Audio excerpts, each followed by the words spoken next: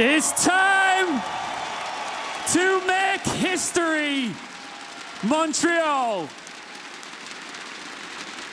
After all of the miles traveled, rounds played, maps won and lost, fists bumped, and tears shed, we are finally down to our final two. A massive thank you to this amazing orchestra that set the table perfectly. Ladies and gentlemen, welcome to our 2023 Six Invitational Grand Finals. Make some noise!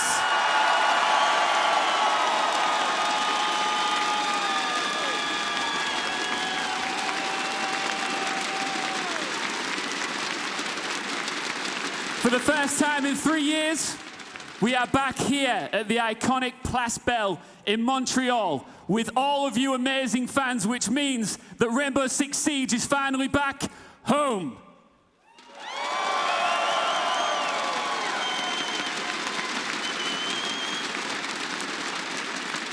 It is time now to welcome our two amazing finalists, starting with a team that has been on a terrifying run, blazing their way through our upper bracket to this grand final. Ladies and gentlemen, make some noise for W7M!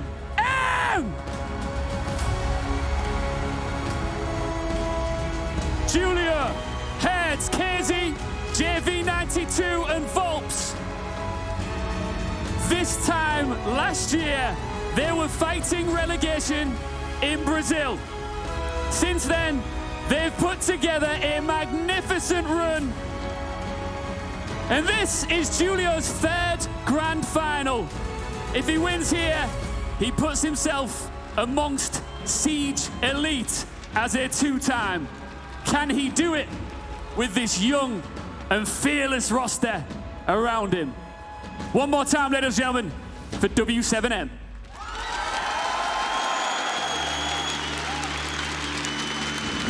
Four years ago, on this very stage, this org lifted the hammer. Can they do it again? It's G2!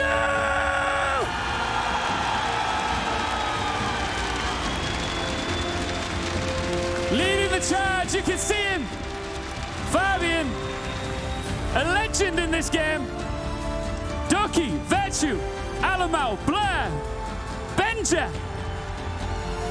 Shocked the world to be here. Carl told me yesterday that the job is not done. And he's right. Can they seal the deal here and now on Championship Sunday? And an interesting fact about Benja there at the end. What a prodigy. What a beast he's been. And he has just been on this roster for 31 days. They're in front of you right now. Montreal, are we ready for our grand final?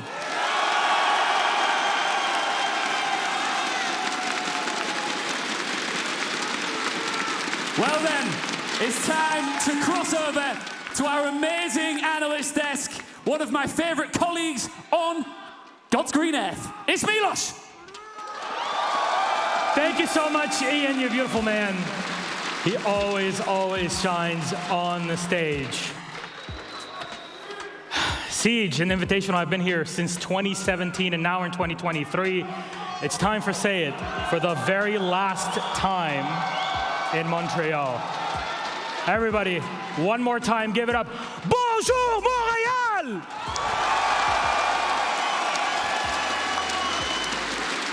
Never gets old. Never gets old. You know, before we kick it off to our graphics now, we have to say, because this is the last time, I would like to take a photo with everybody. Are you okay with that? Yeah? Can I ask you one thing, though? Turn on all of your spots on the back of your phones. Bring them out. We're going to stand in the center. And don't you worry, we got cameras aplenty here that'll bring us all in. So please, I ask my wonderful analysts to join us on here in the center. And I want you to really give us a wonderful shot. I want this. This is history. Every SI is history, but this is the last one here. As you know, 2024 is in Brazil, and that is something else. So, turn around. On 3, cheese. Yeah? All right. Come on in. 1, 2, 3, cheese! Thank you, everybody. Let's get on with our final. G2 W7M. You've seen them against one another. We got a video for it all. Toss it away. It's so awesome to be in the great final. I have a lot of experience to pass to my team. Yeah, we're gonna prove everyone that we are capable of winning. G2 is a great team. They won a major with Fabian. He's one of the GOATs of the game. So they have a lot of experience during this phase of the tournament. I think the main weakness of G2 is they have really young players too that didn't play grand finals. And Fabian, for sure, is gonna trouble on the finals. É, alemão, a gente vai te pegar, hein? Tu vai ver agora. Tu vai perder essa final pra nós. Playing in the grand final is absolutely crazy. When you come to a big tournament like the SI, you really just take it step by step. So being here is absolutely crazy. They know how to play Siege. They know how to play the perfect Siege in every single style. W7M are a great team. W7M's biggest strength, it's Herds. He's playing so good this tournament, like edgy frag, low, he's just killing everyone. He's playing great. You beat us 2-1 in the group stage, and that was our loss. You didn't win that game, we lost that game. It's gonna be different.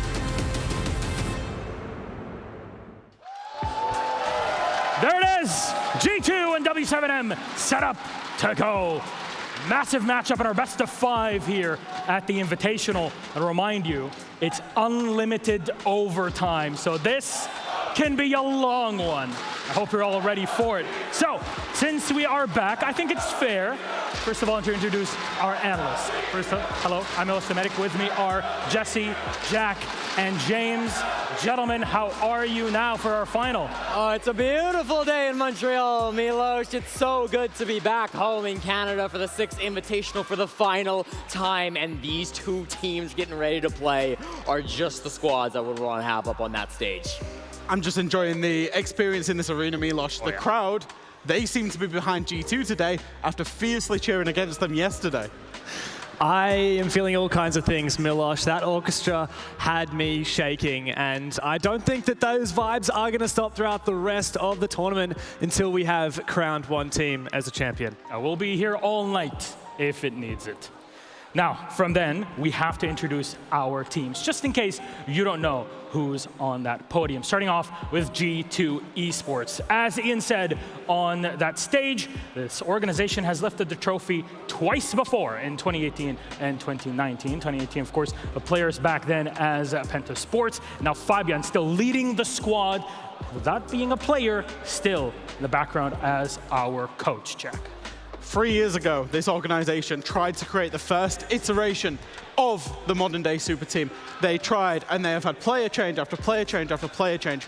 I think they have finally found it. They found this balance. They found the leadership with Fabian, who knows how to get the job done. They've brought in new talent. They've brought in hungry talent. They've brought in a balanced play style. They've brought in great ideas with a much improved IGL in Alamau. This G2 team is at heights they have not seen for, what, 4 years? G2 is a name of world champions from a dead dynasty, years gone by, and those ghosts have been haunting them for the last 3 years. I think you might be right, Jack. I think finally, these 5 players, none of which were here on G2 the last time they entered Plus Bell, I think they may have what it takes. It's been a while, really, since they've been able to lift that trophy. But if we go through W7M on the other side, they got Julio in between, and they push it all the way to the final, Jesse. They sure have, Milos. W7M, there's no debate about it. The most dominant team throughout the year thus far. They were the best in Brazil. They won every stage of BR6, 1, 2, and 3. They got 9th in Charlotte, 3rd in Berlin, 3rd in Jönköping, and now they're back to the home of Siege for the first grand finals that this team has ever played in. These guys are playing for Brazil, they're playing for dominance, and they're playing to get Julio that 2nd world championship. This is the #1 team in the global standings. 2022 has been W7M's season, but they are the most hyped up team to hold 0 championships. Is that going to change today? In the final time that SI is in Plus Bell before it moves to their home country of Brazil.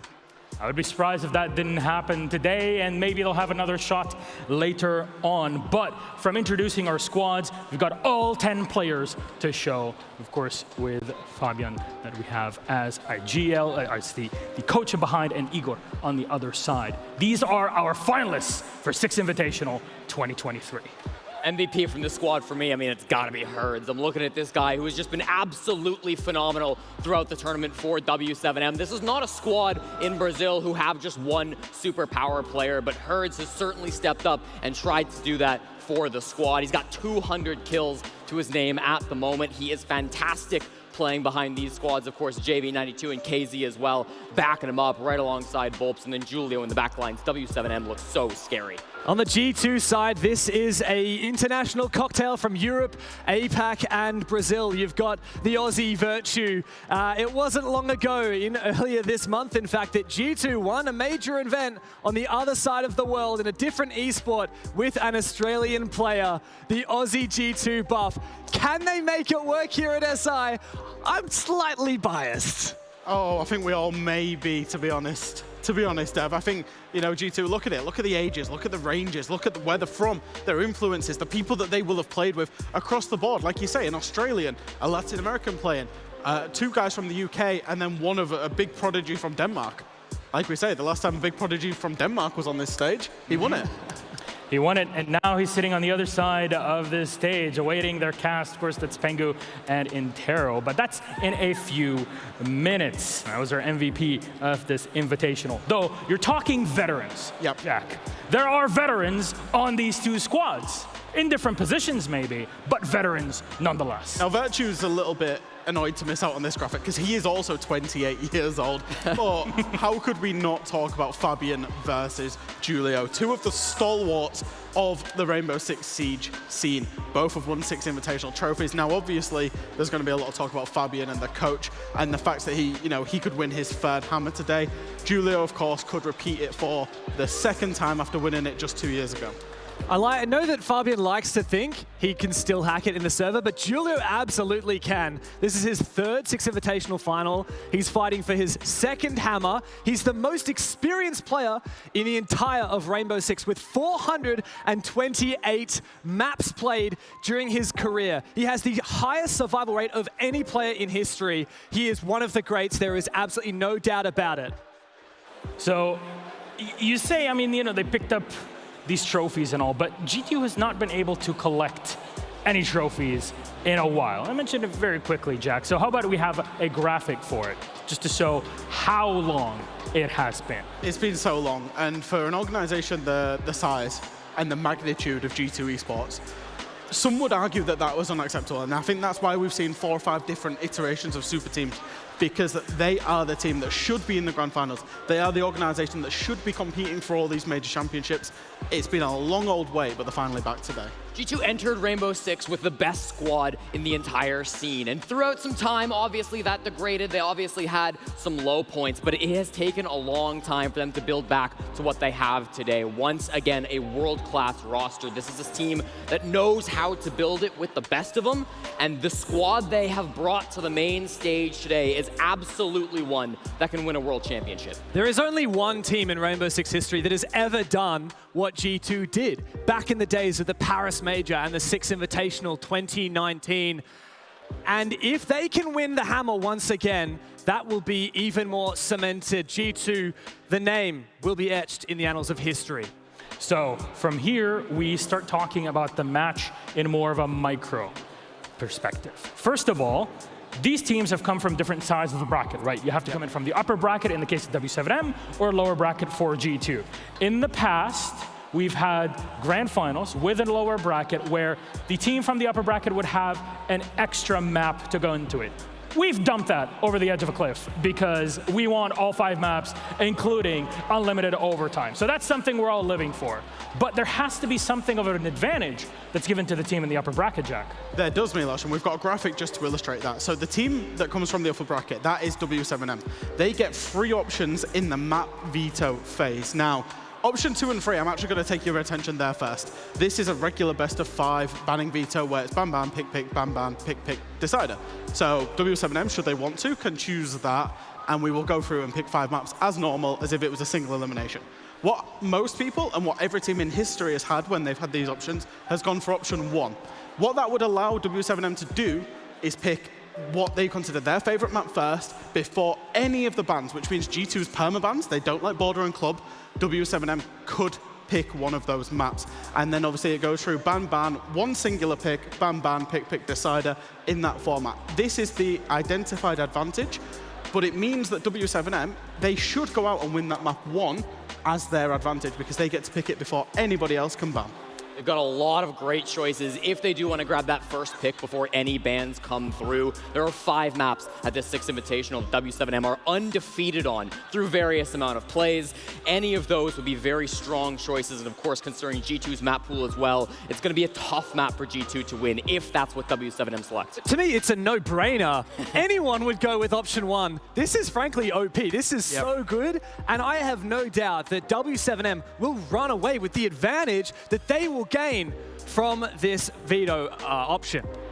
So, do we know exactly what they went for? I believe they went for option 1, Milos. I would be very surprised if they didn't. Maybe we'll save that for the veto. Hey? That's exactly what we're going for. Let's bring up our map veto for this series, our best of 5.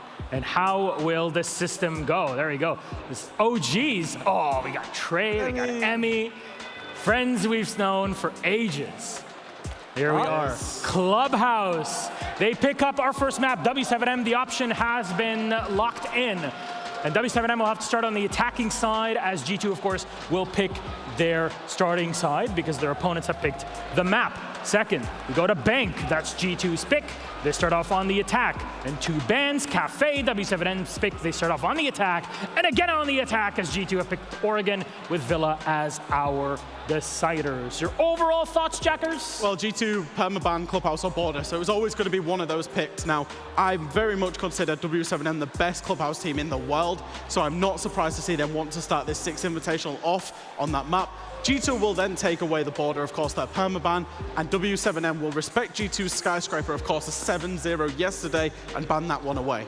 Yeah, I think honestly W7M are very happy with that Border ban from G2. They're on a 3-game losing streak on that map, and it's been their worst map in the Invitational by far. So by forcing G2 to ban Border and you get to play Clubhouse, a map you're 5-0 on throughout SI, yeah, W7M are loving the looks of the start of this map ban phase. Let's not forget about the W7M 0-7 loss on Border yesterday to OXG. So definitely the right choice for W7M going through. And as we head to Bank as our second map, the first picked by G2. In all time, G2 and W7M have played each other on 5 maps, 2 at the Charlotte Major, both of which were won by W7M, and once in groups, the series went 2-1, and the only map G2 won was Bank. So G2 have a great head-to-head record against W7M, and I would absolutely back them in on that map. Now, in terms of metagame, we've seen so many different bans and operators that teams have in mind, no matter really the map that apply to them all. But there's one that really stands a cut above the rest, Jesse. Indeed, Milos, because something strange happened in the last game that W7M played against Oxygen, and that was the fact that they left Valkyrie up all 3 maps. Now, this is notable, because in the last 10 games before that, W7M had banned Valkyrie 9 of 10 times, and I call this their last resort because W7M's win rate with Valkyrie is the best in the tournament, 77%. They dominate with this op. But against this operator, when the enemy team has the intel and you're playing on attack, W7M have struggled hard. 27% win rate against that operator. And I want to kind of dive into why they might have brought that out against Oxygen. Part of the reason I think is because OXG do have a negative win rate with Valkyrie anyways, so they could experiment with it. That's not true with G2.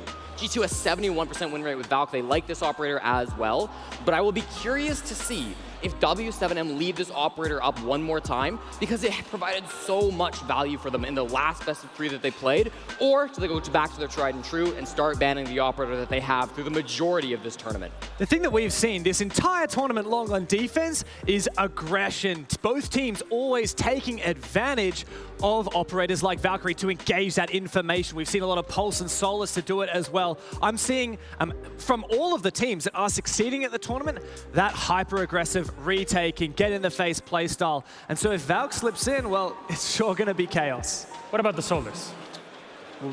Well, I mean, the Solis, along with Azami and Valkyrie, we called it yesterday, it's the holy trident of defenders. So you'd be surprised to see all three of them in play. And then both of these teams, of course, by being in this grand final, are unreal with all three of those operators. All provide slightly different niches, slightly different uses, but I think we saw yesterday just how good Solis was against G2, so, you know, maybe this time they ban away the Valkyrie and use the Solis.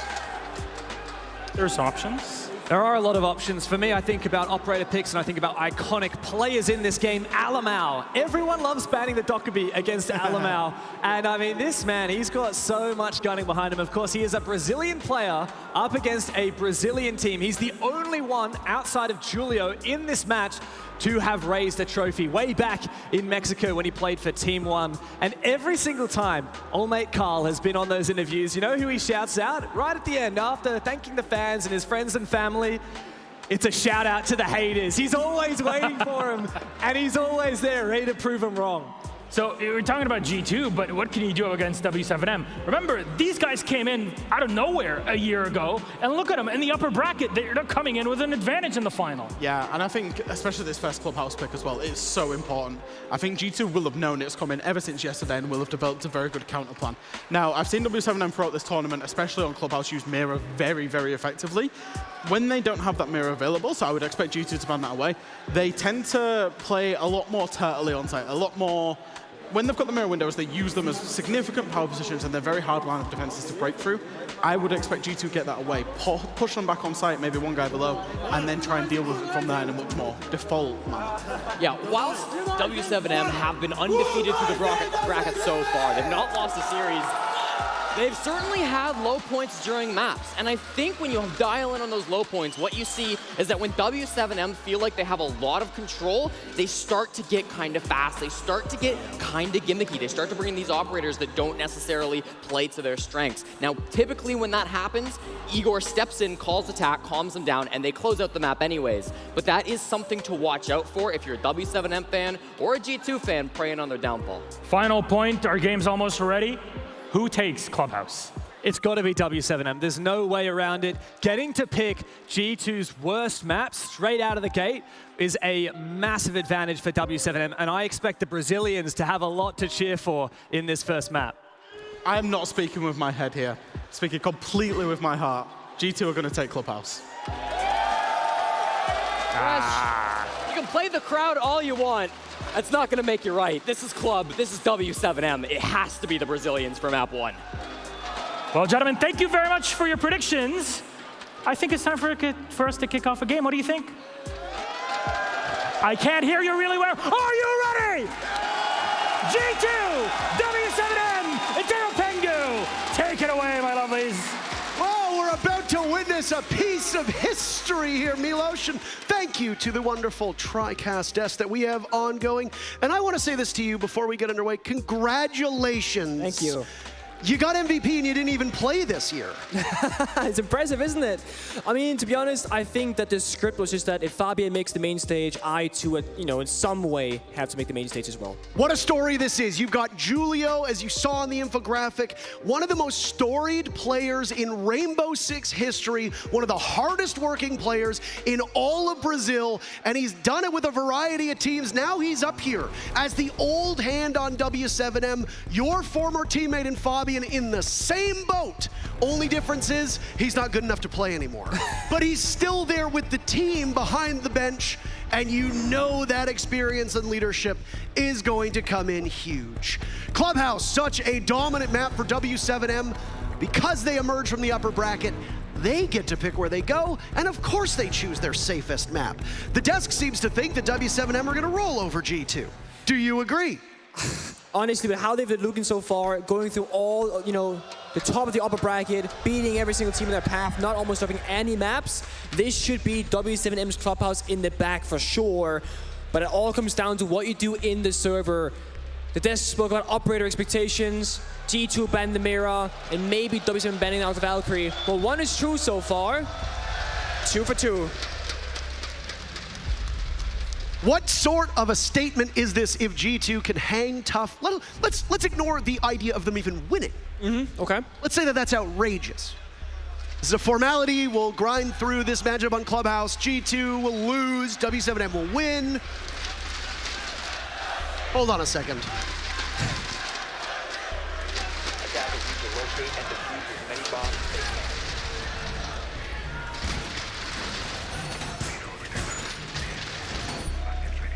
Just wanted to get the crowd into it. You've all been fantastic this weekend, by the way. It's the most delayed, like, self-congratulatory, we're good, woo I've ever heard. But you've done great. Yeah, they have. It was a nice touch, by the way, when they had the desk walk down and do the phone selfie. Oh, it's lovely. Very, very nice. Very first defense for G2 as we get into this match. 5 maps potentially on the docket, downstairs in basement. 5 seconds left. But it's almost a full roam from G2. Poor old Virtue. Australian, he's quite literally upside down. The map is upside down. He's playing to his strengths. The thing about G2 is that they're hard to contain when they're on the defensive half because they play so aggressive into the line of the attackers. I think the big question mark for this matchup, for this grand finals, is who is going to be the better team on attack? Because both W7M and G2 play a very similar style on defense. It's all about getting up in the opponent's face and fighting early on in these rounds. It makes perfect sense for G2 to choose this basement bomb site, but get aggressive on the roam, apply pressure everywhere, reinforce those external walls, and hold on to the top floor. What's the win condition for G2 outside of what you just said? Main focus. Adaptation. W7M, they have so much experience, right? Julio leading the charge.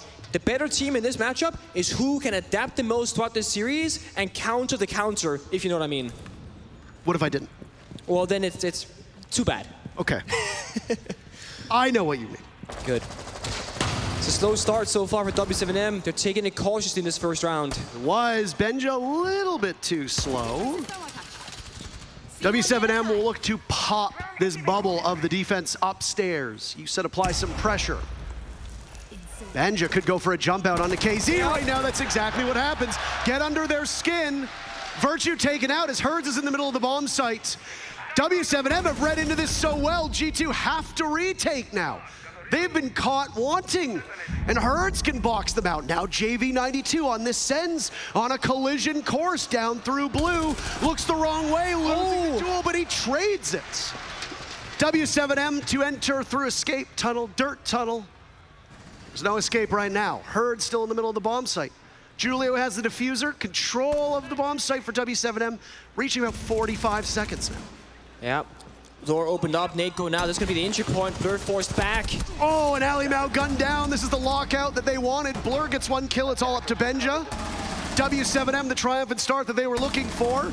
Volp's now holding on to the diffuser as Julio had died earlier on. That leaves Herds, who's now been in here for quite some time to wait, sit pretty. He'll catch Benja, but Volps does it first. W7M take round 1. Herds with a beautiful opening. Finds the weakness, thinking there are so many people off the bomb site. I wonder, could I just walk on in, find that isolated member of Virtue on the smoke, take him down and say, guys, the bomb site is clear. You see it, great opening. The aggression from G2 was there, but they were outread and outsmarted strategically on this opening round. A beautiful trade between JV92 and Doki. That wasn't a trade, and either side came out on top. They would have just really made it more difficult for the losing side. Really was. I mean, this happens to teams when they extend a little bit too much on this bomb site and on this map in particular. Wow, that's a nice shot by Volps. Good Lord. Didn't get to see it from his perspective, but when you do, it's a thing of beauty. If you're going to invest so heavily on that top floor, if you're going to put 4 players off the bomb site, that's fine. But you need to ensure that your anchor can A, defend themselves, and B, sound the alarms when things go real bad. And I think G2 got that message, but they were just too extended at that point. Yeah. And the thing with a team like W7M is that if you on defense are not playing intel operators, you don't know where W7M is at that point in the match. In that particular round, they could be anywhere. Yeah. So yeah, it's easy for Benjamaster to try to get back to the bomb site. It's easy for Blur to try to get back to the bomb site. But what if you run into W7M in the process? Yeah, that's the thing. It's always a mixture of, it's a fine line. If you go too fast back to the bomb site, let's say Doki was sprinting in that blue corridor, he dies for nothing to JV92, but W7M, they're reading into the same attack in the same similar way, right? Fast entry, down the blue stairs, just poke your head and see, is it clear this time again? If they find Virtue, they can rush the bomb site. He's all alone. Once again, and W7M are in, but Virtue wins it this time. Problem is, here comes the cavalry. W7M riding strong through the middle of the site. And they've got the back of this bomb site all theirs, but wait a minute, Virtue makes something work of it as both teams trade back. Down goes Benja inside of blue, an early funeral. What a tempo from W7M that we see. That's only the first minute. 5 players are gone. Doki losing out on an opportunity. Turns sideways from Moto. And Blur dies from the same place that Benja went down. 2 in a row from W7M. The second quicker than the first. You always have to think about as a player in the server, okay, if you're G2, well, they rushed the first time, they're not gonna do it again. And for W7M, they're gonna go, actually, we are, but this time with more manpower. And even though Virtue found 2 kills on the bomb side, because there was 4 members next to each other from W7M, they overman him. And they get the control, and then again, G2 are playing retake. It's counter-stratting, perfectly done from W7M.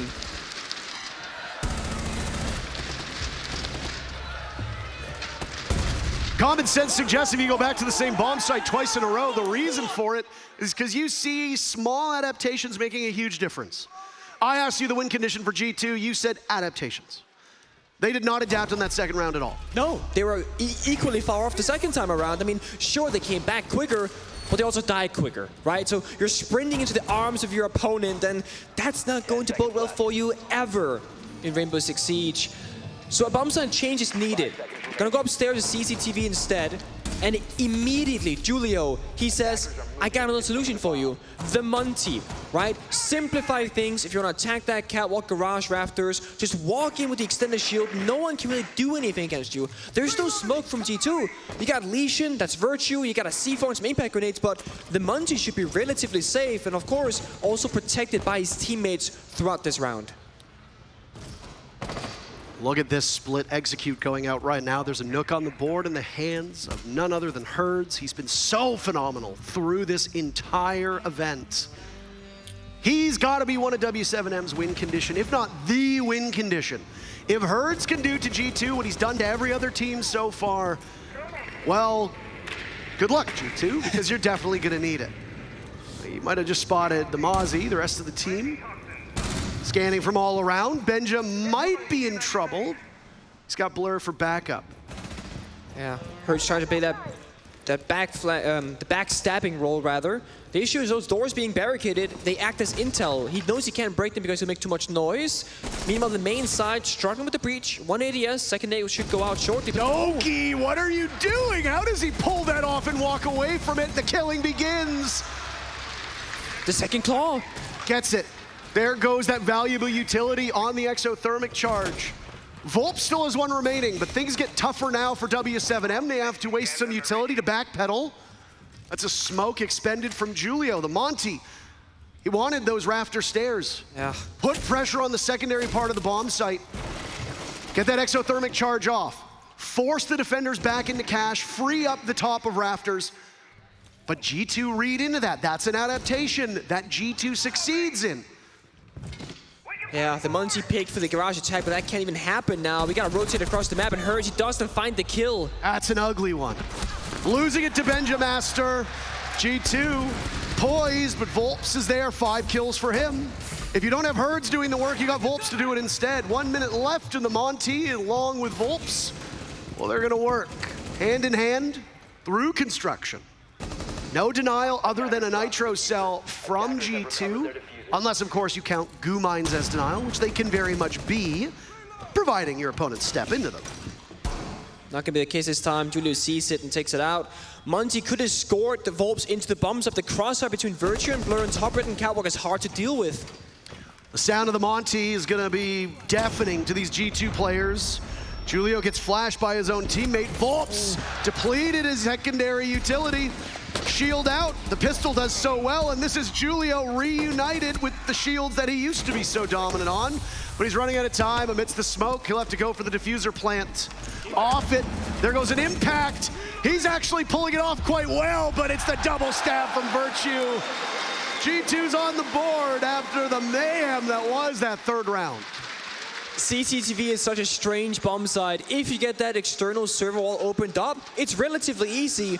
But when you don't achieve step number 1, there's almost no way to reach that second step of garage attack.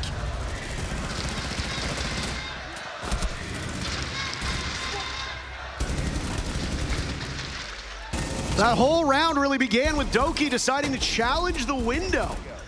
Saw the player from W7M drop. Believe it was KZ, I could be wrong, amidst that fray that happened. But Doki decided to challenge the window. Why? I mean, it's a really remarkable thing. He gets the electric claw off, denies one side of the bomb site, pivots towards the window, but denies the player on the other side of it. Excellent utility work. Taking matters into his own hands. Bit of a technical pause right now. Player cams needing to be fixed just ever so slightly. Okay. Of course, both teams, they cannot talk to their coach during this, but they can talk amongst each other as players. Bomb site rotation for G2 has to be high on the priority list, right? Do you go back to basement, do you go bar, do you go gym? Because they're all 4 bomb sites on Clubhouse, super playable. It all comes down to where you feel like you are the strongest or where you feel like you can deal with the opponent's strategies easier. We've seen basement twice, didn't work out, so it could be a basement turtle strat rather than an aggressive roam. And W7M, is up to them to then adapt to that strategical change from G2 themselves. We saw it so far, beautiful adaptation from W7M. They actually have an interesting system within the team. They have the main IGL of somebody like Julio, who will call the shots, lead the team, etc. But then Hertz actually is the anti-IGL against the opponent. So his entire job, besides just killing everybody in the server, is also to come up with solutions to problems that the opponents might present you. So countering what they're going to be doing. So instead of having a front and back leadership, they have a front leadership and a complete counter leadership as well. That's a lot of leadership. So much leadership.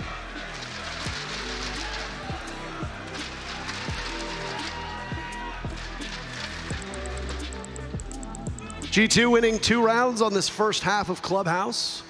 On defense, I mean, that's not where they want to be. It seems like every single time we talk about a map, we have to say the same set of phrases. In this case, every single map is defender-sided. That's still the case? Hasn't changed? Let me crunch those numbers for you here. All right, Hold on a second. I'm crunching them. That is not correct. No? No. No? You want to take a guess? Take a guess. I'm going to keep you guessing. Wait, what was a skyscraper's attack? There's one map, Nick.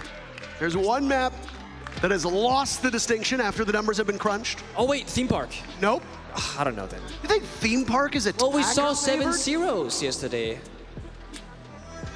Border, someone said. You're right. Oh. I don't know who it is, but give a round of applause for that person. Getting it right.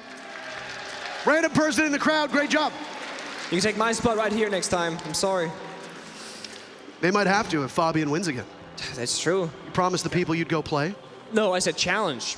It could be a coach.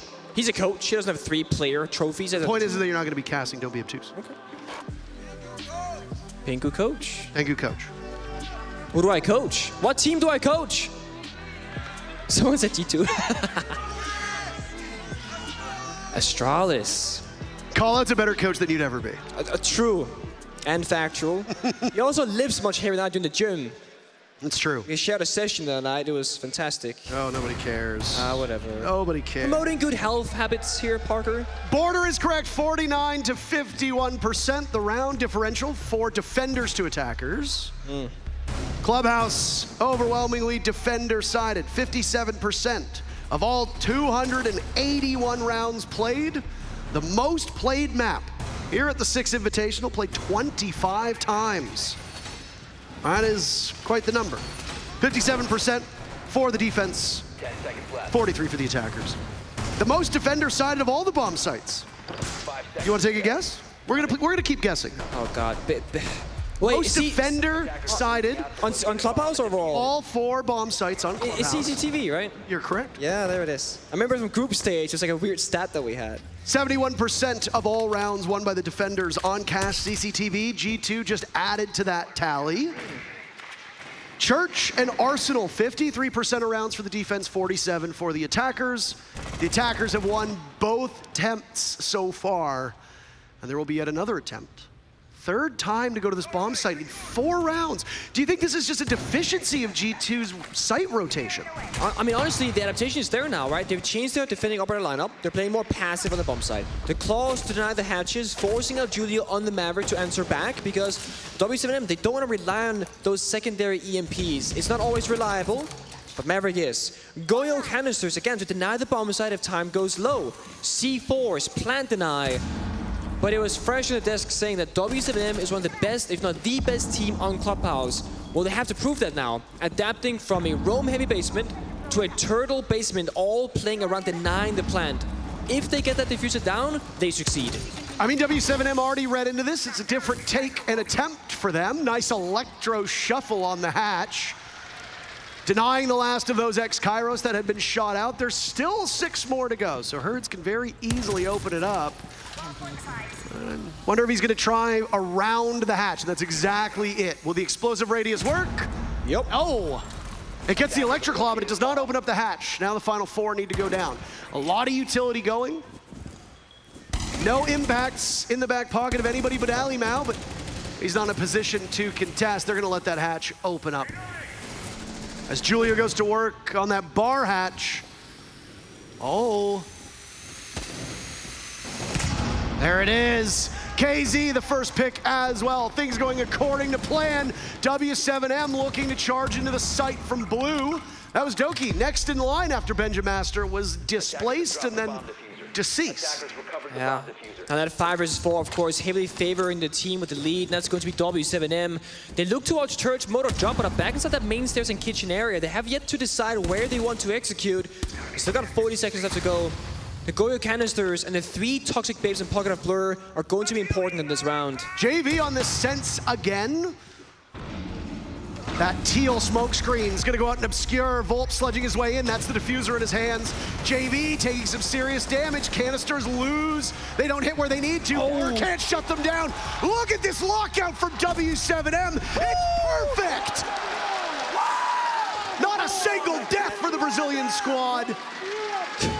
That certainly is one of the best looking attacking rounds of Clubhouse we have ever seen. It is so flawless. They fake the executed blue and Church Motor door while Volp's plans back of B bomb site.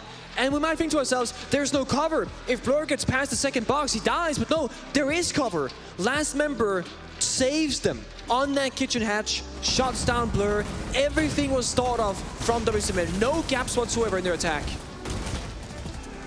They were everywhere. Yeah. Everywhere, all at the same time. Volp's phenomenal so far. 6-1 on the map so far, with objective play as well. There's a reason why this team is the best in the world at the moment. That's G2's timeout, by the way. It is. Yeah. Now, last time these 2 teams, they squared off back in the group stage, there was 1 round between who the winner and the loser was going to be.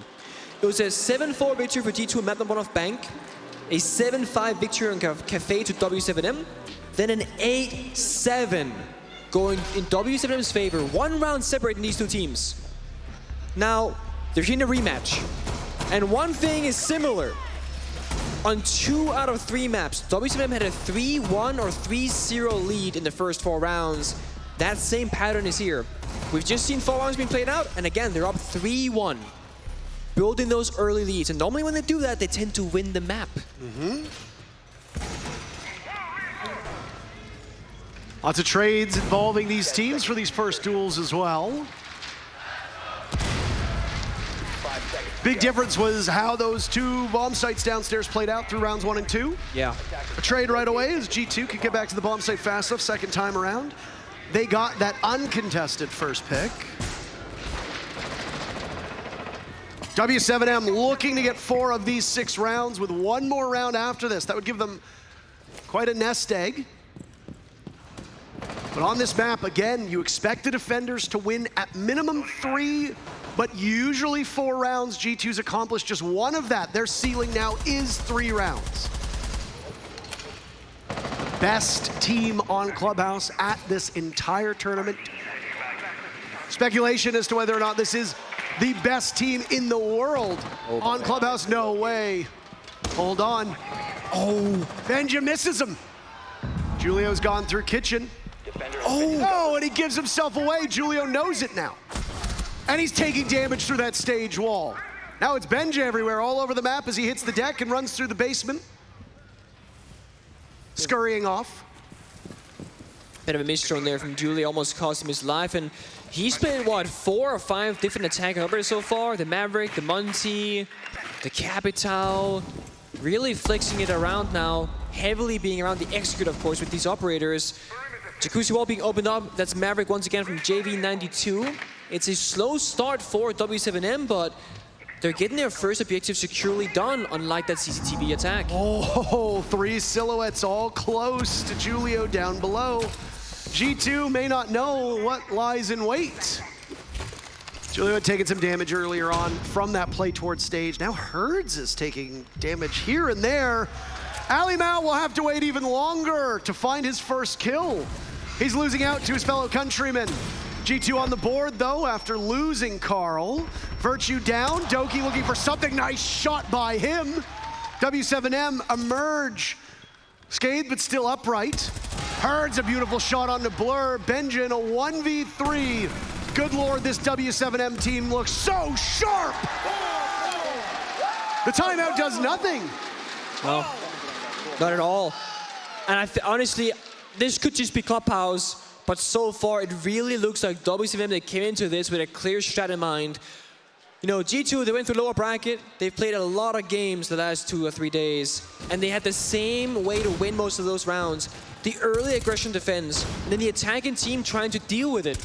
Well, W7M, they're going for these straight bomb site executions. Then there are 2 or 3 roamers off the bomb site itself. And once W7M, they can get inside, well, the retake is just too much for G2. It's a great attempt for them, but again, the bomb site is completely locked down by the attackers, and shortly, the diffuser will go down, or they'll get that final kill in the round, as we saw from Casey here on Benja. It's excellently done. And G2, they need to adapt. They cannot just keep losing to direct bomb site attacks. But the one time they heavily focused the bomb site that we just saw 2 rounds ago, that basement turtle, was a flawless for W7M as well. So now you gotta play the in-between. You can't play overly aggressive because the bomb site falls apart. Well, you can't play on the bomb site because W7M's execute is simply just too good, too strong. So now that middle ground has to be played out. Little bit off the bomb site, challenge a little bit, stall for time, then get back. Don't allow W7M enough time to execute. Spoke with G2 before the grand finals, and Fabian, along with the rest of the coaching staff. Fabian's own words. We feel very confident. I believe he said something similar to you when you spoke with him? Very confident. And he was happy with the maps, was what he said. Now, I wonder if he's still happy knowing that you have to go to Clubhouse first. Because Fabian's been here long enough to know that the calculus could be, we lose Clubhouse, we know that. It's a foregone conclusion. Maybe not this round with Virtue getting the first pick on the JV92. But you lose Clubhouse and then you look towards Bank, you look towards Kafe, and you look towards Oregon and you say, all right, that's where we've got a fighting chance. Maybe not, maybe they thought they'd do better on Clubhouse. Already a better start on this round with 2 picks on the Herds and JV92. As this extended roam from G2, working out, and they haven't fallen off it just yet. Benja still above. Engaging with Volps. Oh my God. That's a mag dump, and he'll need the reload. Doing lots of damage. Now you know if you're W7M, you have to be worried about somebody on flank. Julio engages. Unfortunately for Benja Master, just a little too high and to the left. Doesn't get the wall bang. A great start by G2. Roaming as a pack, and then the second strike from Benja above. He doesn't find the kill, but does a bit of damage into Volps. And now Hibana being gone, that is a huge one. Maverick as well. There is no kite on the board, no, but the X-Kairos, you cannot get all the hatches opened up. Blue, bar, and kitchen all reinforced in G2. They have just spent the last impact grenade onto Doki. They don't have any hatches to deny, but there's only 1 exothermic charge left for Julio. They don't have much to work with. It's just going to be a blue attack. I mean, if there's any team that can bail themselves out of a bad situation by fragging, it's W7M. G2 have done it before as well. But round after round, even if the strategy isn't there for W7M, which it usually is there, this is a team full of 5 players who can clobber you in terms of gun duels. They'll test their mechanical skill. Toxic gas lingering in front of KZ. That was the logic bomb that had gone out. KZ with no utility left. Virtue looks the wrong way. KZ, an easy pick. Ian Volps topping the team at 7 kills apiece. Julio, where are you going? Volps was waiting far back in oil pit as well. Surely there's no way they're gonna reposition with 15 seconds left. 15 seconds to go. It sure seems that might be the case. KZ walks into the bomb site, diffuser in his hands, but G2 are there to answer back. And it's a ring around the rosy for the last couple players of G2. They've got the pocket full of Posey. Look how close that is though, right? Comes down to the wire when it really shouldn't have. Julio, I guess he got the call that dirt wall was soft or something like that, and it could have gone on in, but it was double reinforced. He did not have any exothermic charges left. The first half in the books, Nick. Yep. Shall I run us through them? Do it, please. W7M winning 4 rounds, one of which was won flawlessly. G2 being involved in the first pick, either uncontested or as a trade, 5 of those 6 rounds. But the overwhelming majority were trades. These teams were so evenly matched that the moment you get a pick, it's usually answered back. That's been a telltale sign of G2 when you were on the team. Ooh. I guess old habits die hard. As for W7M, objective play on 2 rounds. G2 going to 3 bomb sites. Church was played 4 times. That's the basement bomb site. Cash and Jim emerging once apiece. W7M's turn to attack, and if you look at the stats and assume the numbers don't lie, they have the map tilting in their favor now, and they're gonna go to a bomb site that the defenders know quite well, the most played bomb site by almost twice as much as Jim and Bedroom in second place.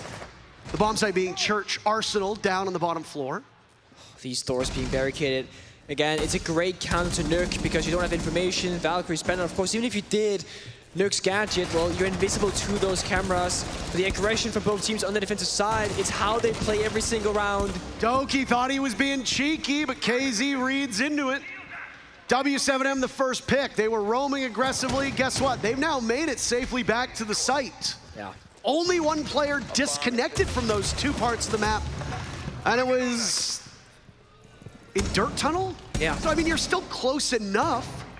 Yeah, I mean, you're attached to the bomb side, and as I said, what you gotta watch out for is W7M's attack, because both G2 and W7M, they play so similarly on the defensive side, and it's so hard to attack against. You're always under pressure, you're never safe, and the moment that they get the advantage, they fall back and play it smart, right? Now there's only 1 frag grenade from Elamau on the board because Dogeson died on the Nuke, so all you have to work with, 9 flashbangs, 1 nade, and then you somehow have to out-frag the lineup of W7M on basement. There's a reason why W7M are the most feared team at this entire event. And if you ask most experts here and most of the other teams, they would tell you that W7M are probably going to win the whole thing.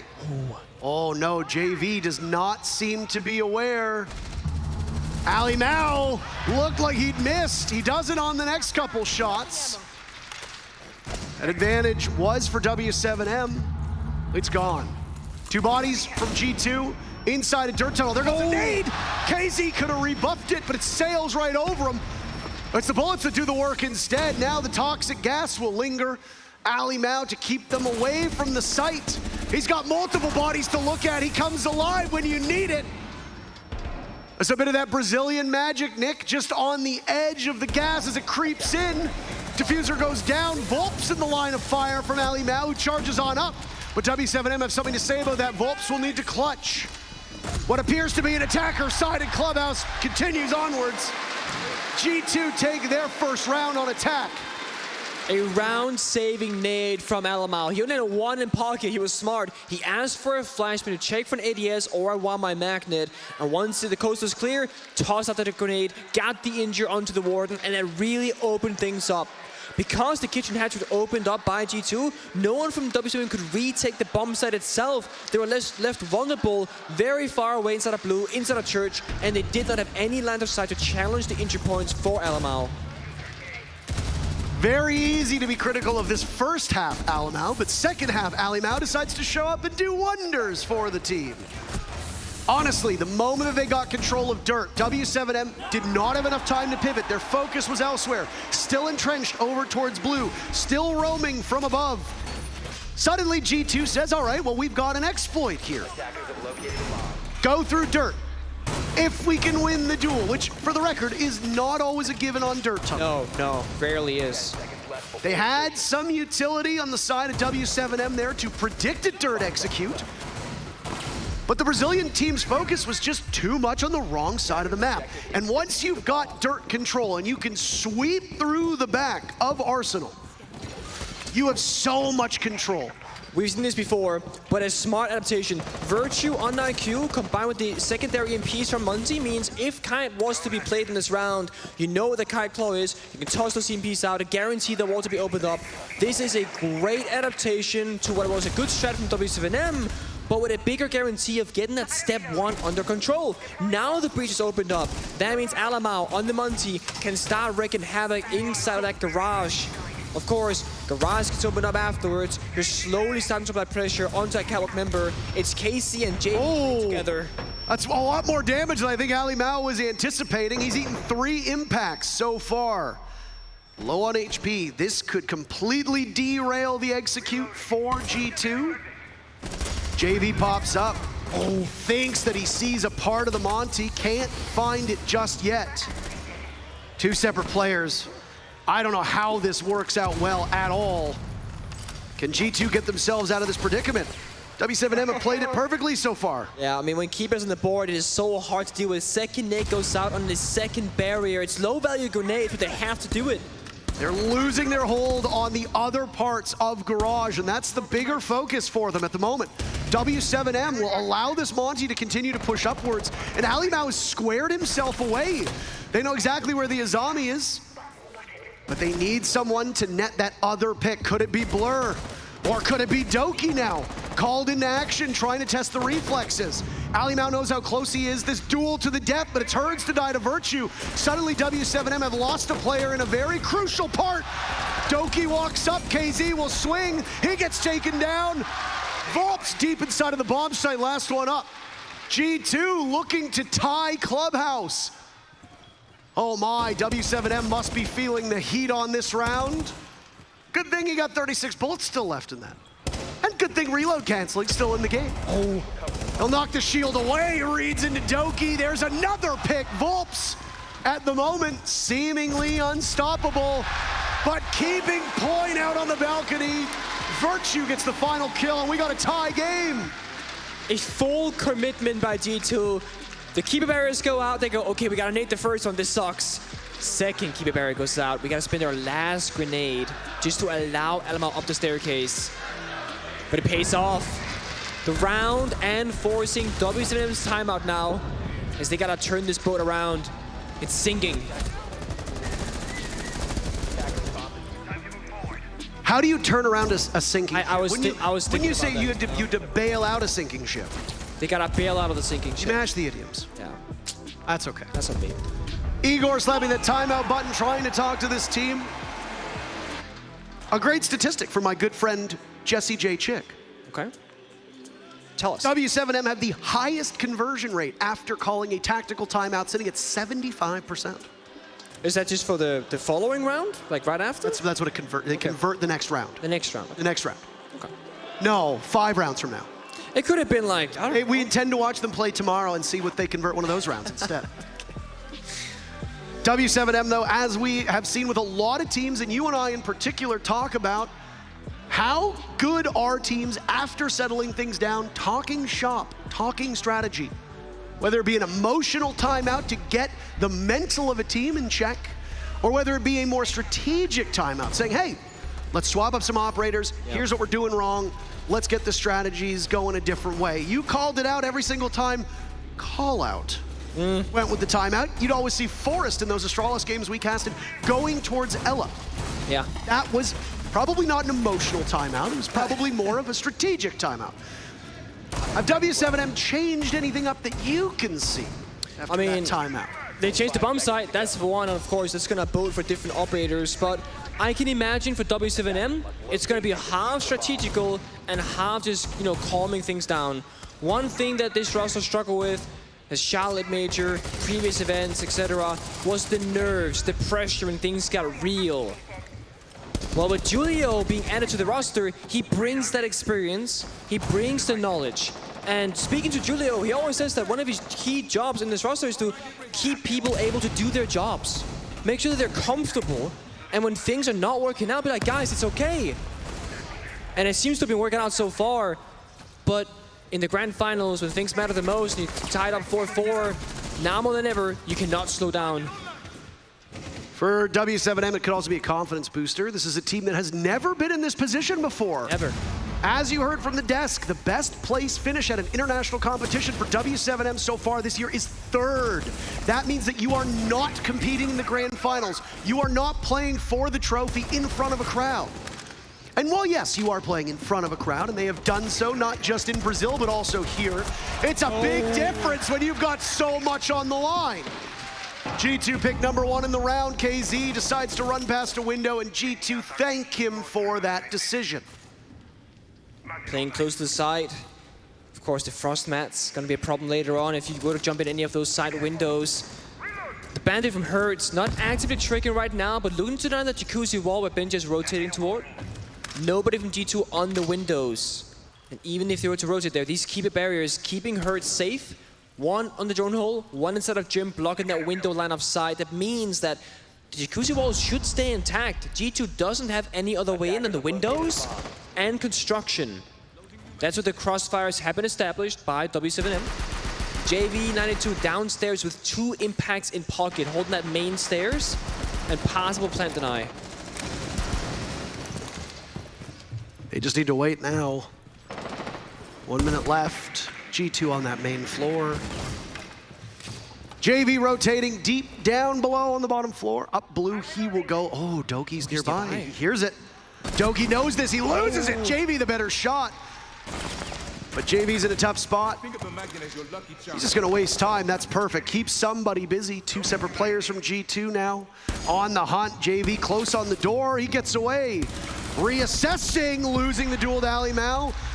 Lion scan goes off a bit too late, final 30 seconds, but W7M are actually in great shape to defend this, given the fact that they're at a disadvantage in numbers.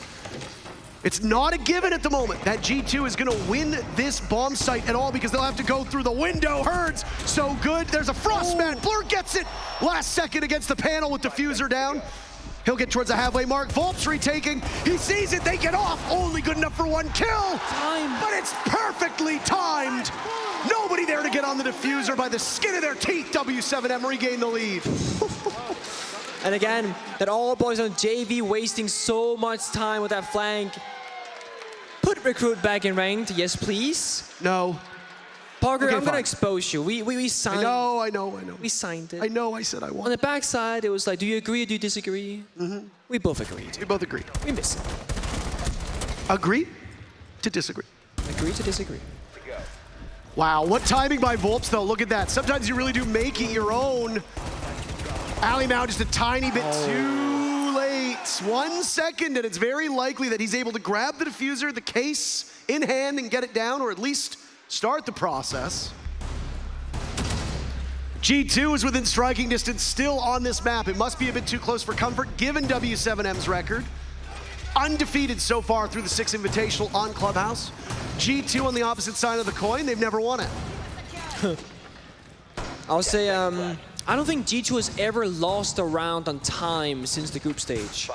Going back and watching the matches, last time they played against W7M on Kafe, they were always executing with like 5-10 seconds left and losing to time rather frequently to a plant not going down. But then we look at G2 in the lower bracket gauntlet, right? Always winning rounds in like 1 minute and 40 seconds, never struggling with time. That round that we just saw on Gym Attack was the first time they've genuinely looked like they needed more time than they had. That's a rare look for G2. It was a mid-round, right? We said all you need to do, W7M, all you need to do is wait. Yeah. Why is that? Why is that? There was a minute on the clock and G2 were languishing at that point in the middle. That's the real deal. KZ, what a shot on a Doki. Disgusting. That's a thinker for sure. What a shot. Opening kill is very important, of course. And whenever you find them as a defending team, you played nice and tight in the bomb side, play that 5 versus 4. You have 1 extra gun, and G2, well, they have 1 less set of grenades. You could really want to use that. With the Asami keeper barriers, the mine magnets needs comfortable positions on the bomb side that are very important to defend.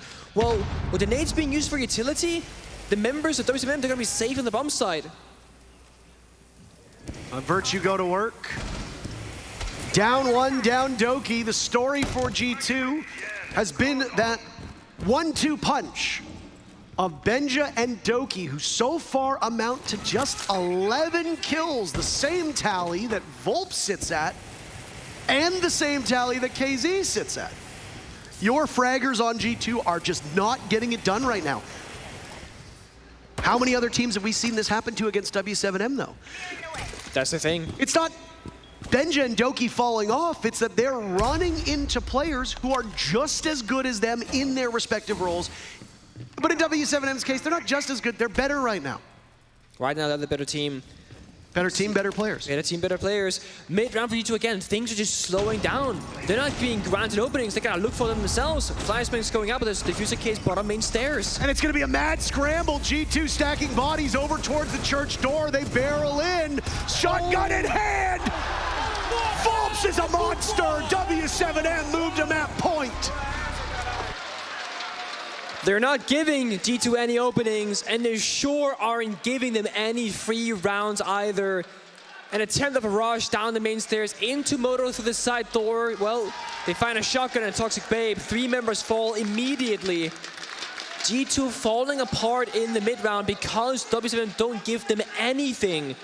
They take the first kill, they sit back on side, and they don't expose themselves to any unfortunate angles. Oh, baby! What a shot. I was trying to emulate the slow-mo, but figured it would speed up at some point, didn't do it. Makes me look foolish, doesn't it? Look at that. Tough.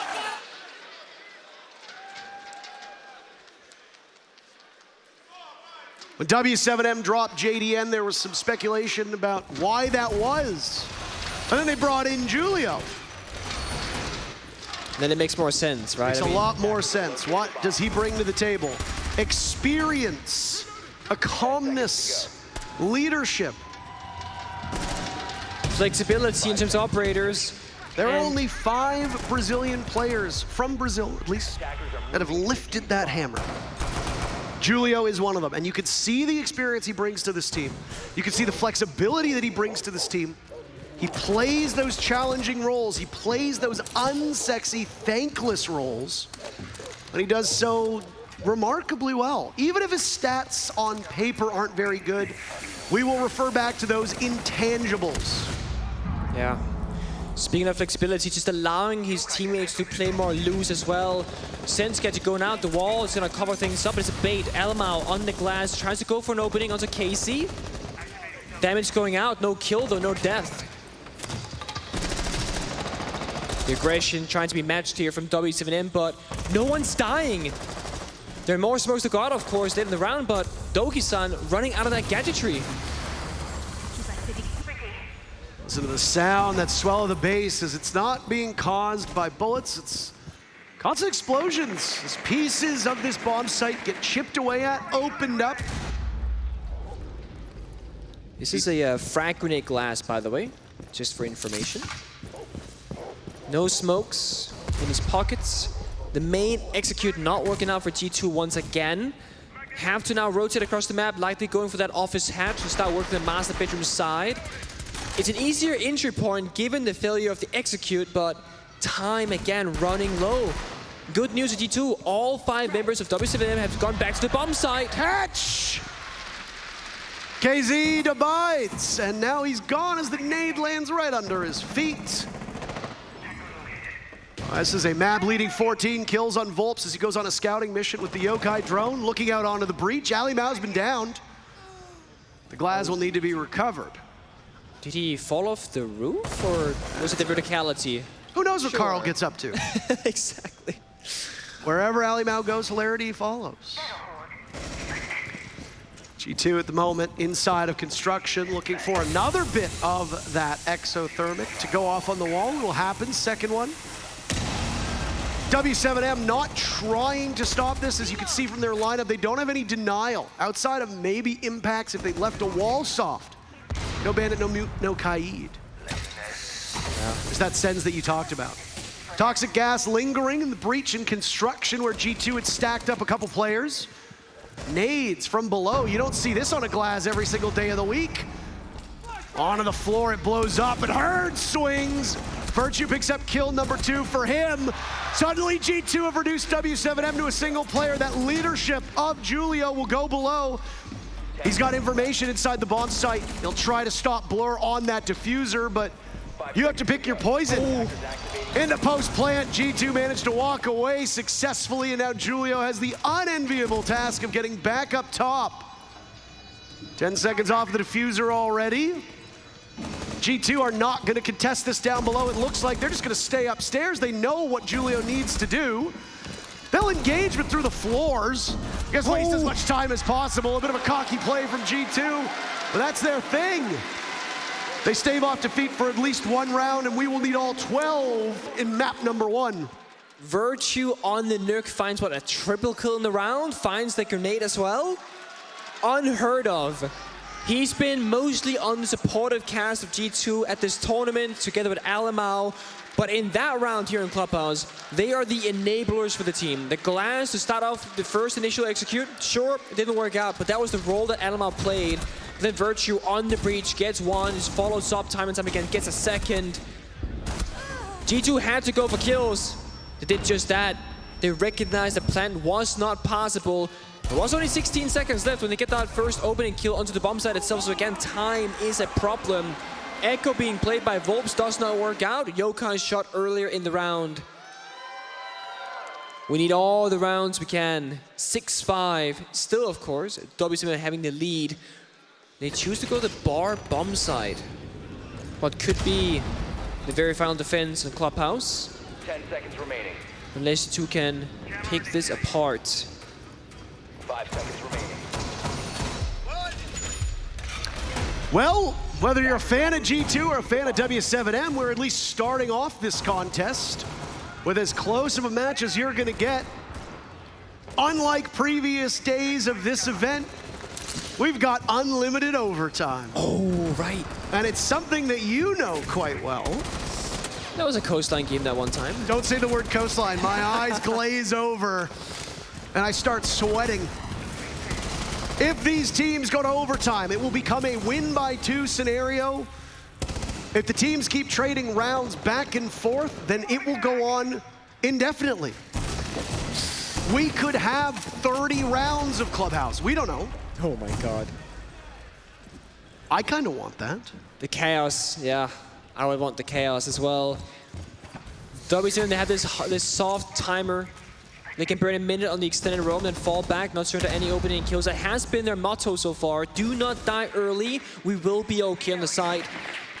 They have the Solace. So again, they're playing that post-line position downstairs. Recognizing the time is slow, but Doga just swings in aggressively. Can we talk about W7M with the map on the line going to bar stage? A bomb site that we haven't seen so far? That's some serious cojones. Once upon a time, Rogue did it. They won a major. Alimau swings onto Volps, but they trade back. The longer these trades happen, G2 will benefit from them. A 3v2 with half of the round to go. W7M keep it close, and now it's Herd sneaking up. The Nook Benja doesn't know this is coming. Oh, what? They trade! The shotgun of KZ will look for the remainder of Blur. A trade? A trade.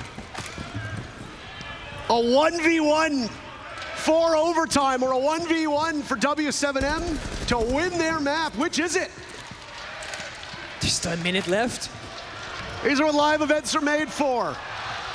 KZ swinging, Blur looking, he sees a single shot, but that shotgun does so much damage. There's the flash. KZ backs away, Nitro Cell goes in, the dance between the two. Excellent partners, KZ flash, but he drops, he'll have to run on back. Blur has a drone active on the field, but might not have information. Whether they hear it happening, the only thing blinded from that last flashbang is Blur himself. KZ has a read. Blur needs to reposition. W7M take their first map. They do it in style, they swing. They don't play for time, they have the information. They win in the 1 versus 1 when it matters the most on their map pick. But that's the expected outcome, right? They took the advantage in veto. They could choose any map to phase G2 on. They choke Club, and it's still 7-5. The expected outcome is correct. 6-0 on Clubhouse for W7M at the 6th Invitational. Whether they win the hammer or not, they will go undefeated on that map. Nobody can change that. Bank up next. For G2, you have to take some comfort in the fact that it was at least very, very close. Yeah.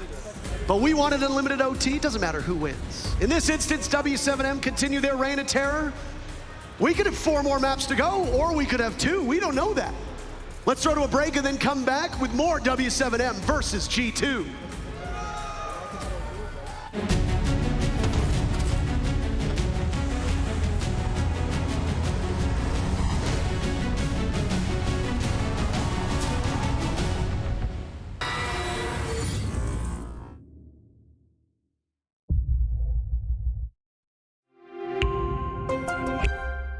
I'm Nicholas Mortensen, but you know me as Pingu. I'm a 2-time Rainbow Six Siege World Champion and former top Rainbow Six Siege player in Pro League. Welcome to my Siege Ranked Bootcamp. We're talking 20 seconds left on the clock, you got the diffuser in hand, what do you do? Play the way that you're comfortable with, because you have confidence when you're in this position, that is when you're gonna be at your very best. Good luck.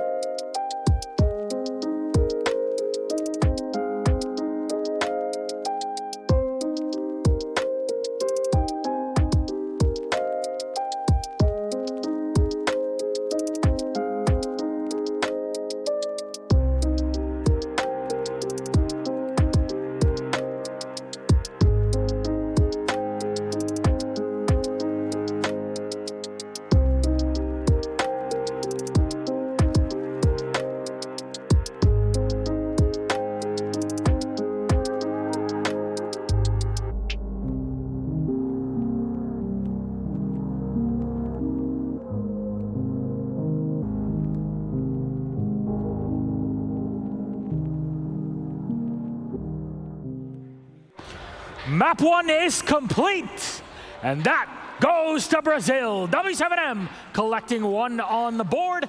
Now, we all expected them to play well. It was their map pick. They also went for their own style of veto. They had every single advantage. Even then, G2 were able to push them to the edge. Let's discuss that and more on the Analyst Desk. I'm Nostalgic, your host. With me on the Analyst Desk are 3 beautiful gentlemen, Jesse, Jack, and James. Gents, we came in, we had the expectations. W7M lived up to it. They did, Milos. I mean, this was always supposed to be a strong map for W7M, but I do have to say, things got a little scary towards the end of it. That second half, they had to pull out all the stops in order to come out victorious. Volps, 2 massive plays to win rounds 9 and 10, and then KZ, the 1v1. That could have gone either way. It feels like the reason why W7M tend to dominate their clubhouse is they have some phenomenal attacks. They're an incredibly creative team, and they're always bringing out new ideas. We've seen a lot of Glaz and Sens from them, for example, during the tournament so far. And what I love to see is in a final, you bring everything out. G2 took some inspiration from that. They had their own Glaz Sens round, and the 3 times that Sens was played so far in the map, it was a victory every single time. So how about that for this operator that everyone originally thought wasn't going to find its place in the meta? Both of these teams had us absolutely frothing at the mouth at the expectation of an unlimited overtime in map 1. Obviously, it wasn't to be. And I think actually, Milos, I think this is the first time, at least in 6 Invitational history, where a team from the upper bracket who's had the map veto advantage actually converted it. Last year, Team Empire were unable to do that against TSM. TSM winning out that first map, so an SI first for that. We're going through the replays now, and we're about to get to that round 12 1v1, which I just thought was so well played by KZ. Obviously, he's in the 1v1 against Blur once you get there on bar stage, right? And he's got the shotgun. And one thing I loved was that you could see there were some yellow pings coming out in favor of Blur. When they were playing around that front door, it really felt like the information game was favoring Blur. He knew what KZ was doing. And then what happened? He uses those flashbangs, and it forces KZ back down through the hatch for him to run up those main stairs. Not only does it back him up, buy him a little bit of time, obviously he has so much of that to play with, here we are, but it also gives intel advantage in favor of KZ. There's the red pings. So a massive intel switch by making that back off. I don't think it was intentional from KZ. I think he's just thinking, listen, I got to avoid these flashes, but still a really cool aspect to that final 1v1. Yeah, KZ has been a phenomenal player, and it wasn't just about closing rounds, but also opening them. He had more opening engagements than anyone else on his team. Twice, in fact, as anyone on his team. Every time he does it, he tends to lead to the round win. This is the Lion of the South we're talking about, KZ, a legendary player, and he has got one of the highest ratings of anyone in the tournament, the first of any players who made it to the final, and I'm certainly going to be looking out for what he can do in the rest of the maps. One of us is missing here on the desk because he's on the other side there on the telestration. Let's go over to Mr. Fresh, please. What do you want to talk to us about? Well, I keep calling W7M the best clubhouse team in the world. Now, I want to set the stage. So 2 times they attacked Church and Arsenal. They pushed the pace very fast on G2's roam. This is the 3rd time, so I just want to set the scene of this particular round as well, where W7M, they've got 40 seconds on the clock. They're in a 5v4 scenario, and I just want to highlight the player positions. We've got Volps. He's bottom main stairs with Diffuser. We've got Julio on the hatch. We've got KZ playing above blue, and we've got JV across bar. Now, let's just let this play on a little bit, because one of the best things that W7M do is they identify 2 areas that they want to create distraction to identify and create 2 points of engagement. And now, as the observer will drop down in just a second on the view, here's the first one. The first one is going to be this Sense light wall all the way here. And what they're doing is they're actually making way for KZ. Because Doki's got to play for the light wall. You can see Doki here. But KZ, where the fire is, he's pushed all the way down blue. So that's the first one. The second one is all the flashbangs that start coming out towards Blur, towards Virtue. Again, to try and create confusion so that, and again, I'm going to throw some more fire on there, that Volps can plant. So there's 2 separate points of confusion coming on, but W7M know exactly what the plan is. Obviously, G2 will not. And you see how it plays out. KZ gets the first engagement. Doki should be the one that takes ownership of that first engagement, but has been completely caught off by the Sense wall. Doki should be in blue stopping that. As soon as that first engagement comes in, Blur has to react, gets killed from the hatch. KZ can then just push through, and it's an absolute flawless round coming out of W7M. That is just how adaptable they are, how much they force different engagements, and how much they are in team cohesion in terms of being able to make that play. Thank you very much, Jack. That was map number 1. W7M taking it. Got close, but they take the advantage in our best of 5 series. And just like Taro and Pengu were saying, we have unlimited overtime on all of our maps here at the Grand Final. Now, for map 1, of course, we have to talk about our second one. So, production, can we bring up the map bands graphic again for everybody to see? That was the first pick. That was the format that was picked by W7M, coming from the upper bracket. 2 bands follow through with G2 and W7M, and we go to Bank. G2's pick, where they start off on the attack. W7M picking defense, Jesse. So this is obviously the first map that G2 got to pick after 2 bans and another pick already went through, and it's clear why they chose to come to Bank. They've got 5 plays through the 6 Invitational so far, beating W7M the last time they met, as well as Elevate, Dark Zero, Oxygen. They've only dropped this map once through SI to Wolves in their second encounter. So this is a very strong map for G2, and with the history, it's very clear why they picked it. Yeah, I have no doubt that G2 are going to be looking very strong on this map. They, as you said, Jesse, defeated W7M in the groups here. But I do wonder what we might see different to last time. For example, W7M hit us with a bit of a left of field operator ban last time, getting rid of the smoke. Actually, no, that was on the Kafe. So no, that was the Bank. And so I'm curious to see what W7M have in mind, knowing full well that they'll likely have been going to Bank, and they don't really preference this map. They've only played it once throughout the tournament so far. G2 obviously had the option where there's 3 maps that W7M historically do not play, even though they play all 9, but there's 3 that they don't like. That's Bank, Sky, and Theme. It's a curious one for me that G2 have gone to Bank, because we've talked about G2 have played the most rounds of the tournament, have played the most maps in the tournament. W7M had to know, because they've not just seen it, they've experienced G2 on Bank. And whilst G2 are formidable, their attacks are a point of weakness. So the fact G2 are starting out on the attack for me is a little bit of a cause for concern. All right, it's 1-0 for W7M. Jesse, map 2, Bank. How do you see this one going? Listen, Bank can be a scrappy map at times. The early engagements are going to be very important, and we saw W7M, when it really matters most, popping off and winning those rounds. I've got to give it W7M, even though it's G2's pick. G2 nearly beat W7M on their map pick. G2 are going to destroy W7M on G2's map pick. Once again, we have a split desk, and it comes down to the fact that this is Bank. This is G2's map. I feel it's so unlikely that W7M are going to be able to get a leg in here, so I'm going to go for G2. All right. Audience, can you help me out? Who do you think will win? W7M? G2?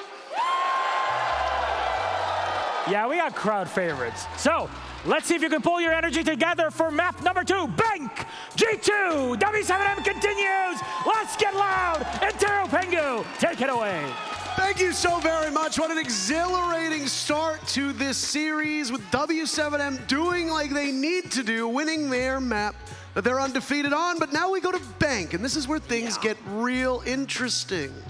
Do G2 storm back? Do we have a competitive series where each team wins their respective match choice, and then we have effectively a best of 3 to determine a world champion? Or does the crowd favorites, and it feels weird to say this about G2, get knocked down and stare down a 2-0 for W7M as they would move to that championship point on map number 3?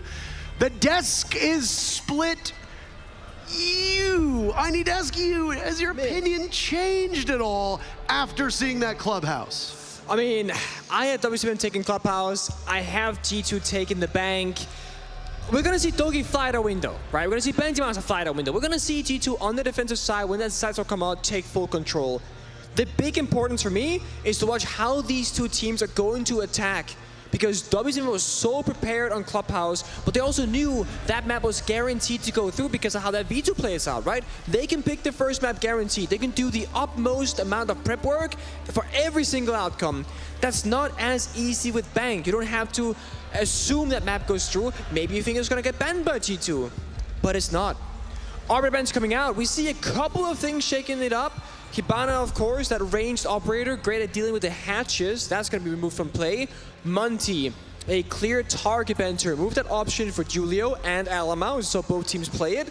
Solace and Valkyrie, always about information. Both teams rely on it. I had in my notes that if you're W7M on defense, play the Mute, play the Mossy, play the Vigil, because we saw G2 at maps like Theme Park, maps like Bank, that heavily relies on information that are very large in terms of scale. Well, the drone work is how G2 they get the opening kills. So I think the ban phase from both teams makes perfect sense.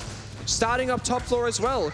W7M, they can play far back, long lines of sight, play near the bomb side, not expose themselves too much to that potential roam clear that might be happening from someone like Benja.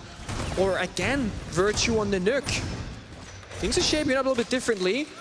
Of course, it leaves Ying open up. We know the teams love to bring Ying to create that chaos on the execute. The Candelas and the smoke grenades, the secondary heart breacher. Ying is overall a very high value operator on Bank. Now, I did want to mention something that was tweeted out after map number 1. There was a competitive ruling that was announced by League Ops after the conclusion of map number 1. This is a serious thing. Don't groan. Okay. So during the 6th Invitational 2023 Grand Final match, tournament officials were provided with evidence of foul play, which has led League Ops to launching an investigation and cooperating with both Grand Finalist teams. After careful consideration of the evidence, we are informing you of the following ruling and punishment. I'm Nicholas Maritzin, but you know me as Pengu. I'm a 2-time Rainbow Six Siege World Champion and former top Rainbow Six pro player in Pro League. Welcome to my Siege ranked boot camp. I'll stop myself there because there's a match going on. You had the option to say that out loud or keep it to yourself, and you still went to say it. Of course, I chose it. Ah, Parker. Special thanks to our League Ops and our comms team for putting that together, of course, in good fun, and I hope you literally never, ever have to hear that ever again. Thank you, and I hope the same for you, Parker, and the rest of the people watching at home, because I hope the same. I hope the same for me as well.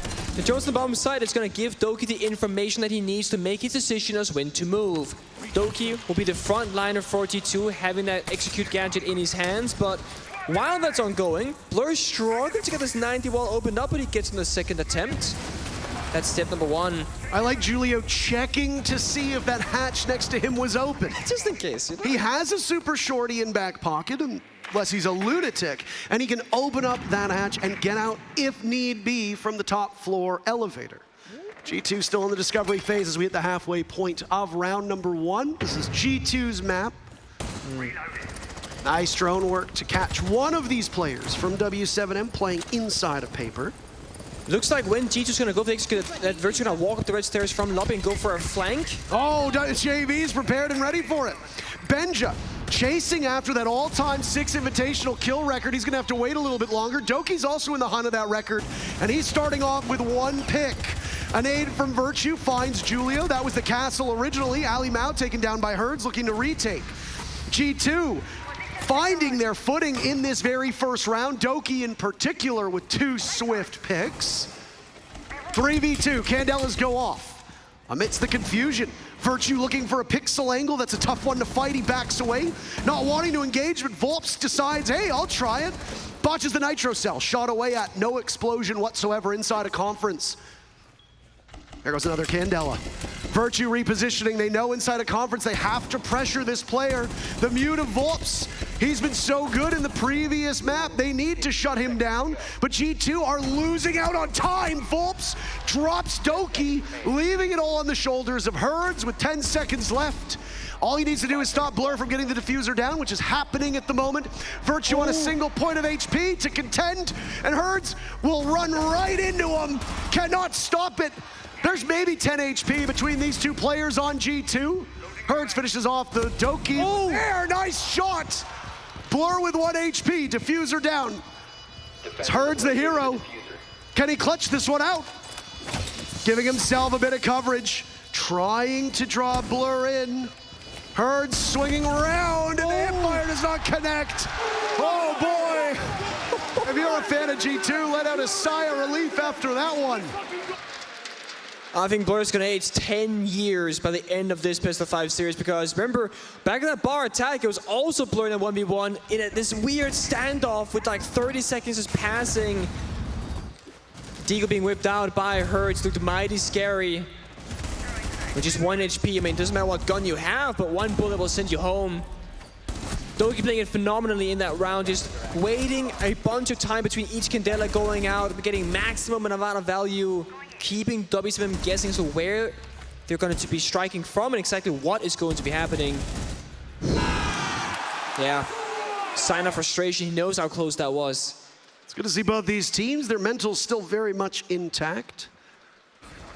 I think the story here is that while W7M have been the most dominant team at this tournament, the perfect run through the upper bracket, I suppose you can't have an imperfect run through the top bracket, or else you'd be in the lower bracket. Yeah, you would be in the lower bracket then, yeah. W7M have dropped 6 maps this entire event. 2 of them to Koi, which is actually the only loss that W7M has had at this entire event. 1 to G2, and it was that big. They lost it 4-7, so G2 know how to handle them on this map. Border, of course, accounting for 3 of those maps. Of the 6 that have been lost, they don't have to worry about going there. So if you're W7M, what are you looking at? You're looking at Skyscraper and Kafe. As the other 2, you'll play Kafe next. You actually picked it. Yeah, W7M picked it. Yeah, I mean, they beat G2 previously. They did. They did. They lost to BDS 2-7. So, Bank, if we look at it the same way of Clubhouse, G2 should be much more poised on this map. And while it was a slow start on Clubhouse, G2 didn't look really lost on that map. Certainly not to the extent that W7M has made 5 other teams look. No. Played them before. No, certainly not. It was definitely a close one for both teams, and time really has been my main focus here. And it seems like W7M, they're also playing around it, right? The kite being brought out with the Ibanaba and these hatches, they're hard to deal with. Secondary in peace, no value. Just get out the Maverick and take that nice and slow and steady. That's going to be Virtue. Server hatch opened up. G2 going through the steps right now of the APCs. The bomb site heavily being contested. Casey even playing inside of servers. That's going to be he's going to have to be dealt with from G2. They have grenades and flashbangs to clear his position. Benja doesn't care at all. Look at this, asserting himself. They know he's there. Herd seems to hear him. KZ giving the call. Really big fucking hole coming right up. Oh, look at that. Baits it out. He knows that they're going to actively play off of it. Again, call this the Electro Shuffle as you shuffle those claws onto the hatch. They see the Twitch, KZ being harassed inside of server, but look at these Kiba barriers. They're keeping KZ safe. No ideas. Nade goes out, KZ not close. That nade go off, there's another one. It physically hits KZ. G2 get the first pick in round number 2. They've got a minute to go to exert more influence over that bomb site. Yeah, the walls are soft, leading to the bomb site itself. Going Fire has been popped, so time not looking too bad. Poorly for the attack inside. To be a mainly server-oriented attack, but Doki looking at the main staircase for a flank. The worry with the time is that there might be some more Goyo canisters that you haven't found that when popped will linger for 20 seconds. Herds doesn't need to be alive to accomplish that. Tons of marks coming in now for the defenders. As it was Herds originally under fire, W7M looking to stop G2 in their tracks. They gotta waste out that last bit of gas. Blur in, first kill for W7M. Blur taking damage, but he tries for another attempt. He gets in even deeper, this time evading the gas. It's gonna be a brawl. There's only a second to go. Herds can't stop it. Blur goes down to Volps. There was still 7 people alive, 8 people alive in that round, and W7M uses the clock masterfully to take round number 2. Yeah, time can really be your biggest enemy, and that's a problem with these big maps, right? Gotta roam clear all of it, drone it all out, take the first step of server, breach open the walls, when the Goyo combined with the Toxic Babes of Smoke, that just changes things up. Blur made a right decision, pushing deep into the bomb site, planting that chassis, but he's left vulnerable from an aggressive peek from W7M. Volps, he sees it, goes for it, and shuts it down on 0 seconds. Defenders, they win. There simply isn't more seconds on the clock. It's the second time G2 has lost the time throughout the first 2 maps. Well. We knew both these teams would bring their A games. I asked you in the elevator as we were coming down, what do you see happening? You said there's only 2 things in my mind. Either we get an absolute blowout, or we see every single map being as tight as is humanly possible between these squads. Going off of map number 1, it looks like it's the latter, but it could have just been a tight first map, and then W7M continues doing what they've been doing so well, which is just demolishing their opponents. I don't see it being a 3-1, not with the way these teams are playing so far. I think we're either going to need all 5 maps, one of which I hope is unlimited overtime. We only get it in the biggest event of the year. Yeah. Be a shame to not see it be used by these teams. Oh, I fully agree. I love the vigil from KC, just again, nullifying the value of the drones, keeping G2 guessing, because they are droning all of the map right now. Mostly on the top floor, but if Vigil's playing on that primary floor, the gadget goes both up, down, and to the sides. It just means that you have to constantly be guessing, where exactly is this Vigil? He could be right next to these drones and they wouldn't know for sure. Vigil playing inside of the site, not roaming, not holding map control at the moment for W7M.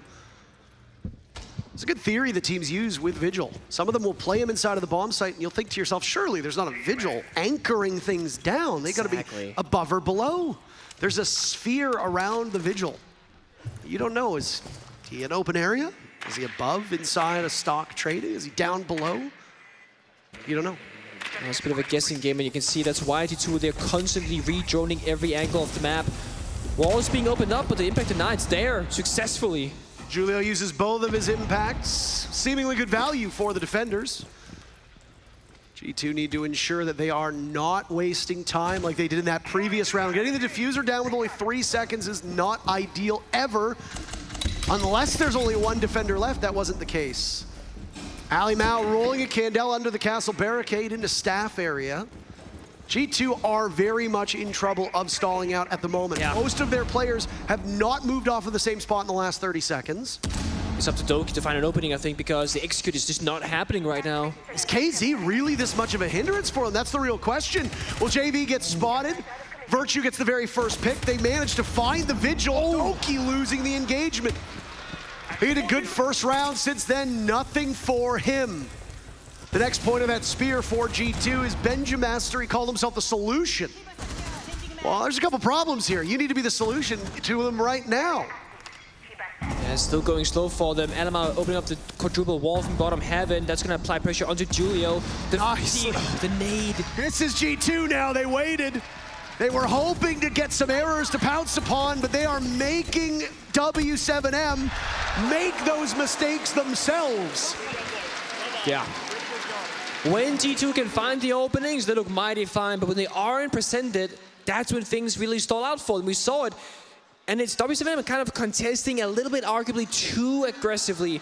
The nature of open area, the bomb site itself, relatively weak, especially once those walls got opened up in the last 20 seconds of the round. Before that, you're pretty safe. Casey aggressed out, got a beautiful shot onto Doki. Must have been an incredible flick on a pre-fire. Yep, last bullet.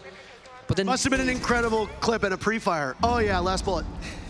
You understand how you just contradict. I said flick. Oh, okay. I said flick. And was it? It was a nice flick. Disagree. G2's statistics in terms of grenade kills, very high.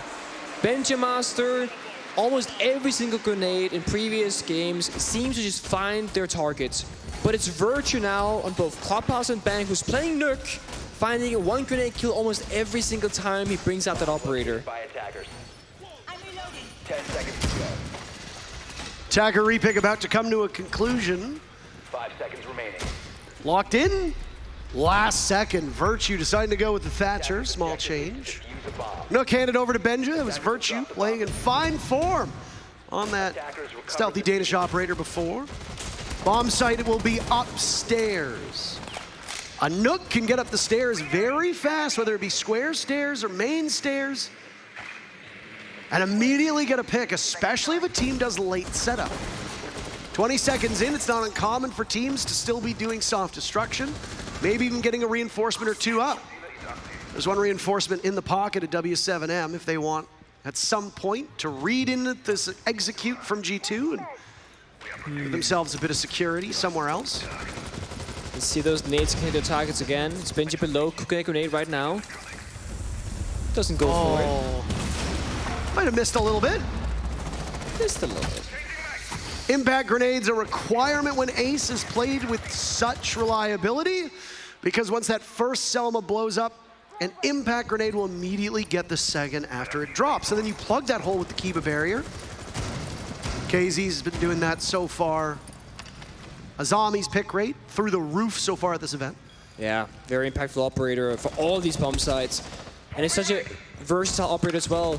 Deny lines of sight, creates safe spaces, patch up holes. You see it right here, Casey allowing his teammates to feel more comfortable on the bomb site as Alima and Doki are on the rappel outside just looking for free kills, but they're not really showing themselves. Benji on the rotate as well, we see his outline. He's trying to fish with these grenades. He has the information. Oh, there it goes. Ah! So much damage though. Oh, he's got one more. So close. They say close only counts in horseshoes and hand Oh. They know they've got the down on the herds, but they cannot secure at the moment the Kiba barriers. Position on the window thwarting them. Finally, it's secured from Ali Mao, and now on this window play. Ali Mao exerting his influence. Benjamaster sneaking somewhere around the map. Managed to get JV92, W7M. We've only 3 players still left up. But look at the clock yet again. G2 are waiting till the final moments to pull off these executes. Yeah, it's risky. We got a rappel on in. Blur gonna deliver that fuser from the square stairs with Benja. They have 2 exit points now. KZ can easily catch this rappel when it happens. He's got the bullet tracers there. He knows it's in. G2 will need to find a way towards the bomb site to stop them. There's KZ dead and down. Julio traded out by Ali Mao. Volps can't accomplish anything. G2 stretching their lead up 3-1 now. Impressive. And again, W7M, they're on the bomb site, just kind of waiting for things to happen, not being proactive, likely because they fear, the presence of Benji downstairs in the nuke.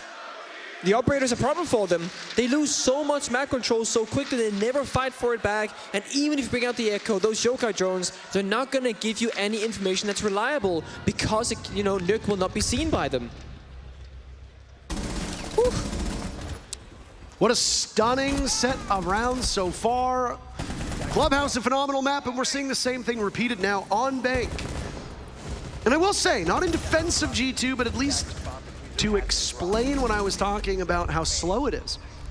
G2 were sluggish on all 4 rounds. They weren't really quick to get into the bomb site. They weren't really quick to get the diffuser in either. It bit them on round number 2, trying to pull off an execute when there's 3 seconds left on the clock. But there were a couple things aiding W7M that aren't there now. Number 1, there's no Goyo on the board. You don't need to worry about the outrageously long timer that is 20 seconds of those Goyo canisters and the fire just flowing. And they do significant damage. It's not like you can just trudge through it and you're fine. You will die very quickly to that, and it goes on really, really long. Sit in Rainbow Six and time it for 20 seconds. You'll see just how long that is in game time. Yeah, it doesn't sound like a lot, but it really is. The adaptation from W7M has been the server control, right? It was Hertz playing there on the assignment with no ADSs or magnets. One single grenade from Benja just killed him immediately, forced him to swing wide, got shut down by 2 members of G2. That's changed. Now it's KCLY assisting Hertz inside of servers. They got that protection from the grenades. That's going to be the main focus. They are basically gambling that they can waste more time by holding servers than the bomb set itself with that Goyo canister and the Toxic Babes. And if they can get down to just 30, 20 seconds left in the round, that's when Julio can carry the rest of the round with those Toxic Grenades as he's 3 in pocket. Doki taking damage early on. That's the Ying suffering a bit of bruising, but it's just a flesh wound. Showing off what you can do with that secondary hard breach gadget. Again, Ying is such an incredibly important operator, banned out by W7M on Clubhouse. Look at KZ, uh-oh. Ooh. Wait, was he sitting below the... He might have been on the tail, yeah, on the tail below it to deactivate the gate. When he put down the charge, ran away, it activated and it got the charge. Wow, genius stuff in that case. KZ taking out Doki, that's kill number 1. It's very smart, actually. It's very, very smart. G2 got server control, of course, that's their priority. And there is 1 minute and 11 seconds left, so pacing, this is really good for the attacking team because there's only 3 Toxic Babes. Look at this line of sight that's been created. There goes a Toxic Canister. Benja knew that it was happening, but Blur gets shut down by Volps on an angle that they didn't see coming. Very similar to when Echo and Maestro were meta. Look at this, you shoot out that garage wall. You have a long, long sight line. Benjamaster can't get the job done with a gun. He tries for a nade. Now he takes matters into his own hand. The L85 shooting away, but not enough to secure a target. Just do a tiny bit of damage to Julio, mostly superficial. Attackers recovered the bomb diffuser. Virtue's got diffuser in hand now. Two separate players from W7M taking damage. That's the last toxic canister. Julio pops up. Benja, stalwart. He's shutting all of them down. And now the Nook is in the sight.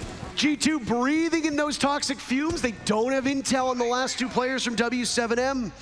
JV inside of gold.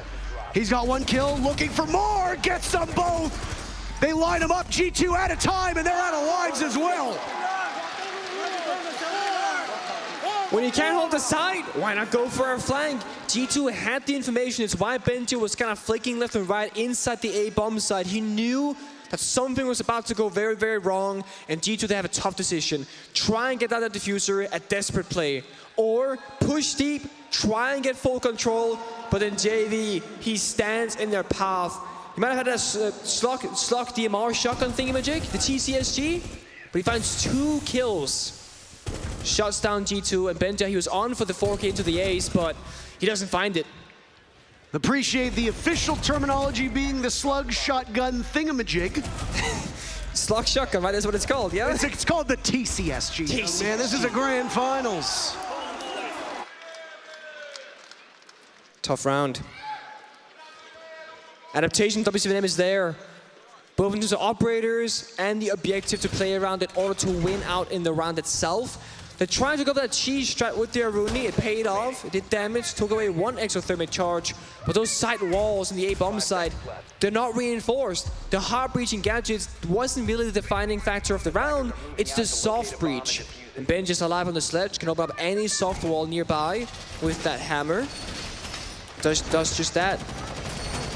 Too much time allowed G2 to push the bomb site, but again, the flank, that surprising element just flipped around on its head, and G2 could no longer plant.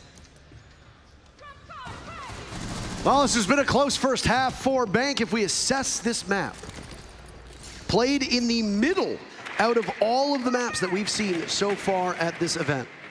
Well, you already know that there's only one map that is technically attacker-sided, so I'm not going to make you guess yet again. Bank is actually right now the 3rd most played map. Tied with Theme Park, just tied it. Originally, before that, it was tied with Chalet and Kafe at 17 plays. Action happening fast and furious. I should hold off for just a second here.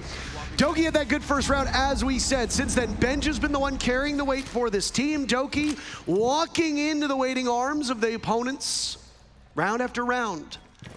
KZ has been quite mortal, so both teams down by 1. Now Herds will follow. Benjamaster at 7 kills so far. W7M consolidating their last 3 players on the bomb side of open area. One of the few fast rounds. Walls opened up, 3 members dead in the server, half the round still to go.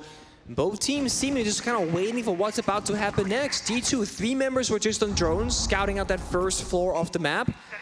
And W7M, all 3 members on the bomb side in each their own corner, just kind of being like, I'm not sure where this pressure is coming from, but Benjamaster is right there, striking down those bomb side walls.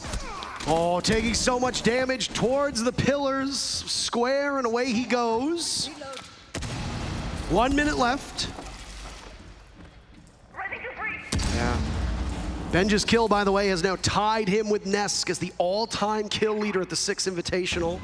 All Benja needs for the remainder of this entire series is 1 kill, and it's his record. He's in contest with Doki now. W7M reduced to just 2 players. There go the Candelas. Julio blind wandering around. Benja sees an opening created by him. Out goes the Selma, but it doesn't connect at all. Ali Mao taking matters into his own hands. And there's the record! The most kills at a 6 Invitational, and he's been on the team for 30 days or so. I think that deserves a round of applause for Benjamaster. What do you think? Is he 19 years old? He's a young, and that's for sure. Yep. Incredible performance so far. And we kind of brought it up a couple of times, but he said, I am the solution, rather than Citizen was the problem. Big statement to tweet about, but when you show up in the server like this, I think it's justified. Great final round for the attacking side of G2. Now things, they change up. Side swap, those 6 first final rounds, well, none of that matters anymore because now both teams have to find their ground on the other side of the equation.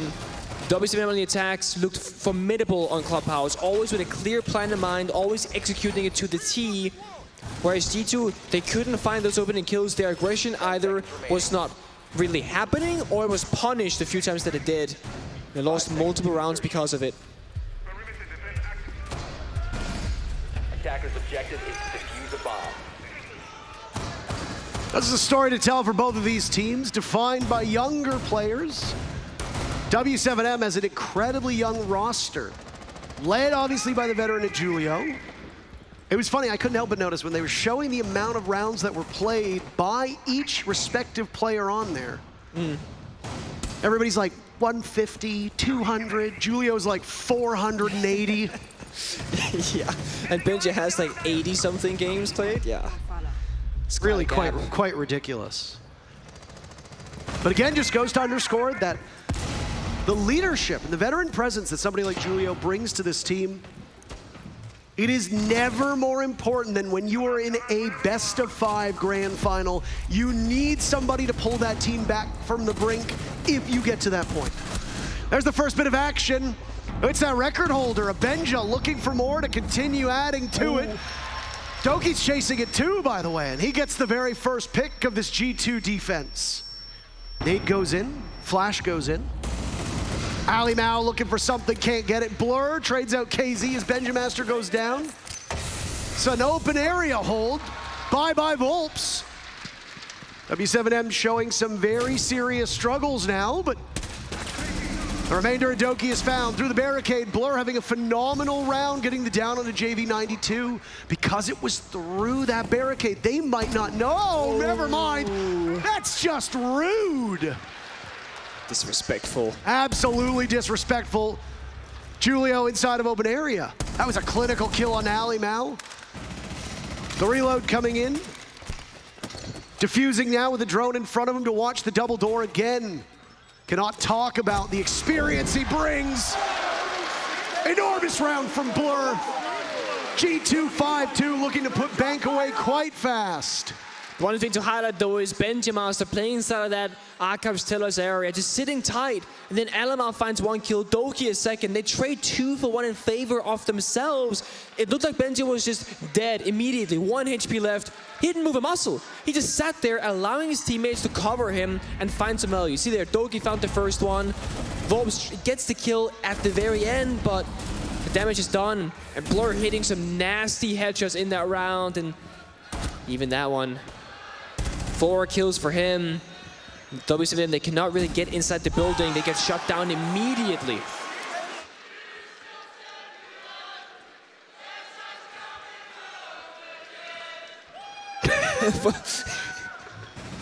No timeout yet from W7M, is that correct? Am I just misreading this? No, I got that as well. I have no timeouts as of right now, none that we've been told. I mean, it's still early on their attacks, and they're still gonna feel things out, and they might not feel like these rounds are a big issue for them, right? If you only get 1 in each map, and you don't feel that it's that dire, and you have Julio in the server able to talk to your players, that is a big benefit. They can't just be deeming these rounds being small things, right? Oh, we got greedy for Benja, 2 members died, don't do that again. Okay, don't do that again, and then that won't be a problem. But the one thing that they need to be able to contain now is G2's aggression. Expect all those unexpected plays, jumping out of windows, swinging doorways, playing very front forward on the map. It should be punishable by W7M when G2 make those plays, but so far that hasn't been the case.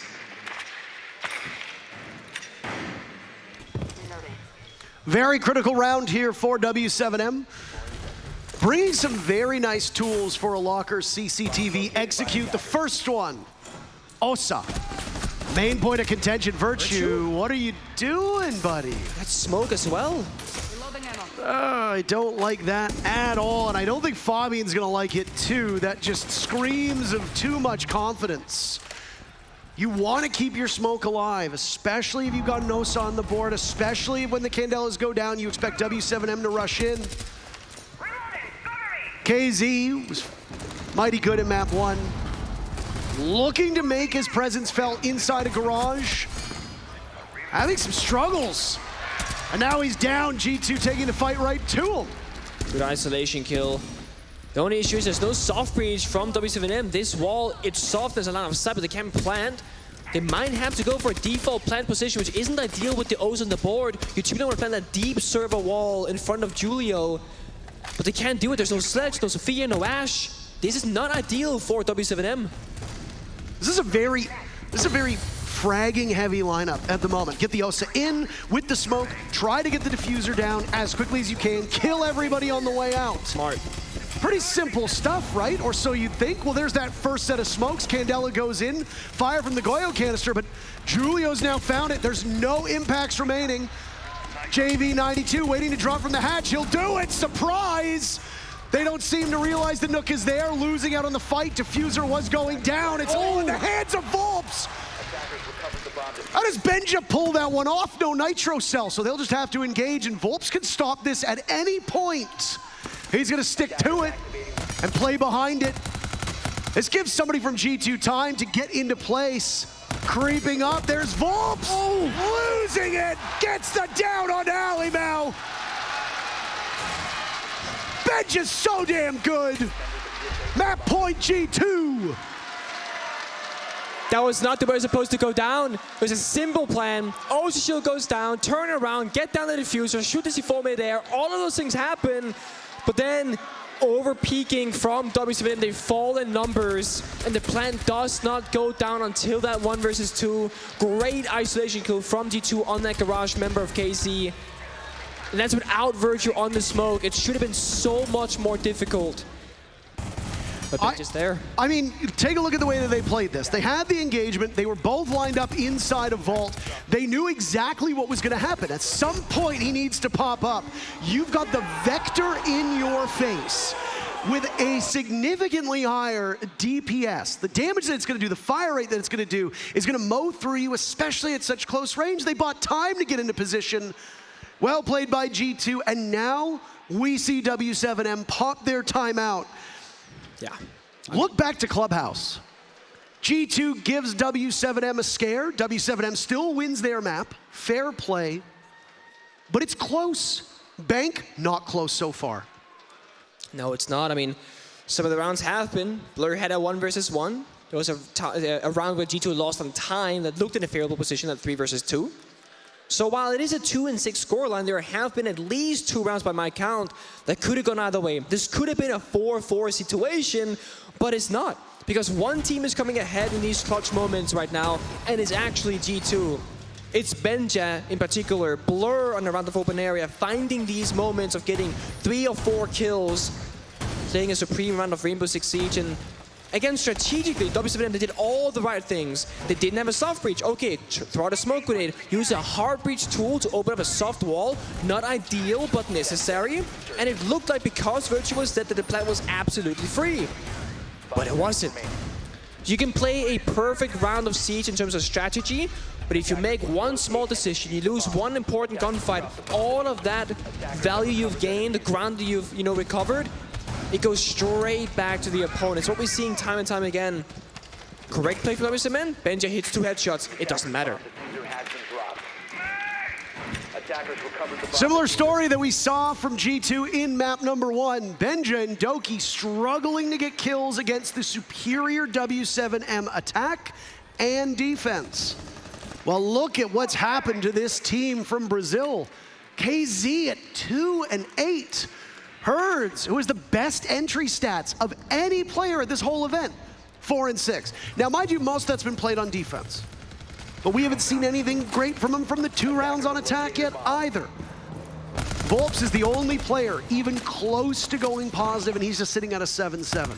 In terms of these duels, W7M keeps losing these heads-up engagements, and we've seen some shakes in the way that they've taken fights. Now that could be nerves. It also just could be an unfamiliarity with the map, and an unfamiliarity with the way that G2 is going to play said map.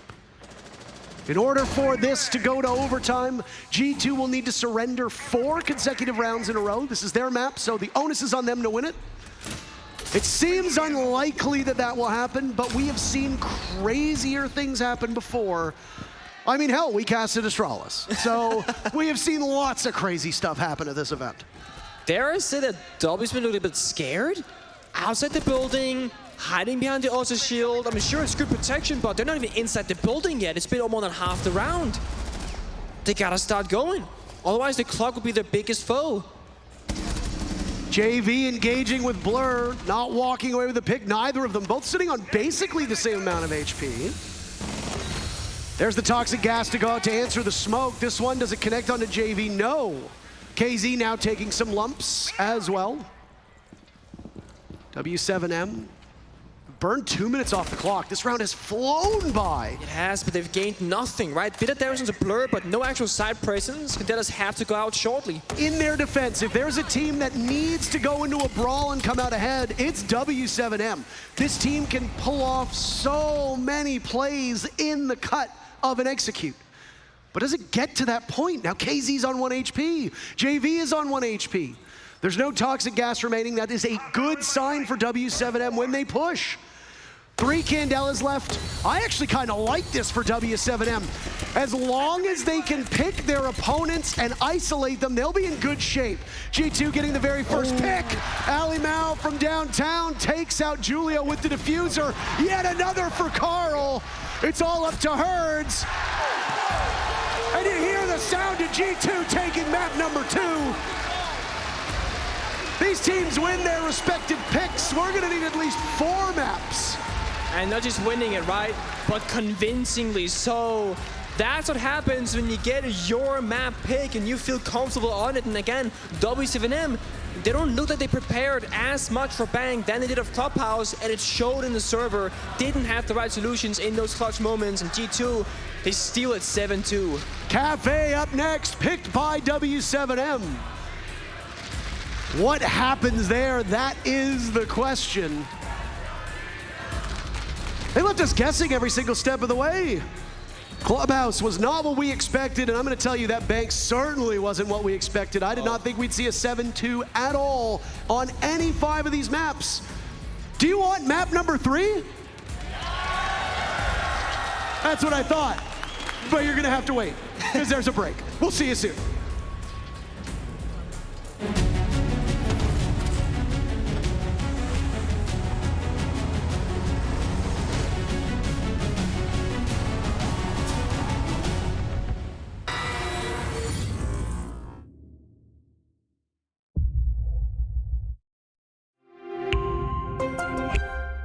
I'm Nicholas Mortson, but you know me as Pingu. I'm a 2-time Rainbow Six Siege World Champion and former top Rainbow Six Siege player in Pro League.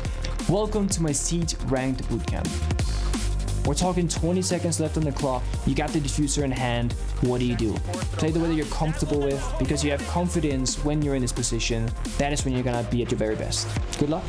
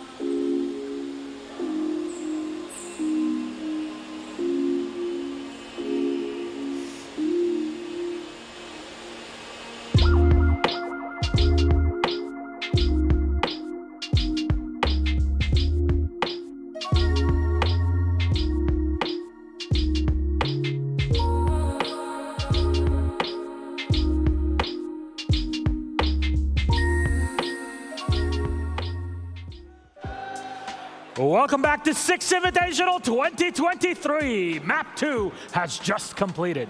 Now it's time for our third. Before we get down to brass tacks on there, though, we have to break down what happened on Bank, because I gotta say, that did not look as close as it did on Clubhouse. Now, here to help me out and break everything down, my analyst. I'm Milos Domenic, your host. With me are Jesse, Jack, and James. Let's have a chat. G2, bring it back. Tie it 1-1. That they do, Milos. They take a really dominant map, honestly. I mean, especially on those defensive halves to close things out 3-0 on D. Fantastically played from them. You can tell why they picked this map. And of course, the arena around us lighting up because of that big win. I think it was actually, Bank is a great map for G2, and it's a permaban for a reason, pretty much for W7M. I actually think that G2 played a little mind game during their attacks, where G2 for the longest time in this tournament have fell a little bit foul of being way too slow and plant focused on Bank. And as soon as they realized after the first couple of rounds, W7M were actually playing for the plant on their defenses, they started pushing through and going for kills, and that's where G2 got most of their attacking success.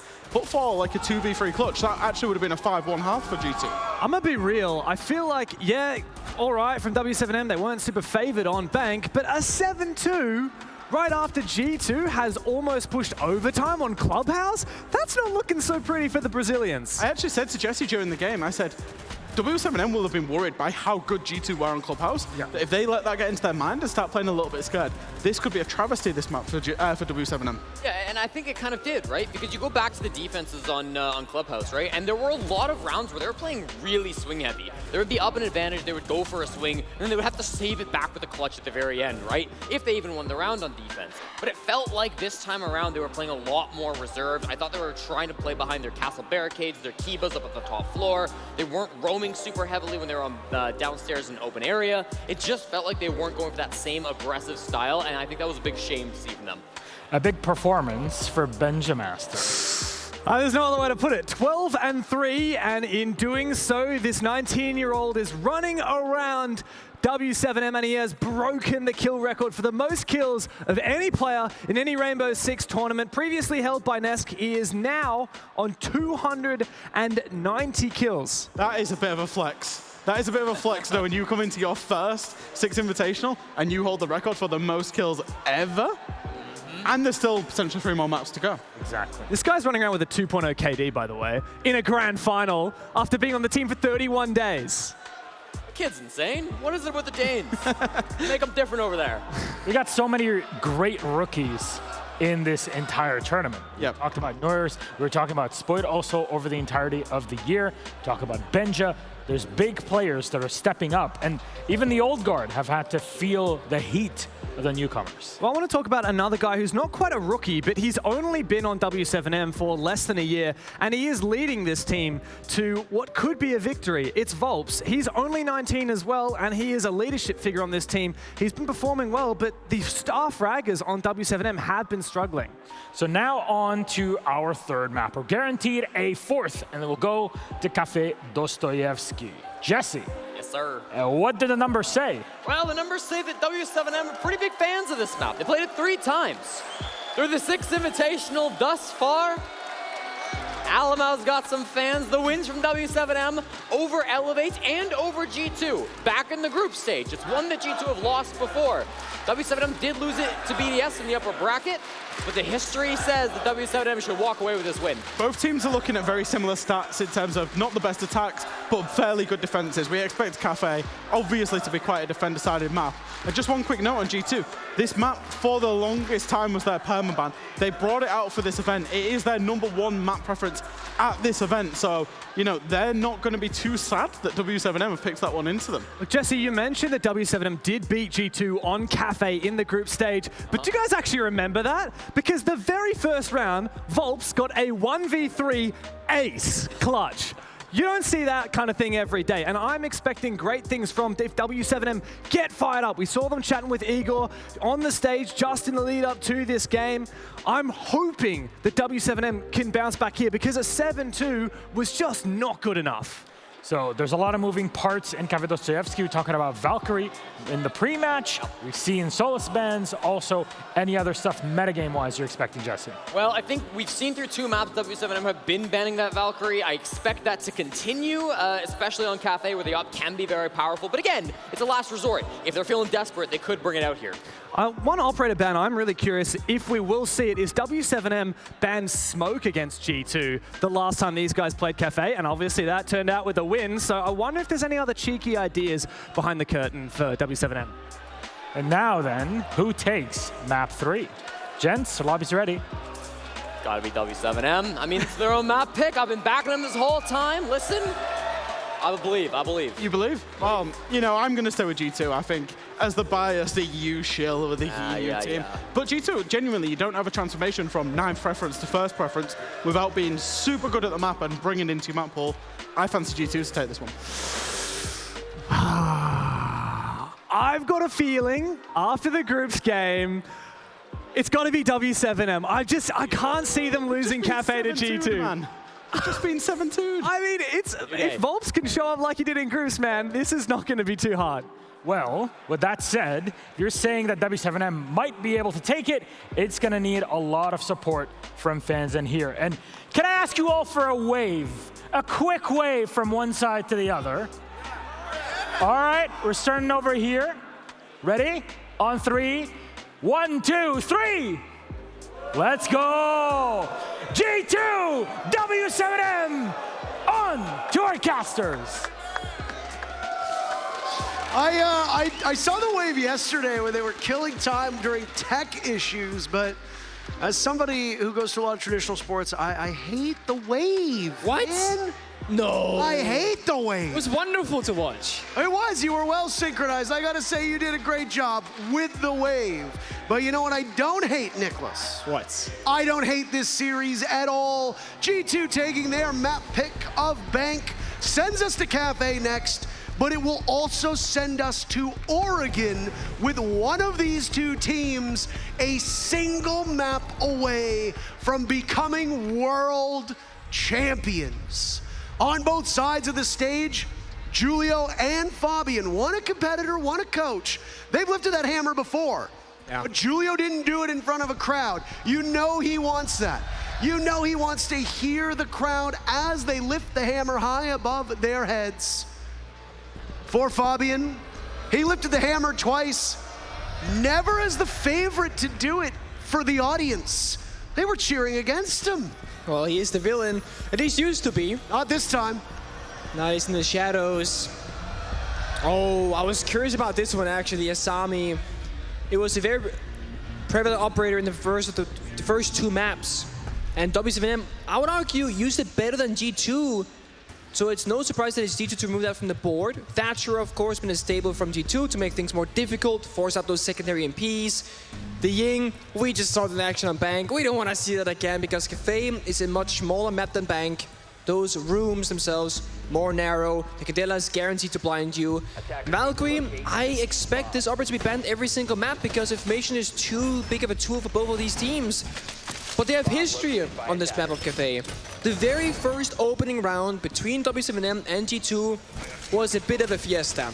It was G2 on the attack and W7M on the defense, and G2 got into a 5 versus 2 position on a basement or a kitchen attack. They lost the round.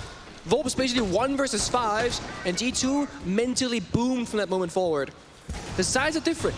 G2 gets that defensive start. That's the more favorable, comfortable position to be in. And W7M hovering a couple of operators to start things off. Might be a quick one. A Nuke, a Blitz, a Capitao. If there are any members inside a bakery, they could very quickly be rushed on down. You missed the last second Lion change. That one also playing into an overall strategy of a quick execute. Wait, Benja's got an idea here. So does Ali Mao. So long, Julio. Capitao taken out. Diffuser needs to be retrieved. Oh, Benja did not get droned. Oh. Benja didn't get droned. It went right past him.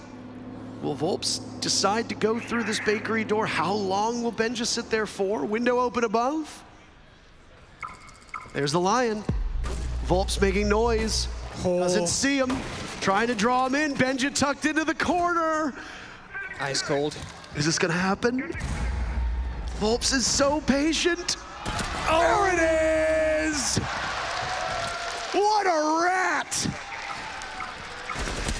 W7M suffering 2 casualties early on. They get back on the board. Herds looking to avenge that previous map. He takes out Blur, the smoke down, but wait a minute. G2 gave themselves a great start, but W7M have equalized very quickly. Yeah, G2 holding on. Call it overconfidence, call it aggression, it doesn't matter. W7M finds 2 kills. Of course, Blitz and Capitao, very crucial in this round. And no Lion charges left either. It's 3 grenades and just gunplay from W7M to win this round for them. With half the round to go. G2, they've fallen back toward the bomb site itself. All 3 members, nobody on the roam. Herds already showing more potential in a single round of Kafe than we saw on almost all of that second map of Bank. If Herds can make influence happen and make his influence be felt all over the map, then W7M are in excellent shape. And what did we say about Herds? Finding these opportunities on his own. Almost getting a third for his trouble inside a kitchen. Doki in trouble. G2 have surrendered the advantage they have. Ali Mao and Doki with shovels in their hand. They gotta dig G2 out of this one.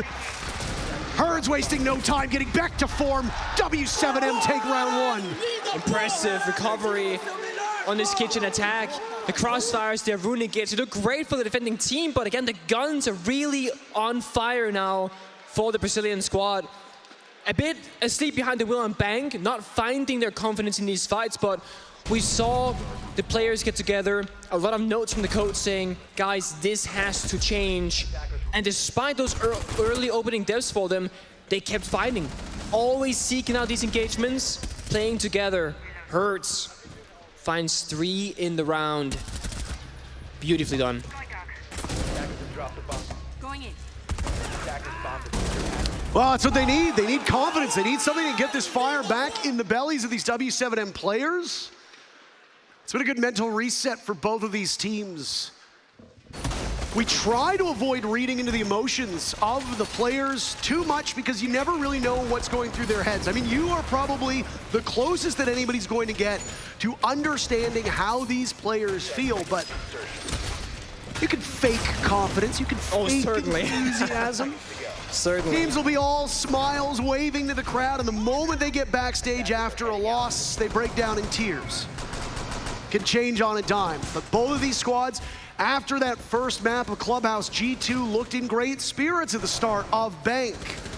Now after a very rough Bank for W7M, they look in great spirits at the start of Kafe, so. Oh. Keep yourself in it mentally, you'll be in great shape. So far, doesn't seem to be a problem. So I've been sitting on a piece of information, Parker, which I was gonna bring up in case G2 went down 0-2 in maps. We have the exact same maps as 2018 Invitationals Grand Finals, with the exception of Villa instead of Coastline. So, I almost thought for a moment if, W7M to take Bank, the Fabian could do a bit of recovery again, bring it from a 0-2 to a 2-3, but it won't be needed here. But similar maps. Yeah. Yeah. I love talking about SI 2018, it just triggers all the EG fans. That's what you love about it. That's the only part I love. And it being, I think, still probably our best match that we've ever had. I'd like at some point to get up there. I certainly think that.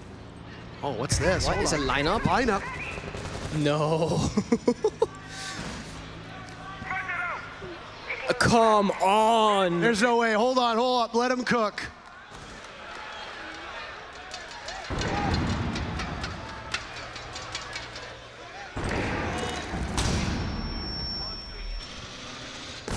Oh, there was a magnet. Never mind. But wait, there could be another.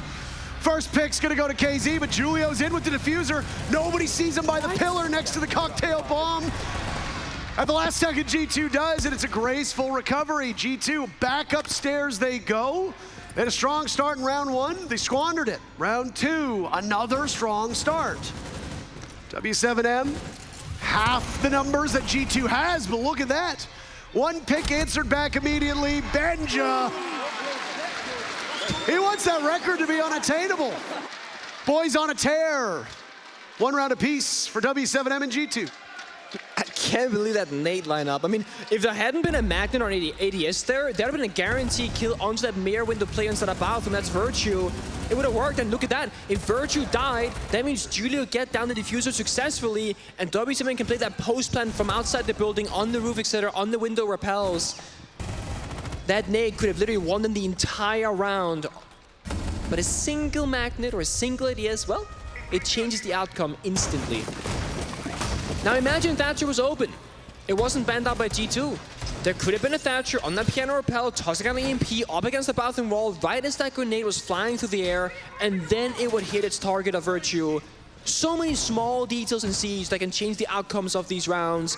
Some things, of course, you can account for and prepare for, and others, you gamble the odds, right? That's what we see. Like Benja hiding in garage in that opening round saying, I don't think they droned me, I'm just gonna stay in the corner. And if he had been droned out, which he wouldn't know for sure, he would have died for free. A Grim is on the board. Okay. We've seen that before on Kafe, and it never really works out because usually he gets spawn peeked. I was gonna say, when we casted the last Grim on Kafe, I think the Grim died in the first 30, 40 seconds of the round. So. Yeah. Really sure where those bees are gonna go. Watch quite intently.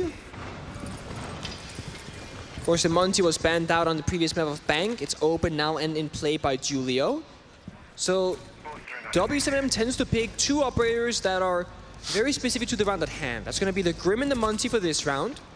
Previously, they had like Capital and Blitz, for example. And I'm very curious to see what impact the Grim will have in the round. It is that kitchen bomb site, so first you gotta go through the roam clear, which G2, they don't have that much roaming presence. They're mostly playing on the staircases, just looking for a drone, all downstairs on that bottom floor. It should be a relatively quick one for W7M, and then allow Volps on the sledge to tear that floor apart. Casey will assist, of course. One thing I can imagine with the Grim is that you use it almost like Capital Fire, where you just shoot out those bees. If anybody pushes through, they get spotted. They can get killed. But it's only really relevant for the execute itself. Judy on the Monty can get the diffuser safely into the bomb site. Got a minute and a half to go still. Nate being cooked out. Oh, the Magnet again. Omai being an integral part of this G2 defense. So far, preventing 2 unnecessary deaths. Good use of that Defender gadget. Unlucky for the W7M team now. Can't really seem to get information as to where you do want to go for some of these lineups. Whether it's just default Omai placement or whether it's because G2 knows that this is how W7M likes to play. It looks like a relatively free plan, honestly. There's nobody from G2 near the bomb site. Smoke is being on a VIP far away. Julio could just drop the freezer hatch, walk on in, start planting. I'm sure of it. There goes some bees. 2 of them fired out. Thanks for the audience participation there, folks. More bees. Woo. Nitro cell tossed by Benjamaster, expecting the diffuser to go down. It's not there. Julio's found a corner inside a freezer where no gas will hit him. Down goes Benja, the B-man himself. KZ with a pick. Heard it's time to die. There's more gas to go in. Now it's KZ. Second pick. Doki in trouble. Cannot dance around the Monty. Good enough for 1 kill. KZ with 3 kills. G2 needs to get back to the bomb site. Volt's doing damage. Diffuser now in the hands of the sledge. JV up top for the insurance policy. W7M regain the lead. Another beautifully executed, well thought out attack from W7M. I'm not sure the Grim had the most amount of impact in the round, but it was nice to see the operator in action and being used successfully for a round victory. Julio almost got team killed, actually. The reason why he died to Doki is because he was shot down to just 1 HP from both of his teammates behind him trying to shoot Doki. It's a bit of a dance whenever you're playing with the Clash or the Muncie and you got that gun behind you. If you go too far to one side, you might just start suffering from team damage. Blur doing his best in the smoke, but he couldn't reach the members of W7M besides Casey. Good trades back and forth.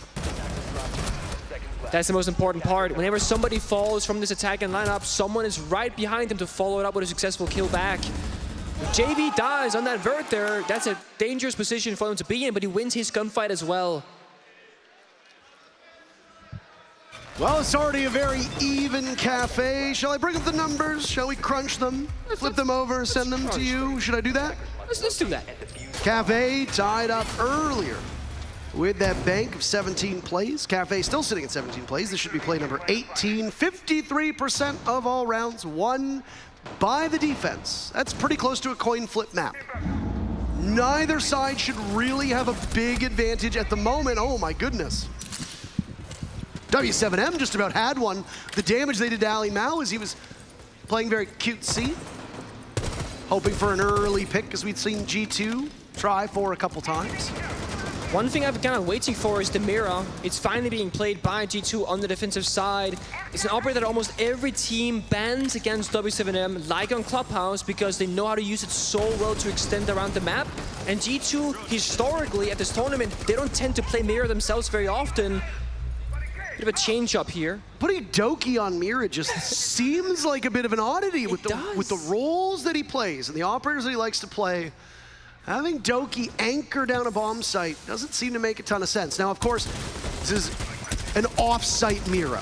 Yes, it is upstairs. They're going to be holding, but not just that, but like even G2's playstyle as a team, they like to move around the map, and these mirror windows, it speaks to holding a very particular area instead of moving around, and it's not the typical G2 that we've seen doing that lower bracket run.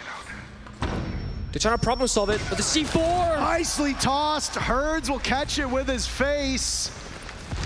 That's one repel down. For G2, your next target is the other outside. W7M finally breaching the building. Volps will creep up. G2 distracted elsewhere. Do they know the Lion is here? They do. Benja wins that duel. He saw it coming. W7M in a 3v5. I mean, Benja's winning every duel. It looked like he had no business winning that one, but he did anyway. Julio with a drop, but Benja's there to wait for him. Look at this, he's got another one up as well. Murmurs from the crowds. Oh, Julio, no, no, no! Benja reassumes the position. He's on a collision course with KZ. These two players, phenomenal for their team so far, seemingly unstoppable. The drop from KZ leaves JV92 upstairs. What? Benja collects another one. Looking to fill an entire trophy room with the heads of players from W7M. That's not good for Ali Mao. KZ, one pick, 3 more to be found. Firing at the reading opening.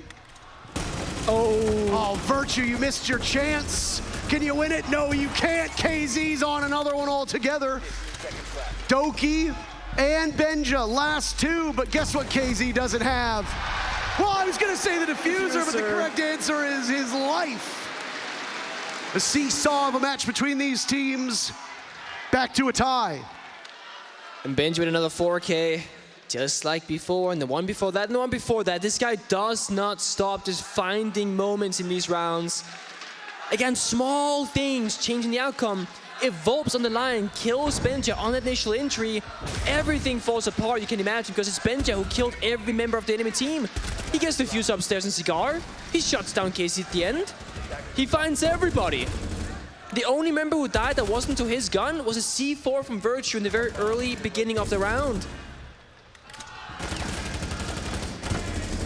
KZ is just on a one-man mission to keep his team in this. Herds, never heard of him. Herds doing well as well. 5-3, not terrible by any stretch of the imagination, but yeah, 7 kills so far, and he's doing it on his own. That's the bigger thing. Oh yeah, there was no help there to be had. KZ was miserable on bank. Indisputably, an albatross around the neck of W7M. If you want to point fingers, which I don't, but if you look at the players who did not live up to their potential on their roles, it was KZ not getting it done for W7M on map number 2. If he and Herds can show up, match up against Benja, match up against Doki, obviously you have to be concerned with what the supporting cast does, but if you've got your gunners outgunning their gunners, usually good things will follow, and that's what we saw in map number 1. And coincidentally, for G2, what we saw in map number 2. A nice return to form from W7M as they seem far more comfortable on Kafe. They picked the map, stands to reason. And this is, again, the attacking side of W7M. This is the most difficult one to be on, especially with that mirror being opened up. So when that side swap gets made in 2 rounds, it might be much more difficult for G2. But right now, they're in the driver's seat. Another, the same C4. Oh, it's tossed a bit too late. W7M already off of that repel. There goes the first logic bomb too. Look at how close Herds is. Again. Sees the shimmer of those laser gates. KZ, an 8th kill. What a performance for him. Blur gone from action. Alimau going for the jump out. There's Herds finding an opening. He can continue to tear forwards. G2 at just 2 players. W7M. They want to move into the bomb site quickly. Benjamaster's below it. It's going to be a straight linear take from Doki to get back in. There goes a logic bomb and the drone at his feet. That's double trouble for Doki. Sees the head of the Dokkaebi, can't really do much. Benj is as good as gone. W7M, they gain the lead right back. You can never count them out. Sometimes, like in our previous round of reading, it looks so easy for one team to win. It's Benji getting a 4K. The next round, it's W7M as a full-on team roster being there, right? Herds inside of 90 has a renegade. He doesn't tank it. He knows that will give them the information. He'll get pre-fired. He calls for a flashbang. It goes out. Virtue pre-fires it, but guess what? That was not a player.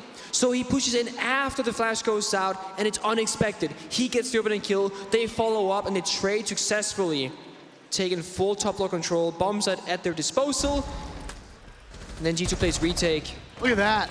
Claymore. You gotta know it's there, right? Like, you gotta know it's there. But the thing is, would you rather kill the Claymore and let the player live, or kill the player and die to the Claymore? You can't kill them both. Same with a Frost Mat when you're an attacker. Yeah. You either take the engagement with the player and hope that somebody can retrieve you, or you die to the Frost Mat. Which one do you choose? However, did you see that change that they showed I earlier? did. Yeah. I did actually see it. If you're in a Frost Trap, I'm not sure exactly what season is going to come out. I didn't see that. But you can put, basically get yourself back up on your feet if you're in a Frost Mat in the future. In our defense, we were both a little bit busy during the reveal. We were. You were prepping for your commendation.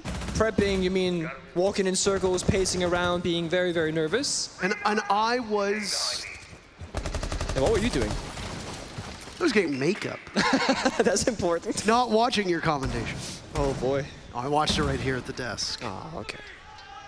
A 3-3 half would be in keeping with what we know at Kafe. For G2, that's got to be your win condition in this round, or else you go down into an even deeper hole that you find yourself in.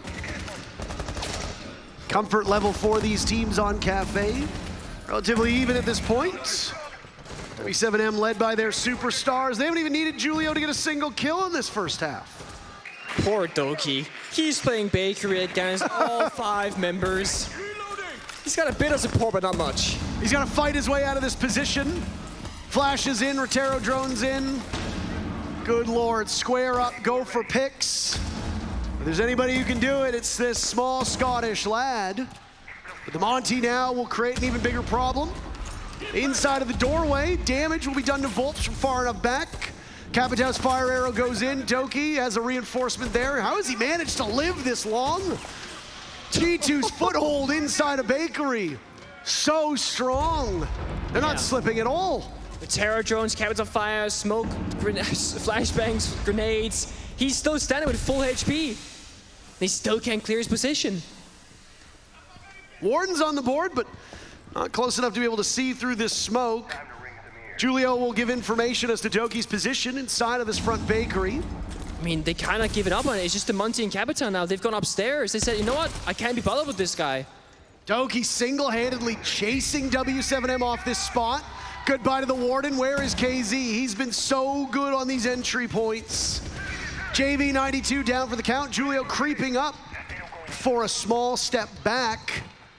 He's gonna just evade Doki entirely. Why not go over to prep? There's a Rotero drone. Blur has to move out of his position inside a VIP. He's got a shotgun around the corner at close range. It barely loses. Guess what? Oh. KZ gets kill number 2 for him, but there's Doki to take the head off of Herds. He's spent 2.5 minutes in this position, and now Julio will request the rest of W7M.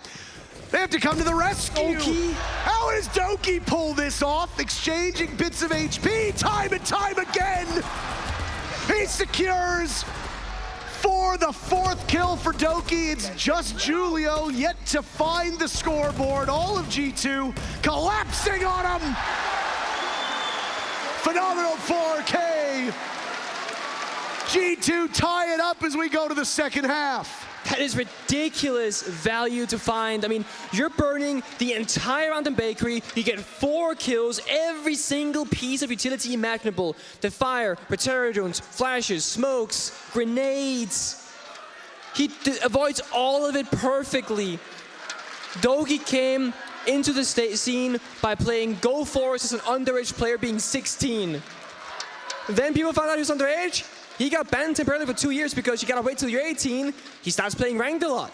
He turns 18, plays with some people, all of a sudden finds himself 3 years later at the biggest stage in the grand finals, single-handedly winning a round, practically 1 versus 4 against W7M. He's come so far. Oh yeah, Fabian kissed that top of his head.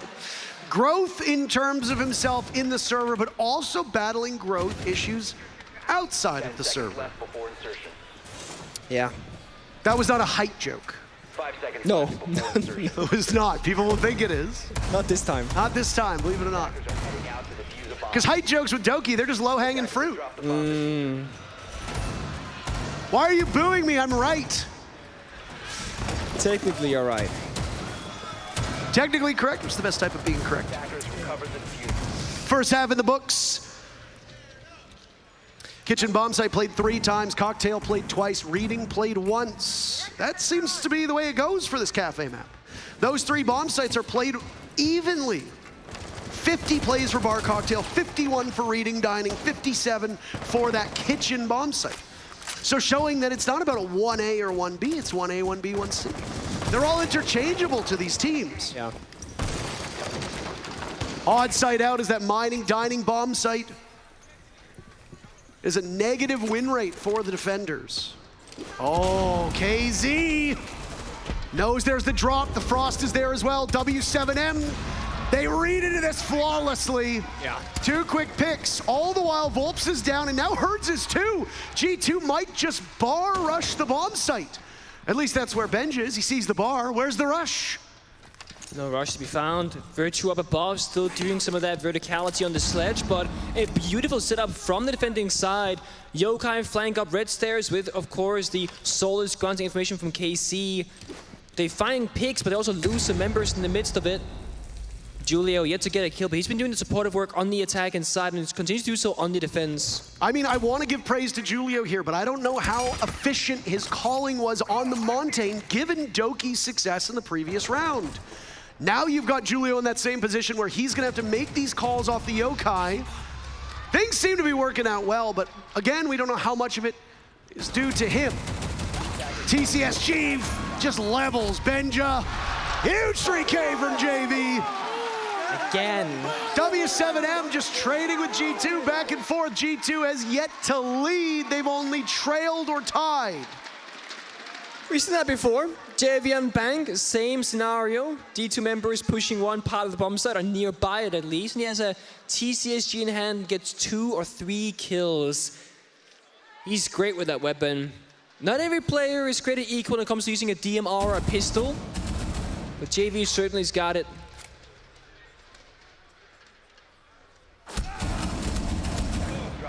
No timeout taken yet by either team. Nice. How close it's been, I'm not very surprised that they've waited. No, I mean, when you're going this toe-to-toe, I mean, there's not much you can discuss unless you feel something mentally in the team not working. For example, a tilt, an argument. And I doubt that's gonna happen at this level of play. I mean, unless things are really going wrong. I mean, I think that if this round goes for W7M, especially quite decisively, showing that G2 has some serious issues on 2 attacks in a row, then yeah, I think Fabian calls the timeout then. Because so far, you've been able to rely on these teams going back and forth, on round by round, blow by blow, site dependent. But I think Fabian will see 2 rounds in a row on attack, shows greater structural issues, and that's when that timeout gets called. And this is the big question mark, is can G2 deal with the mirror windows? This was the big question mark because, as I said earlier, almost every team typically bans mirror against W7M on Kafe. This is the first time we see it in action. On mining, reading, and top floor defense, that's where this operator has such a high pick and success rate. Oh, the Amaru is gonna be a dining rush. Who's watching? Oh, Doki. Stim goes out. Oh no! What was Blur trying to accomplish? It's KZ yet again. 12-3. A hugely important map for this W7M squad, and KZ's doing exactly what you come to expect. Julio finally on the board, breaking that goose egg in round number 8. KZ fighting for his life. Doesn't matter how much HP he has, he's usually in good shape. It takes a Brazilian to know a Brazilian. Ali Mal the kill there, Doki won as well on the Amaru. He can now go up with that Gara hook if he wants. But is that the call? Certainly a high-risk play at that. Still half the round to go, and both teams kind of reorienting themselves, figuring out what exactly is going on. Benja catches Herds, looking in the wrong direction on Piano. G2 with those numbers in their favor again. If all goes according to plan, this is G2's round, and it's tie game once more. Julio picked up his first kill in the round. How many more can he find? 3 players from G2. He goes up to 4 and 5, and they win the round. Or he kills enough time, and he prevents them from getting the diffuser down. They know his position. Proximity stun goes off, and Doki's on the hunt. Again, tie game. An unconventional attack, but it might actually be due to the fact that Mirror is available. Mirror covers the top floor of the map itself of Kafe. They attack from down up the wide stairs, on the window repels. G2, they don't need to worry about the Mirror whatsoever. Fabian taking very important notes in his little book. I'm actually curious what it says. I tried to look at it earlier, but he didn't show me. Is he afraid that you're gonna sell it out to W7M? Nice shot by Julio. You saw KZ's position upstairs, holding Pat inside a Piano. KZ has just been so formidable so far, winning engagements against virtually every single player on this G2 roster. Sometimes your luck runs out though, seeing his HP just get chipped away at. Yeah, to be fair, it kind of looks like it's between Benja and KC, right? That's the 2 individual star players finding so many opening kills. Benja, when G2's down, he finds 2 kills. We're back to even numbers. KC always gets the opening for W7M, but the follow-up is rather weak. And there's 12 kills on him, then 8 on Hertz, and then we kind of fall down, right? We have 6 on JV, but then 2 on Volps, 1 on Julio. That means when your front half dies of your initial aggressive players, the backbone is not that lethal. So if G2 can get past that initial line, it gets a lot easier for them. This Benja pickup for G2, very reminiscent of what happened when that old Penta G2 squad picked up Kanto Raketti. Immediately showing what he can accomplish in Atlantic City. Now, obviously, it didn't have the expected result for Penta at the time, which was a victory. But you win a world championship with him. Yeah, and I mean, playing a tournament with a stand-in is always difficult. We saw Heroic at this tournament as well have that same struggle. But he became a permanent member because of how good he was, and he seemed to fit the team quite well right off the rip. Benja showing the exact same thing, fitting into the system, and looking quite comfortable. Yeah. Same thing with Julio when W7M picked him up. By the way, different role, but it didn't look like W7M missed a single step dropping GDN and bringing in Julio. It was a very plug-and-play kind of transition. Oh, explosives going out. Nade tossed in by Ali Mal. Not timed appropriately. That one does a whole lot of damage to Volps. Virtue giving his position away. They're going to swing him on the window. KZ is dead to Doki.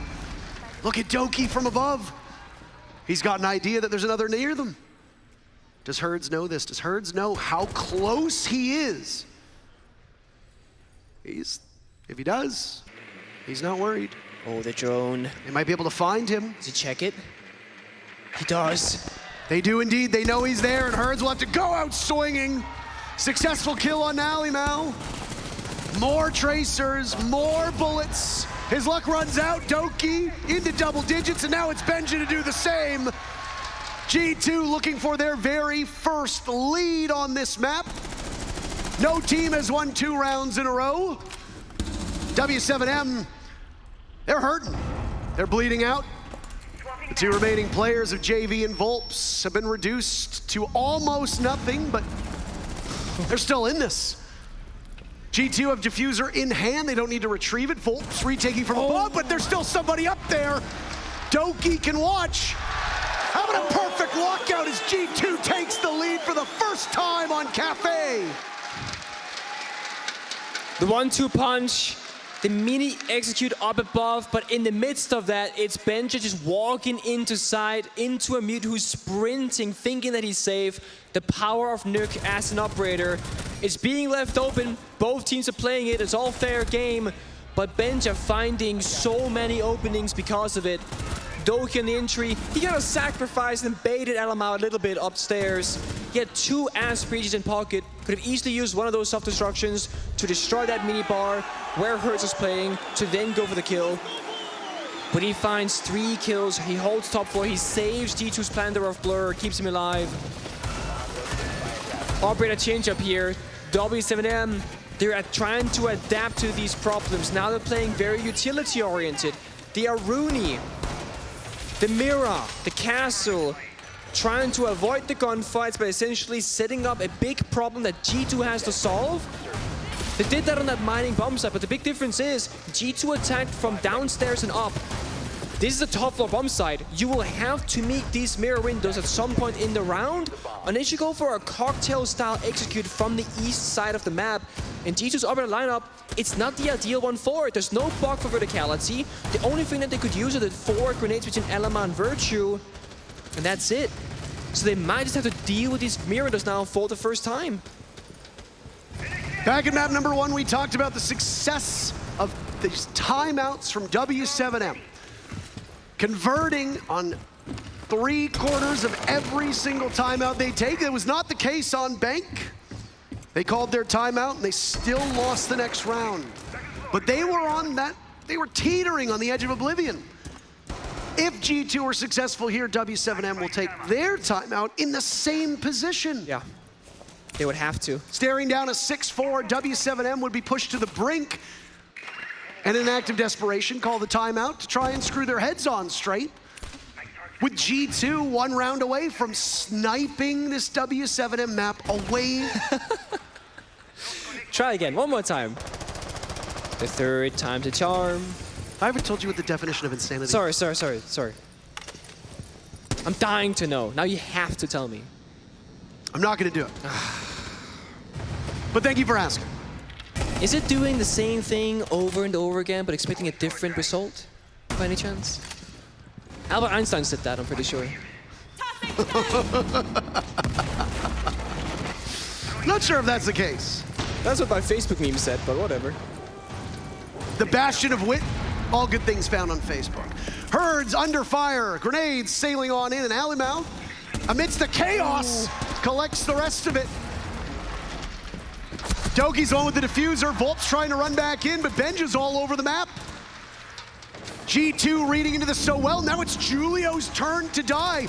What is going on with this G2 squad? JV trying in vain to keep these numbers so close. Diffuser as Doki gets it down. Successful objective. Again, a Brazilian winning the fight against his home country, and KZ, who's been phenomenal through the first 2/3 of this map, will need to pull a rabbit out of a hat. G2 so patient. They're gonna give KZ a lot of map control on this top floor. All they need is a single kill or the clock to get down below 7 seconds. KZ has no idea where to go. There's still utility for G2. They're not breaking any sweats here. And they gain information from that Yana clone. They send Blur after him. Doki gets the job done. Map point G2 on W7M's map. Watching W7M for the last, 2 weeks at this point, they almost seem like a team that never makes mistakes, or rarely makes mistakes. Very few gaps on the defensive side.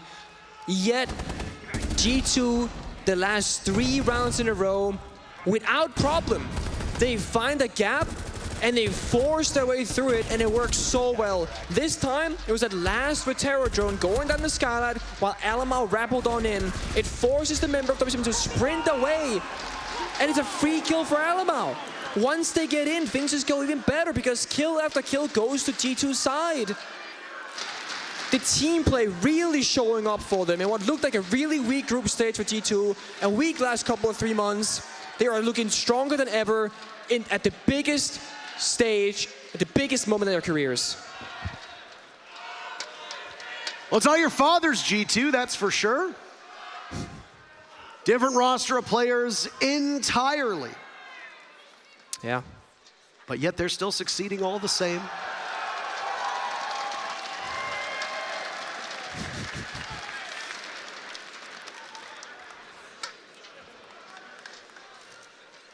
I always love a kiss cam. Also, you hate the wave, but you love the kiss cam. Why do you say that? That's like logically inconsistent. What about that is at odds with each other? It's a crowd thing. That's where they're similar. You know, you can like some aspects of crowd participation and not others. I hate shoeies. Okay, me too. That's gross. We've had some, I believe. Yeah, there was a shoey back in 2020. I think there was one here earlier as well. I believe so. I mean, to be fair, Fresh meant that bingo card, so like he's kind of taunting people to do it. 5 seconds left. It's your fault, Jack. Attackers are moving out to locate a bomb and defuse. Both these teams are leaving absolutely nothing in the server whatsoever. W7M's early couple rounds dominated by individual efforts from KZ, working off of information that was given to him on attack. On defense, there have been some struggles. A bomb has been located. G2 have taken advantage of that, and nobody else from this W7M gang has been able to match KZ's level of success. No. All the while, both Doki and Benja have combined for 24 kills, and a monstrously large amount of those have come on attack. They have warmed up when you needed them the most, showing that they are comfortable on this side. W7M will need 2 rounds in a row in order to keep themselves from staring down a championship point on the next map. Another problem solved here for G2. EMP goes out, wall gets opened up. The Kite Claw not tricking. He's gonna get opened up. A Nitro Cell to answer that one, tossed out in vain. No damage done. JV punished by Benja. Every single shot missed onto G2 from W7M. You gotta stay in this one. 2 of their players holding from above. Now here's where things are very good for W7M. Yeah. They have that middle floor control, and we've seen teams get open that bakery wall, try to get into the bomb site and not have that information. W7M know this, and this is exactly where G2 now needs to pivot with 1 minute and 15 on the clock. Yeah. Send somebody upstairs to deal with them. Up until moments ago, you actually had an advantage in numbers. You could have very easily done that. Or you smoke the ceiling and push on in. That's what they're gonna do. And it's Blur getting the diffuser down. Does W7M know this? He's in the thick of it. Diffuser goes down quite well, G2 in a post plant. This is for the map. W7M need to get back in. Julio taking damage in the process.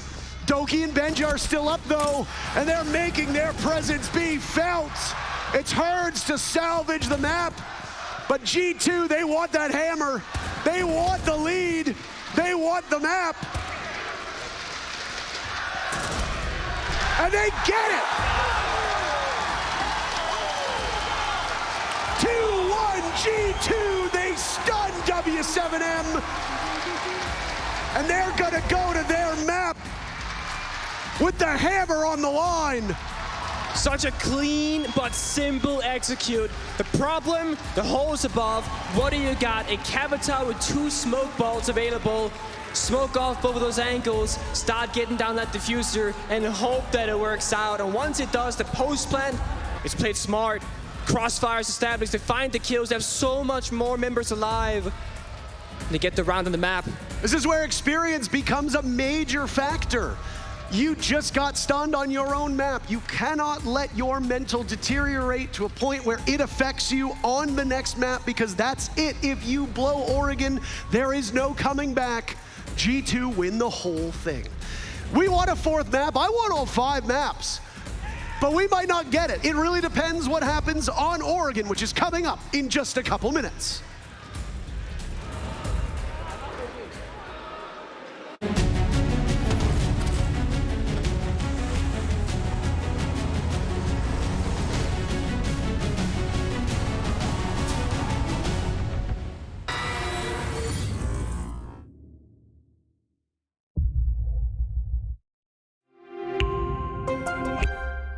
I'm Nicholas Morton, but you know me as Pingu. I'm a 2-time Rainbow Six Siege World Champion and former top Rainbow Six Siege player in Pro League. Welcome to my Siege Ranked Bootcamp. We're talking 20 seconds left on the clock, you got the diffuser in hand, what do you do? Play the way that you're comfortable with, because you have confidence when you're in this position. That is when you're gonna be at your very best. Good luck.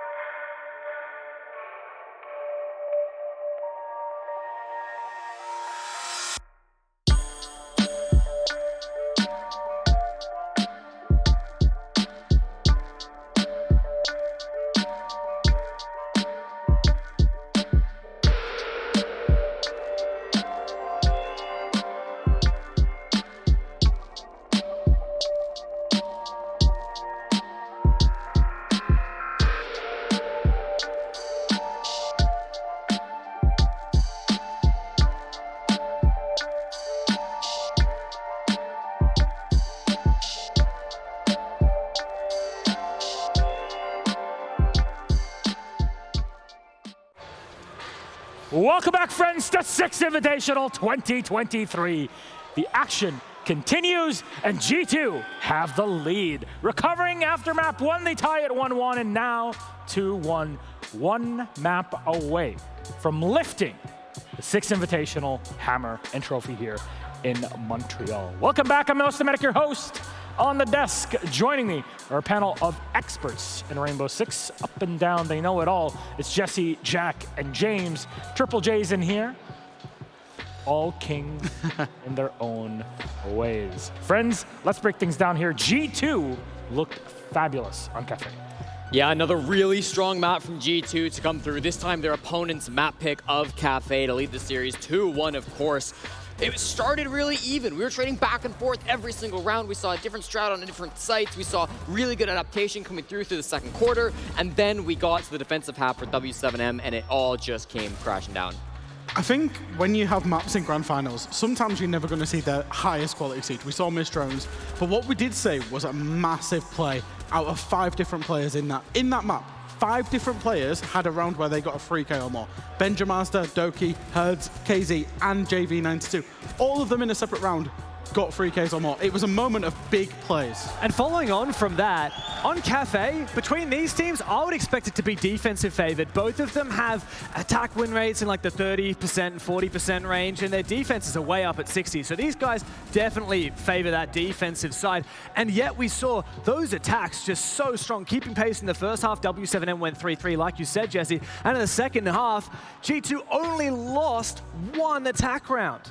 Yeah, I mean, you take a look at the numbers, right? And we really do see Doki dominating 14-4. I also want to highlight the entry kill from Herds, 1 and 2. Previous to this matchup earlier today, Herds was the #1 entry player at the 6 Invitational, 45-18 coming into this game. And for him to go negative on that opening pick, I think kind of speaks to how badly this has gone so far for W7M. Jesse, there were pivotal rounds here where in the beginning you said W7M had control, but things slipped away. Do you want to talk about it? I do, Milos, and I want to highlight a specific round in particular because this was the round where we got to see the bees. The bees! And this is a strat Not the bees! This is a strat that they've used previously at the 6 Invitational, and I wanted to highlight it because I really think that we got to understand what its purpose is. So we're going to split between first person and top-down POV, and we're going to dive into this. So to start, let's highlight where the bees are. This right here is going to be Grim himself. This is, of course, going to be KZ playing with the bees. And what he's done is he's made the long hallway just outside of VIP a disaster zone. Anybody who's trying to come through this hallway is going to get caught by bees. He's also previously put some up here at the bottom of Brown Stairs and where you'd like to swing from the whiskey bar. So the whole point of this push is to enable the Monty to drop the hatch here, avoid the smoker in the corner, go in, get the plant down. With this flank watch, you don't have to put anybody up towards the north side of the map up here. Nobody's got to come down the window, or sorry, nobody's got to come down Brown. Nobody's got to come through the window. You can keep a ton of players up above to help deny this plant. And we're going to see exactly how this goes. Now, the question you'd want to ask here, right, is why are we not using a Capitao here? And the answer is pretty simple. This player right here, it's hard to tell, but that is a Warden. It's Benjamaster. So had they used some smokes instead of the bees, this could have gone super poorly. Instead, let's see what happens when we play the clip. Benjamaster on the Warden goes for a swing. He's caught in the bees. Whether he's caught or not, he is dead. You see it right up there in the kill feed. We just missed it. But unfortunately, he does fall. Let's skip around a little bit and head to the top-down POV. What happens here? We see the smoke now inside of VIP, and he's going to try to counter the bees. The bees have faded at this point. He throws his Toxic Babe down to the bottom right, but he swings and he loses the gunfight anyways. Then inside the site, Doki goes for a bit of a play. You just see it down there at the very bottom of your screen, and unfortunately, we missed it a little bit. But it's beautiful the way that this strat ends up working out. And again, I want to highlight how important this is because it enables the rest of the players, right? It enables everybody else to go above. There's the trade from KZ, finding his 3rd kill on this round. And it really does a great job of setting this up for the rest of his team to execute on this plant. Ends up being a round win from W7M. It's very nicely done from them. And that is the best Grim strat, in my opinion, that we've seen ever. It takes a lot of gall to go and try and use an operator that most people regard as not very good. But that just goes to show W7M, they're always looking for new ideas. And in fact, the next time they attack that site, they go for something completely differently. They do use the Capitao and the Monty. They go for a bakery take. And there's one man that says no, and it's Doki. So we got a replay of that. He went absolutely nuts this round. And I think this is a strong reflection of how back and forth this game was. So Doki is holding bakery as this Legion player, and this Monty has pushed really far and deep and starts to put some pressure on. He goes for the first one, and then as the Monty starts to come forward, he gets all 4 kills, all 4 players in that situation, and locks down the entire bakery. It's a beautiful play. Just a quick word on Doki as well. He got more kills in that last map than he got in the previous 2 maps combined. Okay. Doki is finally now activated, which if that's not a good sign for G2 alongside Benja, I don't know what is. And I want to highlight quick, Doki on the Legion in particular, one of his best operators. It's a 3rd most picked op for G2, very rare for a lot of different teams. 73% win rate before this game starts off, so he's very comfortable with that. So our map bans, what did they look like, just in case you forgot, because we're going to map 4. It could be our last map, but we could go to our decider, Villa, Oregon, picked up by G2. We'll be starting off on the attacking side with defense for W7M. Jack, what are your thoughts on that? I think both G2 and W7M are in a rich vein of form on Oregon. They both absolutely love the map. They're both undefeated on the map at this tournament. And they're both very, very, very comfortable defending it. Now, one thing about Oregon, and it's the age-old of Oregon, it's whoever can win their attacks on the laundry supply site generally will come out on top.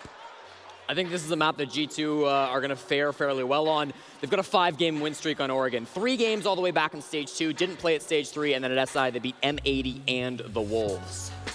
The thing for me is, yeah, we've got maps, we've got plays, whatever.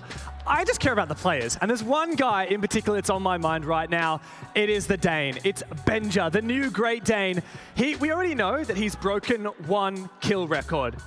We know that he has the most kills at any single event of all time. But there's a chance that he could break the most kills in a single match at a 6 Invitational.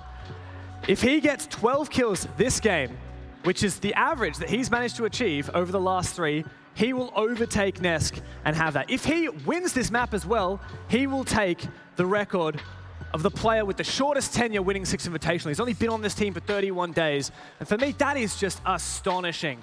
Not only do you come in with so much less experience than your competition, but you can dominate and show off your skills at such a high level under so much pressure. Between that and reminding everybody that Julio has lifted a hammer on his own on the W7M side back when he was on NIP 1.5 years ago. Fabian looking to lift his 3rd trophy. No one's ever done that. Lifting 3 hammers at the Invitational. That would be absolutely massive. Now my question is, a map 5, yes or no? Milosh, it's SI Grand Finals. You know it's gonna go map 5. Are we looking for a map 5? There's a loud no. That's the G2 copium right there. It's like, no, they're going to end it right here, Jack. That's completely what I'm agreeing with. G2 get this done here and now on Oregon.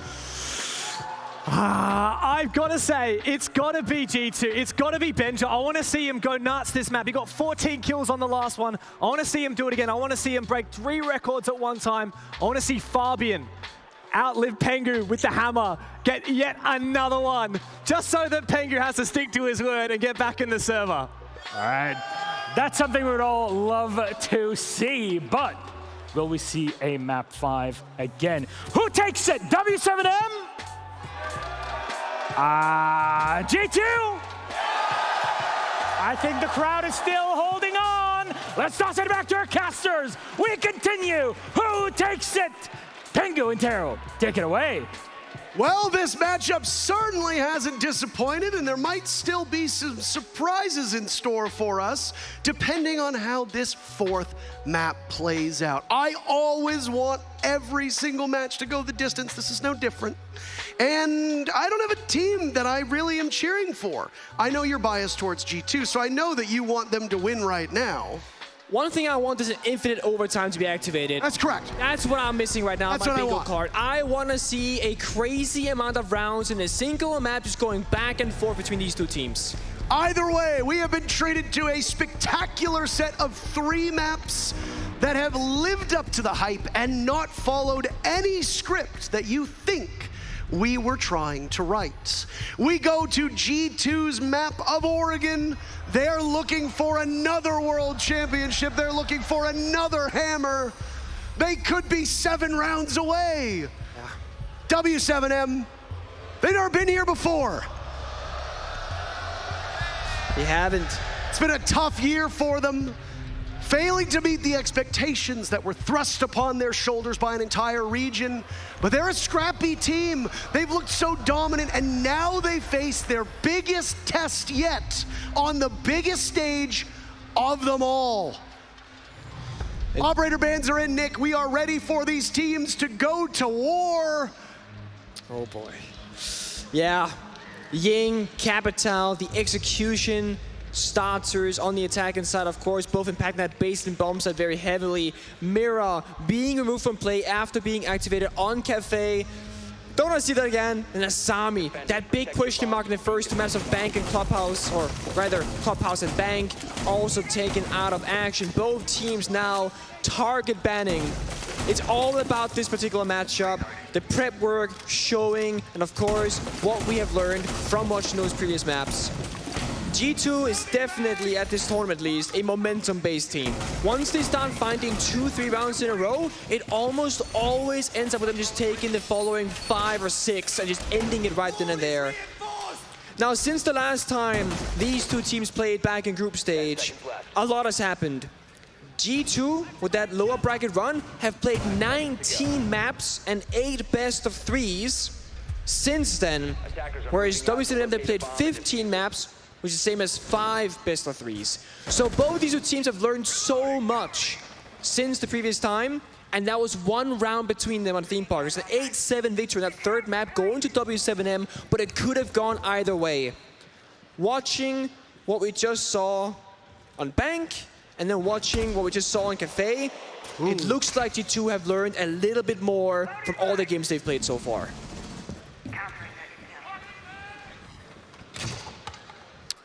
Ooh, Benja. Ooh, Benja's looking for the opening pick.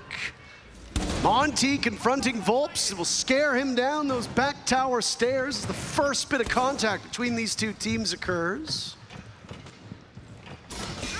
We'll get into map stats in just a bit. Let's spend the first minute going over this discovery phase that G2 are in the thick of.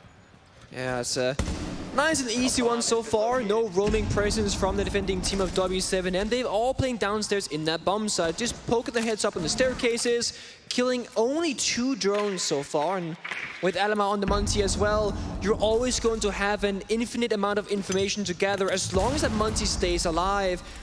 He's downstairs in Freezer, and he's gonna say, there's no one really here. They're all playing in the hallway on bottom laundry. That's where that warden behind that pluggable shield is going to be playing at. And there are some pain points for G2 to have to push past. They have grenades, 2 left in pocket. This deployable shield inside of laundry has to be eliminated. It's going to stop them from pushing Freezer unless they use their smoke grenades. There's that first smoke to go in over towards that fateful bend in Freezer. Give pause to G2's advance. JV inside of that small closet, waiting ever so patiently. Execute gonna happen any moment now. W7M, are they prepared for it? Benja wanted some skin. Over towards Blue, he gets it. Tears strips out of Herds. Now it's Blur's turn to lose some HP. The smoke of KZ. Well, it's pushing this Monty into a bad spot. They try to get him into the corner. Doki's down. Look at KZ. Great patience. W7M formidable on this very first round. They've shut G2 out of the bomb site. That's the strong start they need. I love that. 0 hesitation. Toss out the Toxic Babe to deny G2 to trade and say, you know what? There's a Monty in this corner. Somebody knife his shield. I got the Pumby ready. Just tears off his leg and takes down the Monty. That's Alama off the board. That's the entire push from G2 and denied on that Freezer push. It looks easy, but that's Oregon basement defense. It is the easiest bomb site to defend. It only really gets more difficult from there on out.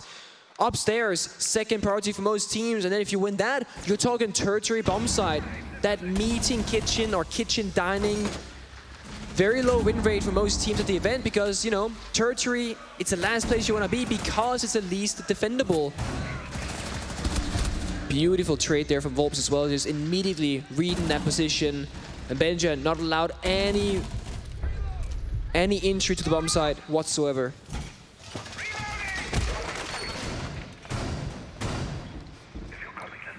Let's go through the stats, shall we? Statistics, the numbers. Oregon is one of the most defender-sided maps in the entire map pool, despite being the third least played map in the entire map pool.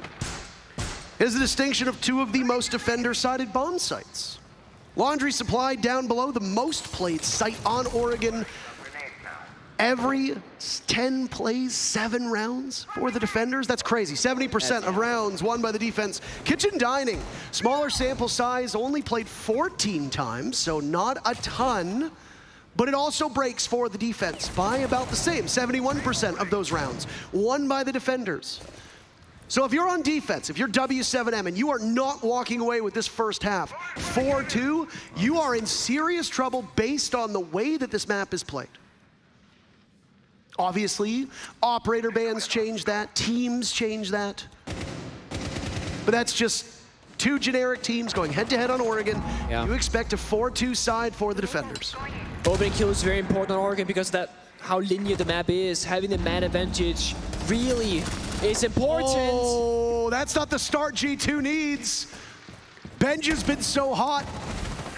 Not only is he the all-time kill record for the 6 Invitational, but he's closing in on Nesk's record for the most kills in a single match, or the most kills at SI in a series, and in the overall LAN record as well that's held by Cyber.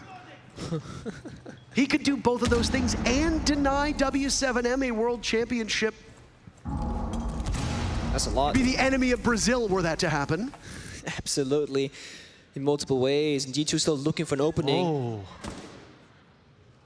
Blur will creep up. I don't think he knows. A bomb has been He doesn't. Oh, down the corner, they get 2. G2 have reduced it just to JV92. Ali Mao is bleeding out though. Blur with diffuser going down. JV rushing in to see if he can collect a kill. Won't be able to do it. Can't stop Blur either, but he can dash across the map as much as he wants. He's not getting into the bomb site. G2 with full control. They tie it up.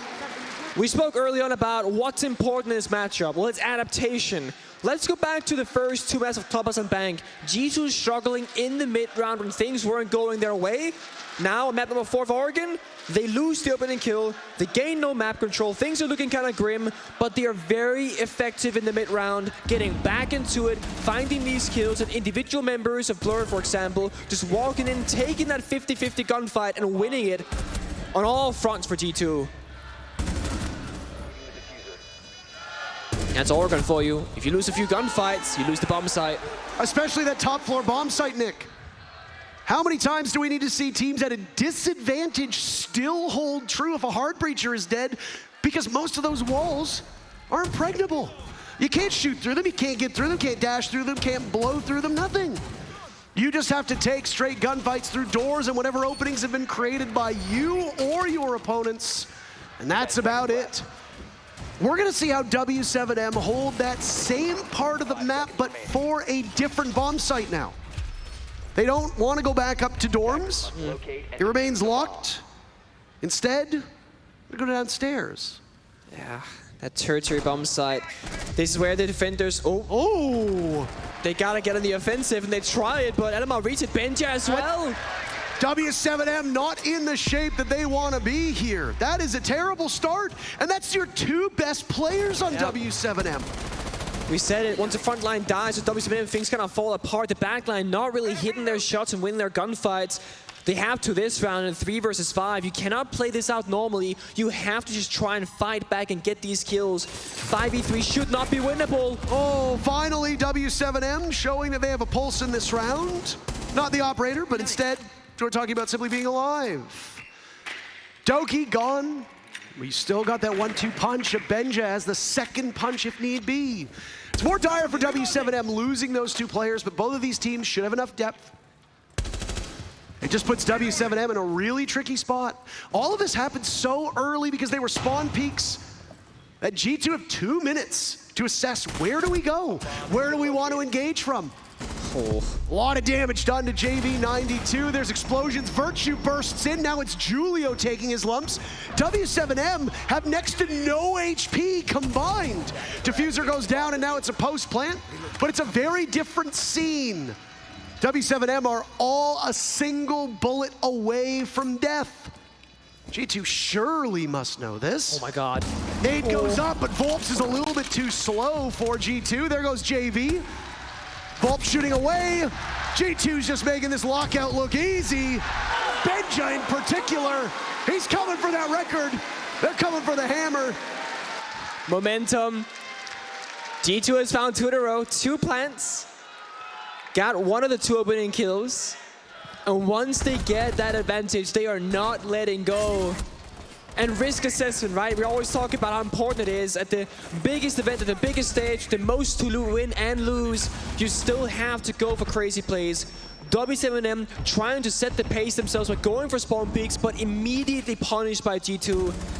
Adaptation, adaptation, adaptation. You can't do that again. It's red, it's looked into by G2, they expect it. But you also can't play passive. You need to render too much up for free. It's once again G2 playing in that gray zone. It's very awkward to fight against as any team, and it's why G2 are finding so much success as this event. You started them, you go, we can try and punish them here. Doesn't work. You try something else, doesn't work either. You're left up with just going, I guess we'll just have to win gunfights every single round without any real plan in motion. You can't do that either. So W7M, the only real thing they can do now is wake up. Find these kills, play together, get those 2 versus 1s, punish G2's aggression, otherwise they will run over them.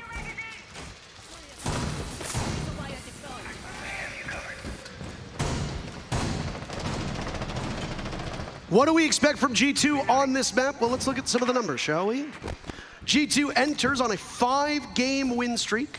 3 of the times they played were in Stage 2, 2 of them matches at SI, right here, right now. But W7M, this is their most played map in Stage 3. They're undefeated on Oregon as well, so far at SI. So that's good for both these teams. Whose streak ends? Yeah. First pick of this round goes to W7M. After they set off some fire, it's forced Ali Mount to give up his hold in blue.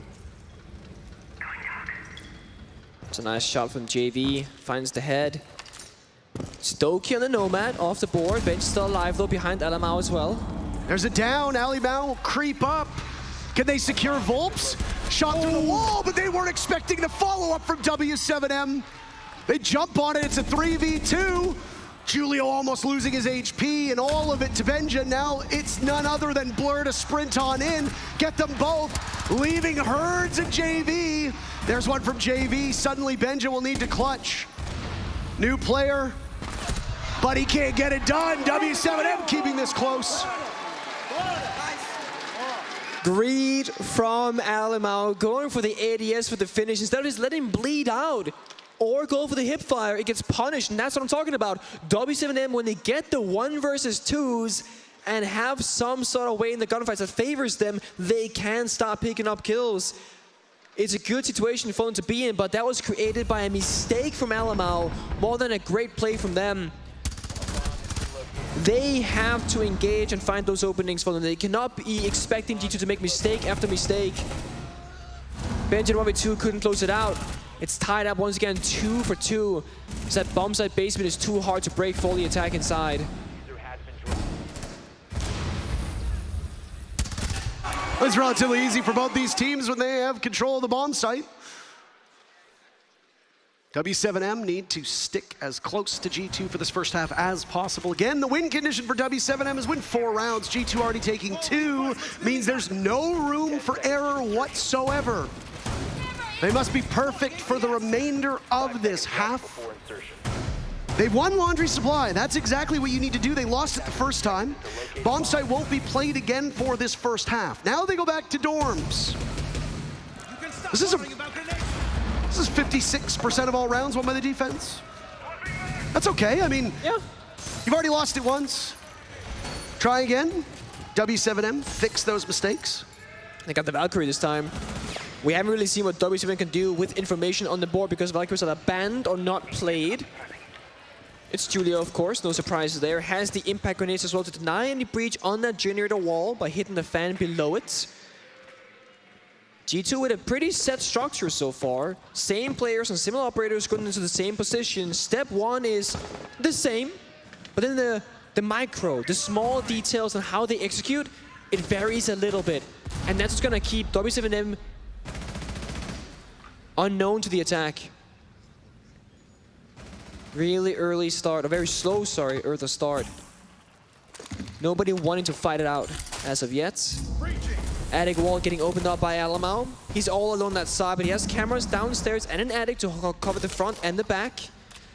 While the rest of G2, they hit up that master bedroom balcony. Activating hell. Ooh, Benja looking for an opening. He sees one. Nade out to possibly take the barbed wire, but instead it'll go in, eaten by an ADS. Herds a responsive Nitro cell. Pulled too early, doesn't connect. Impact hitting the light fixture down below will stop the X-Kairos from going off onto the master bedroom closet wall. And now the mid-round for G2, they could problem solve. Oh my god, the wall bang. How does JV92 die? No. Now it's the flank from Volps back up. Down goes Doki. Alimau follows. W7M doing quite well, but Virtue, he's trying to keep his team in this round. Yeah. Benja on the wide stairs. He has to be the hero maker for his team. And there it is. Catches KZ. A hop in from Benja up towards the top. Volps overpowered. Julio can't do anything. A 4K from Virtue. The Thunder down under gives G2 the round. To think that that all started with a random one-tap through the wall to Kid's bunks, getting that kill, opening things up for the team, jumps in attic window, finds another. James on the desk, he listed why he wants G2 to win. He mentioned Benja, he mentioned Fabian. I don't remember he mentioning the first Australian in the grand finals, let alone to win a major, the 6 Invitationals trophy, the biggest of them all. Virtue's form this event, arguably in peak form ever since joining G2. Picked up from Fnatic, on the Ash, lethal as ever. Had a very slow start in Europe, not finding success with any of the various rosters G2 has had in the last 2 years. But at the 6 Invitationals 2023, right off the gates. During groups, during playoffs, Virtue finding himself 8-3, time and time again. Playing flexible operators, playing entry, clutching rounds. It is the right time to show up. The final round for the first half. Another tertiary bomb site for W7M because upstairs just does not work for them.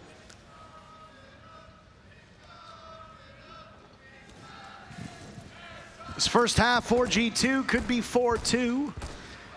That's the opposite of what you want for W7M. That's the opposite of what you want for a defender.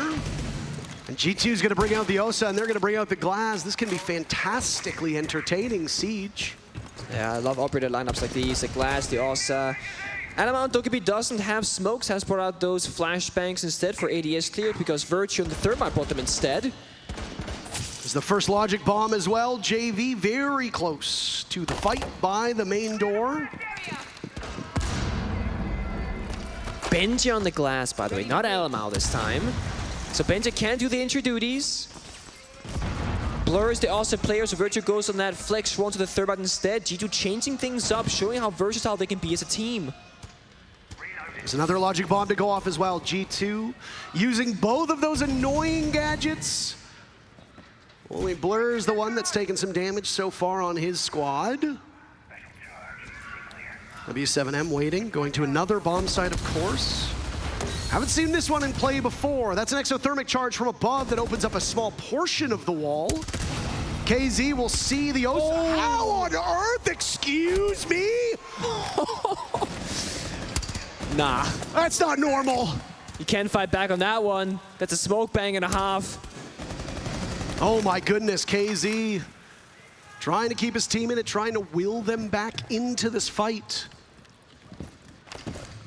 There's another exothermic charge from Virtue.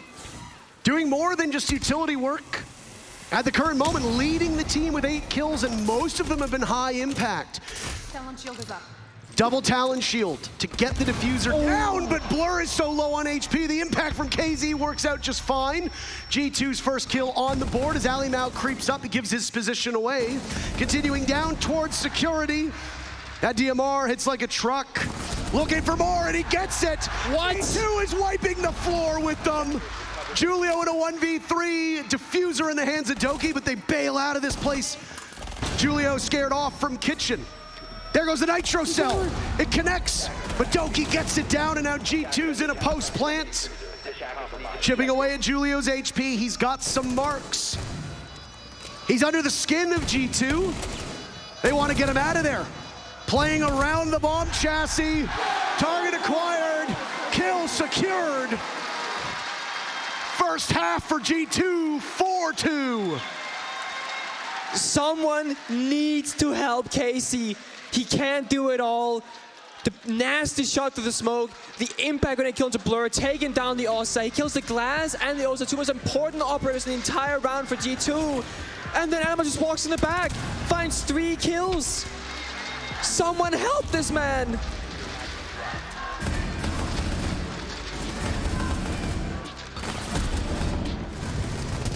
Timeout taken from W7M, and they do it before this second half. Why? Because I suspect they know how dire it is to be on the wrong side of this map. And now it starts to set in as you see those long looks on the faces of the players of W7M. Yeah. When you're in this position, I've been here. 2018, you're down bad, we're down 0-2 against EG. Motivation, sometimes it slips away from you, and it has to come from someone else. When I was in that position, it was Fabian, as my in-game leader, as my captain, bringing me that motivation. The number one thing the coach of W7M can do, and Julio, the rest of the members, is to motivate each other that they can still win, that they are still in this match. Being down 2-4 in series point is not a great place to be, but it is now what you have to show up and fight it back. It is not over yet.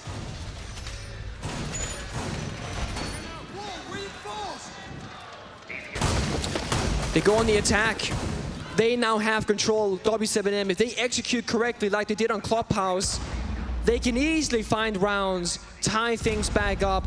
But if they lose this first round, that lead builds for G2, those long faces will get even longer, and that's when I start fearing for the Brazilian team.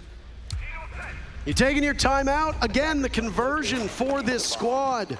It did not work in the last 2 maps, but they took it when they didn't have any wiggle room whatsoever. Yeah, very late. This time, at least they've got breathing room. G2 want to knock the air out of their lungs. Spawn peaks set up from multiple members, but W7M are quick to get into the building. And hey, it works on the Benjamaster, and it works on Doki as well. This is the confidence that they need. They need to find their footing. Bring that same level of aggression that G2 has been bringing. You bring it right to their doorstep. He drops. Herds is just... What is going on right now from Herds? Unheard of. 4 kills, 3 kills, all 5 kills. It doesn't matter. Good Lord. I asked somebody to help out Casey. Well, Hertz, he must have heard that call because he was right there on the opening round, really swinging things back. That is exactly the W7M that we have known in the majority of this tournament. They have not looked like that in many of the maps so far in the grand finals, but this is the exact kind of dominance we saw time and time again earlier on. Wow, wow, wow. If it wasn't for that first pick from KZ, Herd's could have very easily aced, but instead he'll have to settle for 4. I don't really think that's too terrible of a consolation prize, especially since it gets you 1 round closer to a tie. Both of these teams quite good on Oregon. G2 obviously thinking that they have the edge by picking the map.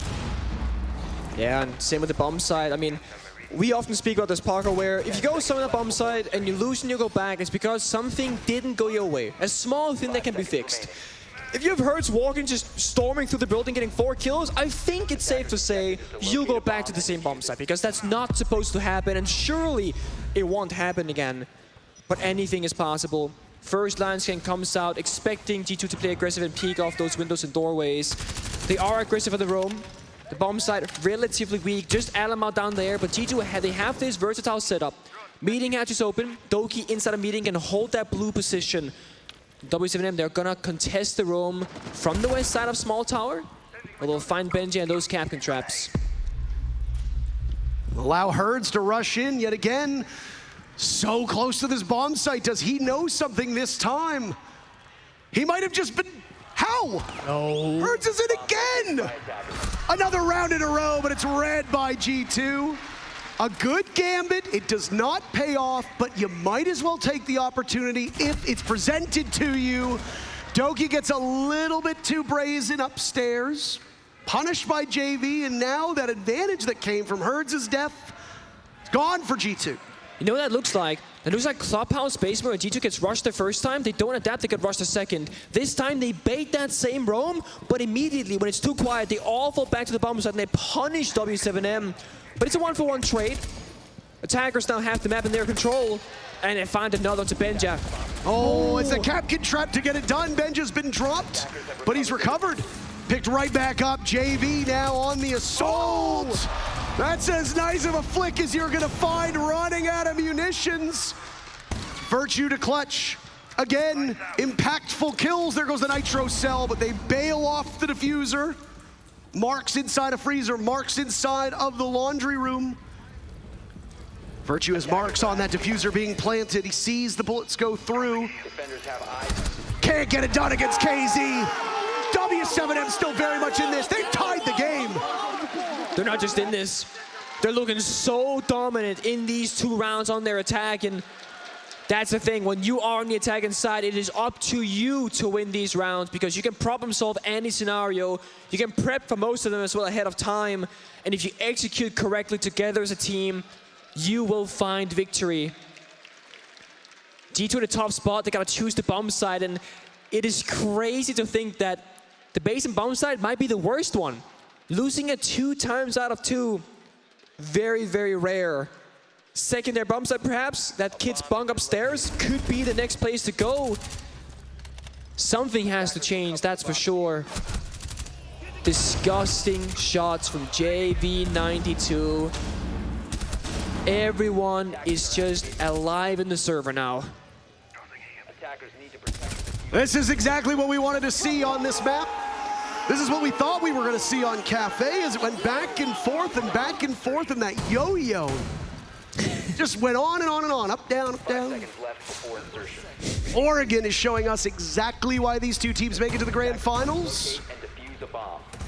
You were correct. I mean, you said it yourself. I didn't think it was going to be a blowout, and it hasn't been, with the exception of maybe Bank. I think the 7-4 on Kafe is quite close. The fact that it was G2 doing it to W7M, though, that's a bit of a shocker. Yeah, I'd agree with that statement. The Thatcher not being banned this time by G2 allows W7M to use it for their more structured lineups. They're still staying aggressive with the Doki, of course, to take these confrontations, and Doki looking for one. Doki keeps putting himself in these positions. He baits out a team kill instead of getting it himself. Oh! And now Herds runs into a Capcan trap in Classroom. You can't teach that. Can they secure? Look at Blur. Look at Virtue. Oh, Benja spotted. Virtue wants this pick. He's gonna have to hurry. Wait for the sound, wait for the sound. There you go. He secures, can't get more than that. You know what? Take the 1 kill and get out of there. That's exactly what he does. Back to a 3v3. Doki got away. Not scot-free. Low on HP. Wounded for the remainder of the round. No way to get himself back up past where he's at. What a first half of the round, and there's still 1 minute and 40 seconds to go. Attackers are gonna rotate to that big window. Not sure how many members are roaming downstairs, but the thing is, G2 got it locked and ready. Virtue downstairs with the Valkyrie, has the C4 in pocket, can I any plant position on the bomb site itself. Doki on just 1 HP, not looking too good. Look at this, the fear of some, aggressive run out from W7M, respecting G2 right now. I like this. I like this a lot. They're paying respect to the team.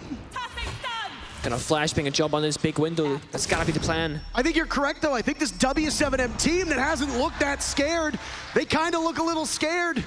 They jump in, but they haven't done their homework. They don't know that Virtue's down below with that nice long line of sight. He's still there, but there's a jump in. He misses it. The rappel actually works. Ali now down. They trade out. It's all up to Julio to clutch again. He hasn't been able to do it this time. Can he accomplish it? No, he can't. No, he can't.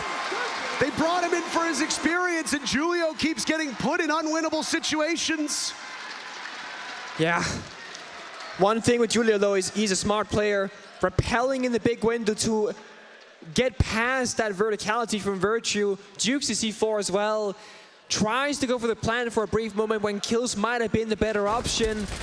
Doki getting that, well, quote-unquote, getting that team kill. Oh, you hate to see it. And he gets out alive as well. The Captain, of course, doing so much damage. That's the thing, when you go too fast on attack, the Captain's value goes up because you're not going to check every single doorway.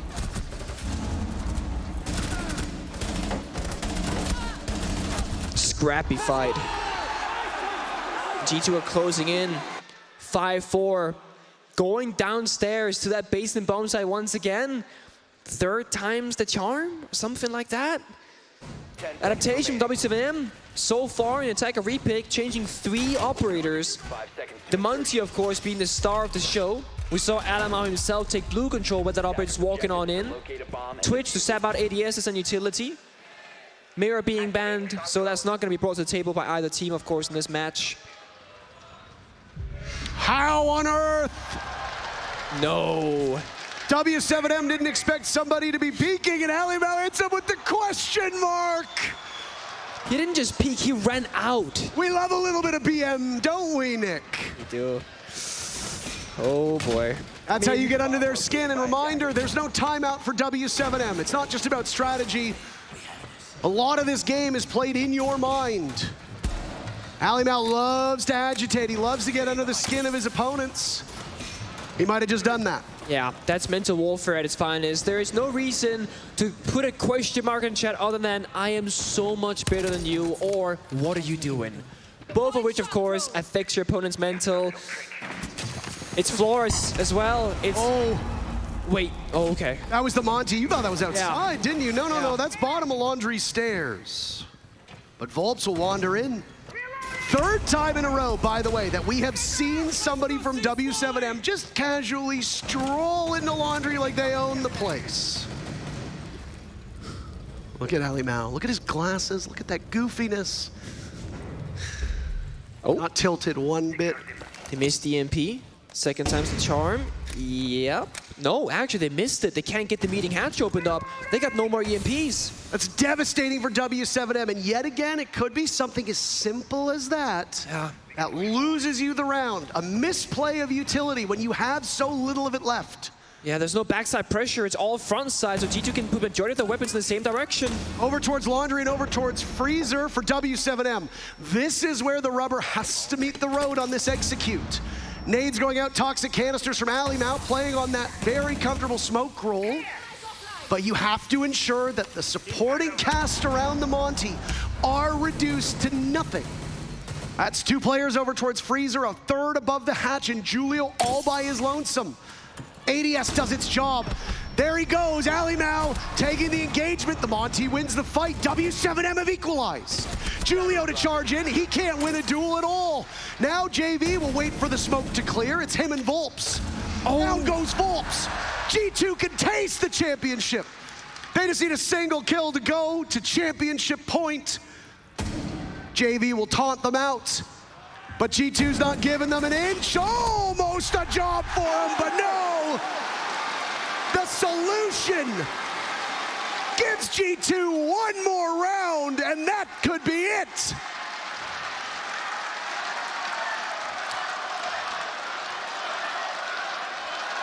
The first time these 2 teams had squared off, there was 1 round between who were to win. Right now, there is just 1 round for G2 to take the hammer. is not about to take the map.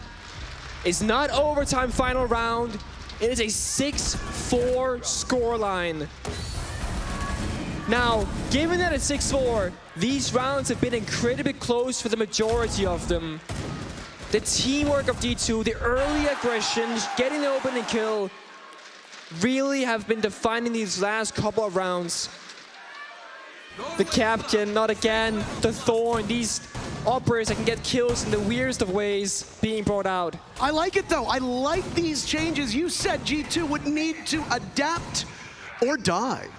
And they have indeed adapted. And you know what? If W7M are going to rush into the building every single round, you bring those castle barricades, you bring those razor blooms, you bring those EDDs, and you slow them down every single step of the way. You still need the rest of the utility, which is why you see the Jaeger, why you see the Kaid. Yeah. Like, you've got that wiggle room. Bring operators, those trap operators that were quite literally designed to slow down the attackers. Risk assessment, when everything's on the line. Those decisions that are normally rather easy to make can be very hard in these moments, and both teams, of course, have to make the right decision every step of the way. There goes that first logic bomb. The weight that must be on the shoulders of these players. Look who's found his way upstairs yet again. A blind spot. He's gonna wait for G2 to make the first move, but they know as well that they can just sit tight. There's another logic bomb as well. So they can wait for that intel, and there it goes. They'll double up on them. They've got some marks, expecting somebody over towards Addict. Doki rips the nitro cell. There's the aggression from W7M we need. It doesn't come without a cost, though. Benja doing his best, drops Volps. It's confirmed by Doki. JV still above. Doki fighting back. This is perfect from W7M, but hold on a second. Virtue to clutch out in a 3v1. W7M, their whole season, their whole year on the line. Virtue trying his damnedest, but KZ's better in that duel. W7M will not go quietly into that good night. It looks so winnable. And I saw this on Reddit. A lot of pro players talk about it. Virtue's reaction time, probably the fastest player in all of Rainbow Six Siege that I have witnessed myself. When I was on that G2 roster, we would sometimes have fun, do some tests, you know, see who's the better player. Virtue, despite being 21 years old, has not slowed down one bit. W7M, they took a breather. They established that, okay, we need more than just Hertz to make this play happen. Rotate 2 more members, toss out that flashbang, push on in, get that opening kill, avoid the Razor Bloom from the Thorn. The answers were there from G2, they trade back, but still, W7M, they kept their numbers advantage. And that got them the round. In the biggest game that he's ever been in, Virtue is shutting everybody up. That question, that pickup from G2. He has survived multiple iterations on this roster as players have been moved in and out, coaches have been moved in and out, but the one consistency has been Virtue, and if he could ever have a career game, it's right now, leading the team. 14 kills. Playing to that big tower.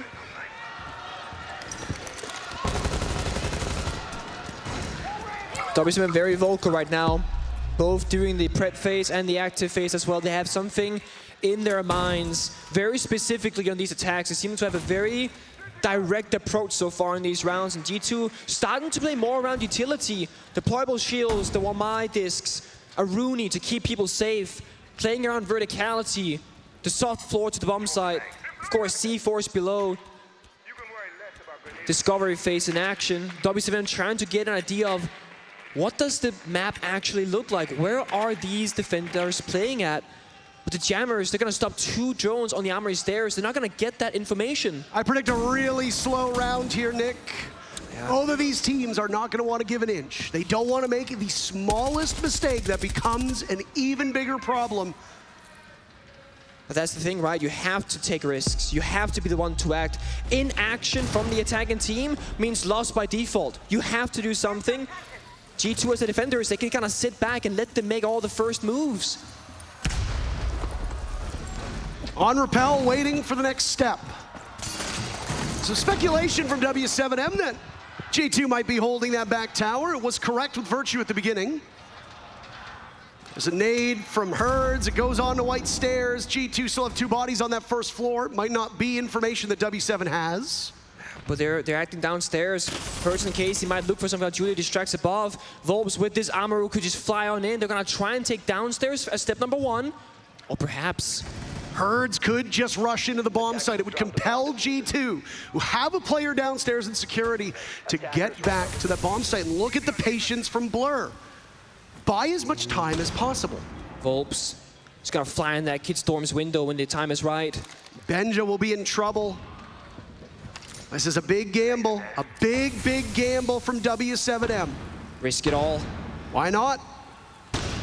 For G2, you have to be prepared for this. Blur still down below. W7M have not moved one bit. JV will join Volps. There's the Capkin trap. Herds, how did you not see that? Volps is in. G2 winning these engagements. They're just a couple kills away. JV creeping up. Duels Virtue. They've put it back to a 3v3. Julio with diffuser in hand. He knows that door frame is clear. That's where Herds died from, but he doesn't expect the cross, and now that's diffuser surrendered. It's KZ's turn to walk in. Down goes Doki. What a mess inside of the bomb site. He's got 10 seconds left. KZ will need to go for the defuse. Air jab goes from Benja down below. Blur retaking from above, sees the Lion, a lot of damage, but this is an easy lockout for W7M. Nitro Cell does not connect.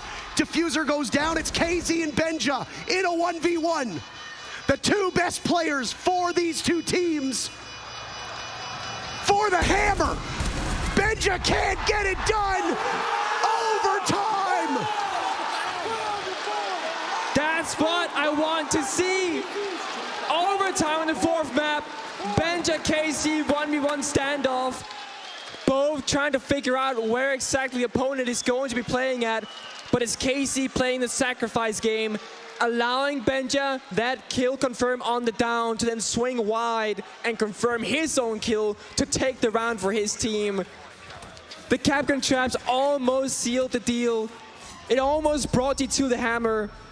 Volp's shotgun injury is disgusting. Now this is infinite overtime. So essentially you gotta win 2 rounds. Win by 2, that is your win condition. We'll keep going till someone does it. This could take a while, it could take 2 rounds, but what I do know, it's gonna get messy in the best of ways. Oh, it's gonna get real messy. G2 will start on defense of the beginning of Unlimited Overtime. How unlimited? We'll find out. 5 seconds remaining. Now, oh, if only Coastline was still in the... No. Oh, if it was. No. I would say some of the most historical maps, in my opinion, maps like Coastline, Bank, Oregon. We've seen a lot of incredible finals, big moments between teams and regions fighting it out on these maps. Oregon going to this, oh, the C4 below. And it works! JV is down for the count, will need to be retrieved as he bleeds out upstairs. Volps to the rescue. That's still a body that's up, you still have the EMPs. Saw how much difficulty this W7M team had on those pocket EMPs, getting open the hatch inside a meeting. Yeah. Now you've got Big Daddy EMP on the board. Should be a lot easier. Well, it certainly should, but I mean, he almost got taken down earlier in the round, and you still got Goyo Fire, Toxic Babes, another C4 and Pocket of Virtue. I mean, if you're low on health, it's so easy to die in this round for JV. He's got to take a backseat. The issue is for W7M, he's their top fragger with 13 kills. You want JV in the front lines, not the back. We talked about Virtue. This is also a historic game from JV. We've spent so much of this matchup focusing on KZ and talking about Herds. And KZ's shown up, but Herds has had some serious struggles as JV is warmed up in this matchup. That gap has continued to close. Playing on not necessarily your main fragger, but instead on that same support role that we can see players pop off with. It's the same role that Virtue's largely been playing as well. There's the EMP onto the claw. This one is successful. Another EMP goes out. Herds taken down by Doki, littering the way down. How does Doki accomplish that? Team kill. A team kill. Oh no! W7M falling apart in a crucial round. G2 just need to stop KZ and they move back to championship point. Inside of Freezer, looking to give W7M that cold shoulder. Fire burning in front of him. He's got 45 seconds to go. Now, I'm not saying you do this in a championship game, but you could easily let your team talk through this. Nice shot by KZ onto Virtue. Smoke swings on him in the corner. There's a crossfire. KZ reduced and gone. G2 back on championship point. These rounds, JV solo on health, the hot drop on the X-Kairos, well, it finished him. Because he was already injured earlier in the round, you die. There's no second injuries unless you get into a frost mat. No Fink on the board either, so no boost can be had for that health bar. Doki, nice double kill on the backside. It was all a single take. That linear push through blue. Yeah. And you met an immovable object. G2 back in a familiar spot. They were not able to capitalize on rounds 11 and 12 when they sat on championship point. They have to win by 2. Attacker repick. Decision-making time. We've seen Monty. This will be the 4th Monty round. 2 from... Well, 1, sorry, from W7M and 3 for G2. It's of course Alamo on that operator. Benjamaster recognizing the basement is more utility-oriented. Gonna go off the nuke onto the floors instead. Of course, Virtue bring that Maverick as a contingency plan in case that kite is being brought out, which is not the case for W7M. The hatches will be easy to open up for Blur and the Hibana. No Maverick needed.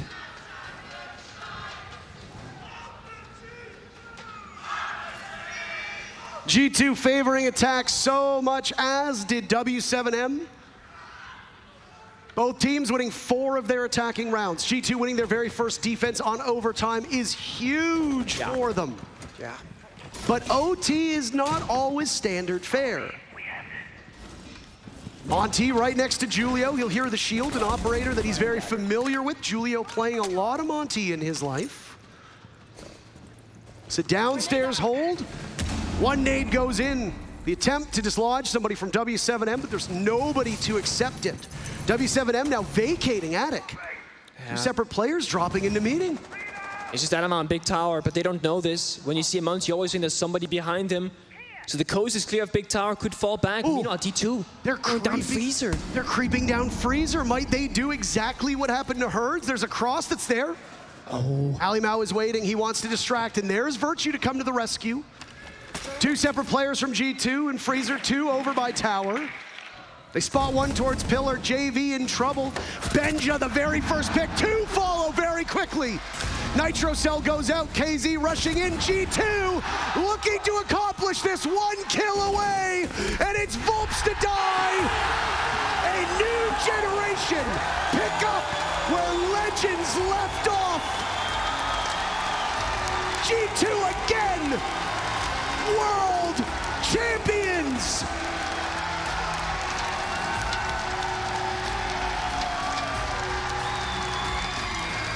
Look at Doki's face. That's a face that says, I cannot believe it. Not only are we in the grand finals, we win the entire damn thing.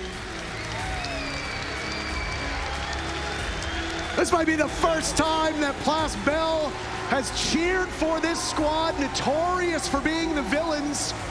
But there's one man in particular. He's broken the hearts of many regions. He'll lift the hammer again. Fabian plus G2. They're fucking inevitable, aren't they? They are. As a player, twice. As a coach, once. Setting records, breaking the meta game, and always setting the standard at the highest level of Rainbow Six Siege. That is how you describe Fabian. Yet another hammer for the trophy collection that G2 has amassed over the years. What events have they lost? That's the question.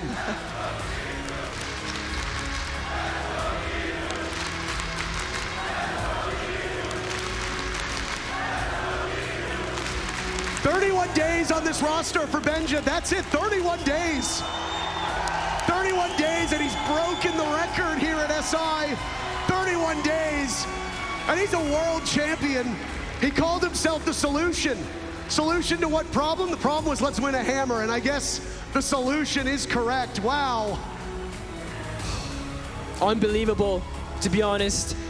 Everyone showed up. Virtue, peak performance at the biggest event of the year, showing up. Every member, Doki, going from team killing with grenades to being the injured beast for the team.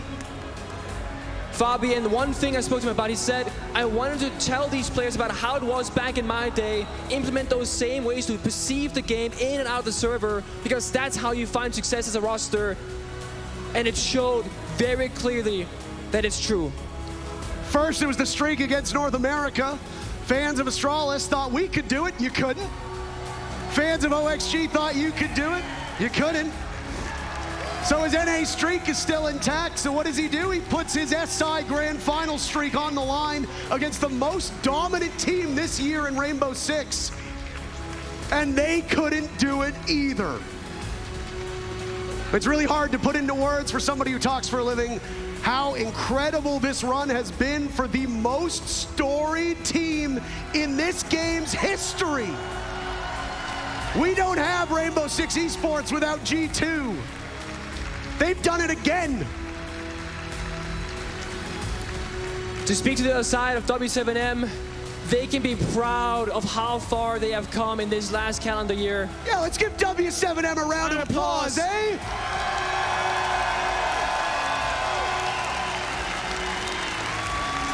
That's it for us. You want to hear from the winners? You want to hear from your world champions, so we'll toss down to the stage to hear their very words. Parker, Pengu, thank you very much. Before I ask any of these amazing men a question, let them know how you feel, Montreal.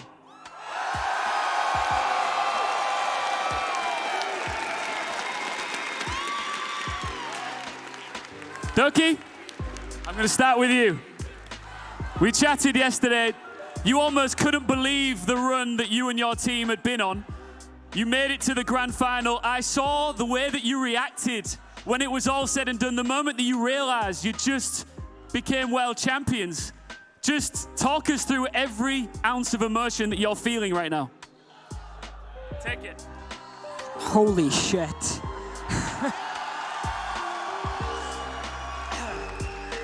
We won SI, boys. We won SI. What? I don't know what to say. I actually have no idea what to say. I've dreamed of this moment for so long. Everyone here has played this game for 7 years, dedicated their full lives to this, just for the chance to be on the stage and compete against the best teams in the world. And today, I guess, we are the best team in the world. So let's go, man. Fetcher, you've been part of this roster for time. You've seen them come, you've seen them go. You've finally done it. It's been a long, long, long time, and a hard time as that. But everyone on this team, like, I'm so proud of them. Carl, honestly, one of the best IGLs in the world right now. And Benja's 19, and look at him. It's crazy. Like, Byron, support, amazing. I can trust this guy with everything. And Doki, of course, he's like a little pitbull entry in, no matter what. I'm just so proud of everyone. And Fabian and Titan, it's not much to say. They do their job. And I'm so happy with the full team. Kyle, you actually said yesterday, we were standing in front of this very crowd, and you said, the job's not done. Well, now it is. Now it is. Job's done. I want you to say it. Say job's done. Job's done. Fabian, can you just come here for a second? I've been really looking forward to talking to you because I know you've been very clear that you wanted to be behind the scenes. You didn't want to be in the spotlight. You know, you've had your moment as a player. 2 invitationals that way. Now you've done what no one else in Siege has ever managed to do, and that is win your 3rd. This time as a coach, you've just made history. I think the boys is all to praise. They have been grinding their asses off, and honestly, just being able to promote the team culture that I know from my past, coming back and saving basically my legacy, because this team, they were really bad just 6 months ago. I don't think I've seen them ever play worse. Here we are, hard work pays off, and they have really done all that I can ask of them. It begs the question, what did you do? I just structured them to do the job, honestly. They've been doing it all themselves. They had it in them, but they just needed some guidance along the way. It's very modest, very humble, but please give it up for this history maker right here.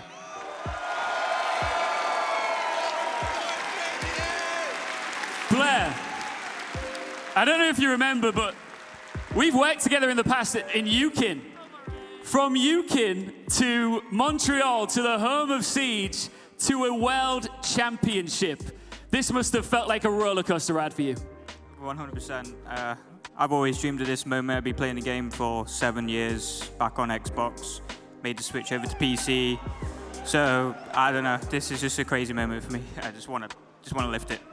We're nearly there. I'll stop stalling you guys in just a moment. Shall I talk to Benja?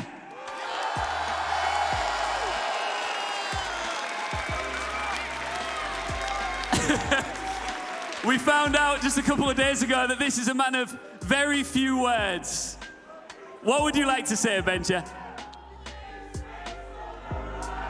People said I was the best downgrade for G2, but I'm pretty sure I was the best upgrade they could get. That is a fact. That is an absolute fact. Are you ready? I'm going to step out of the way. G2? Ladies and gentlemen, your Rainbow Six 2023 World Champions is G2!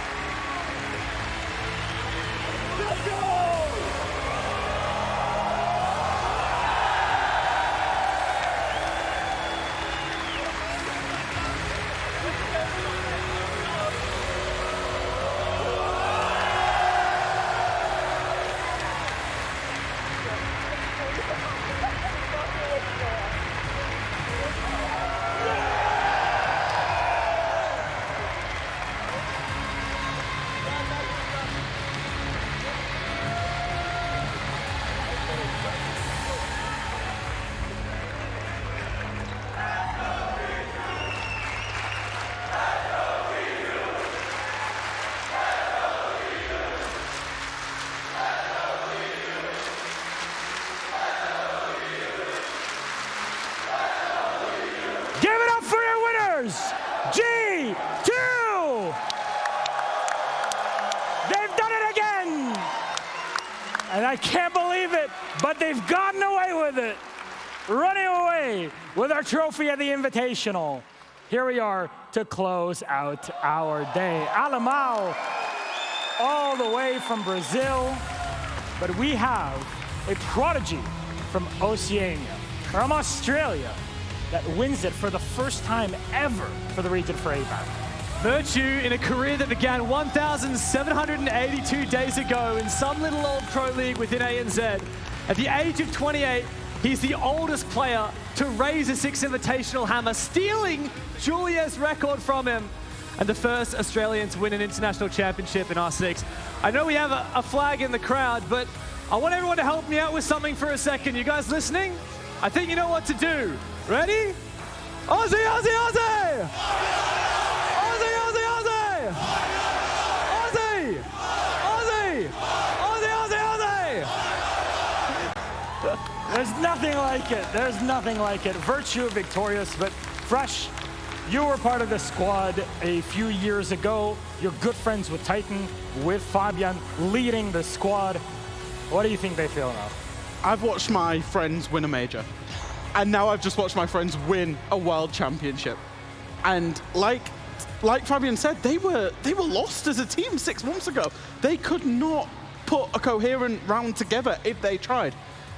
This improvement from them has been absolutely magical. They added Fabian, they added Titan, they added Benja, and they have just got the complete team. Jesse? Everybody in this squad deserves so much respect. He's on your screen now. You talk about Alamau. I remember when he won the Mexico Major a few months ago, a few years back. He really has come a long way to be able to win 2 major events. And of course, this one so much larger, the 6th Invitational. A multi-regional squad with the best players from around the world. They have absolutely earned this. They worked so hard. What an incredible run. What a tournament we've had, a long one here at the Invitational, almost 2 weeks of competition. It all came down to a victorious G2. And like X would say, history is very cyclical. The more things change, the more they say the same. And here, G2 have lifted it once more. To wrap it all up, a quick thank you from our teams here, and mainly our talent team. It's not just me who's here, it's not just Jesse, it's not just Jack, it's not just Dev Marta, but we have a massive team of wonderful talents who join us on here. Got Ossa on my side, of course, as Fluke.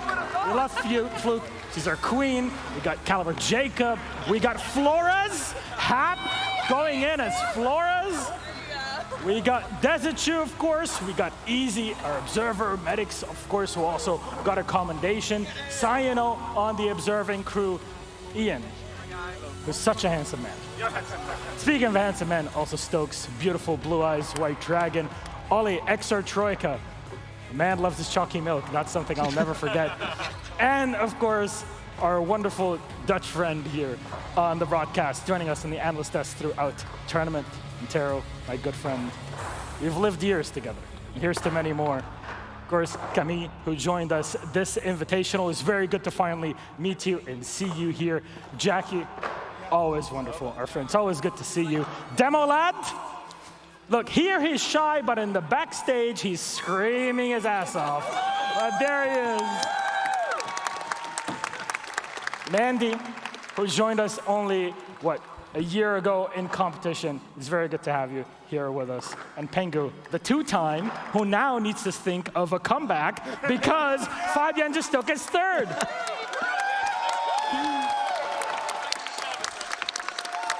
It's been an incredible event. SI 2024 goes to Brazil, and that is gonna be something else.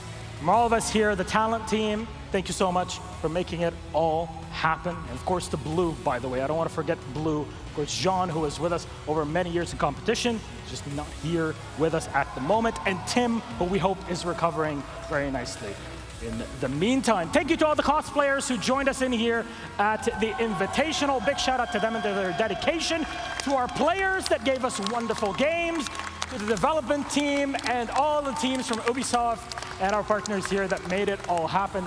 Thank you, Ubi, for creating a game that made our lives what it is. We love you so much for doing it. And here's to many more years of it. Our entire production team here, of course, so many of them that we've been working with for many years. It's so difficult to do goodbyes, not gonna lie. But we love you all watching at home or with us here at the Invitational. We can't wait to see you through the year. Until then, take care. We love you so very much. Good night.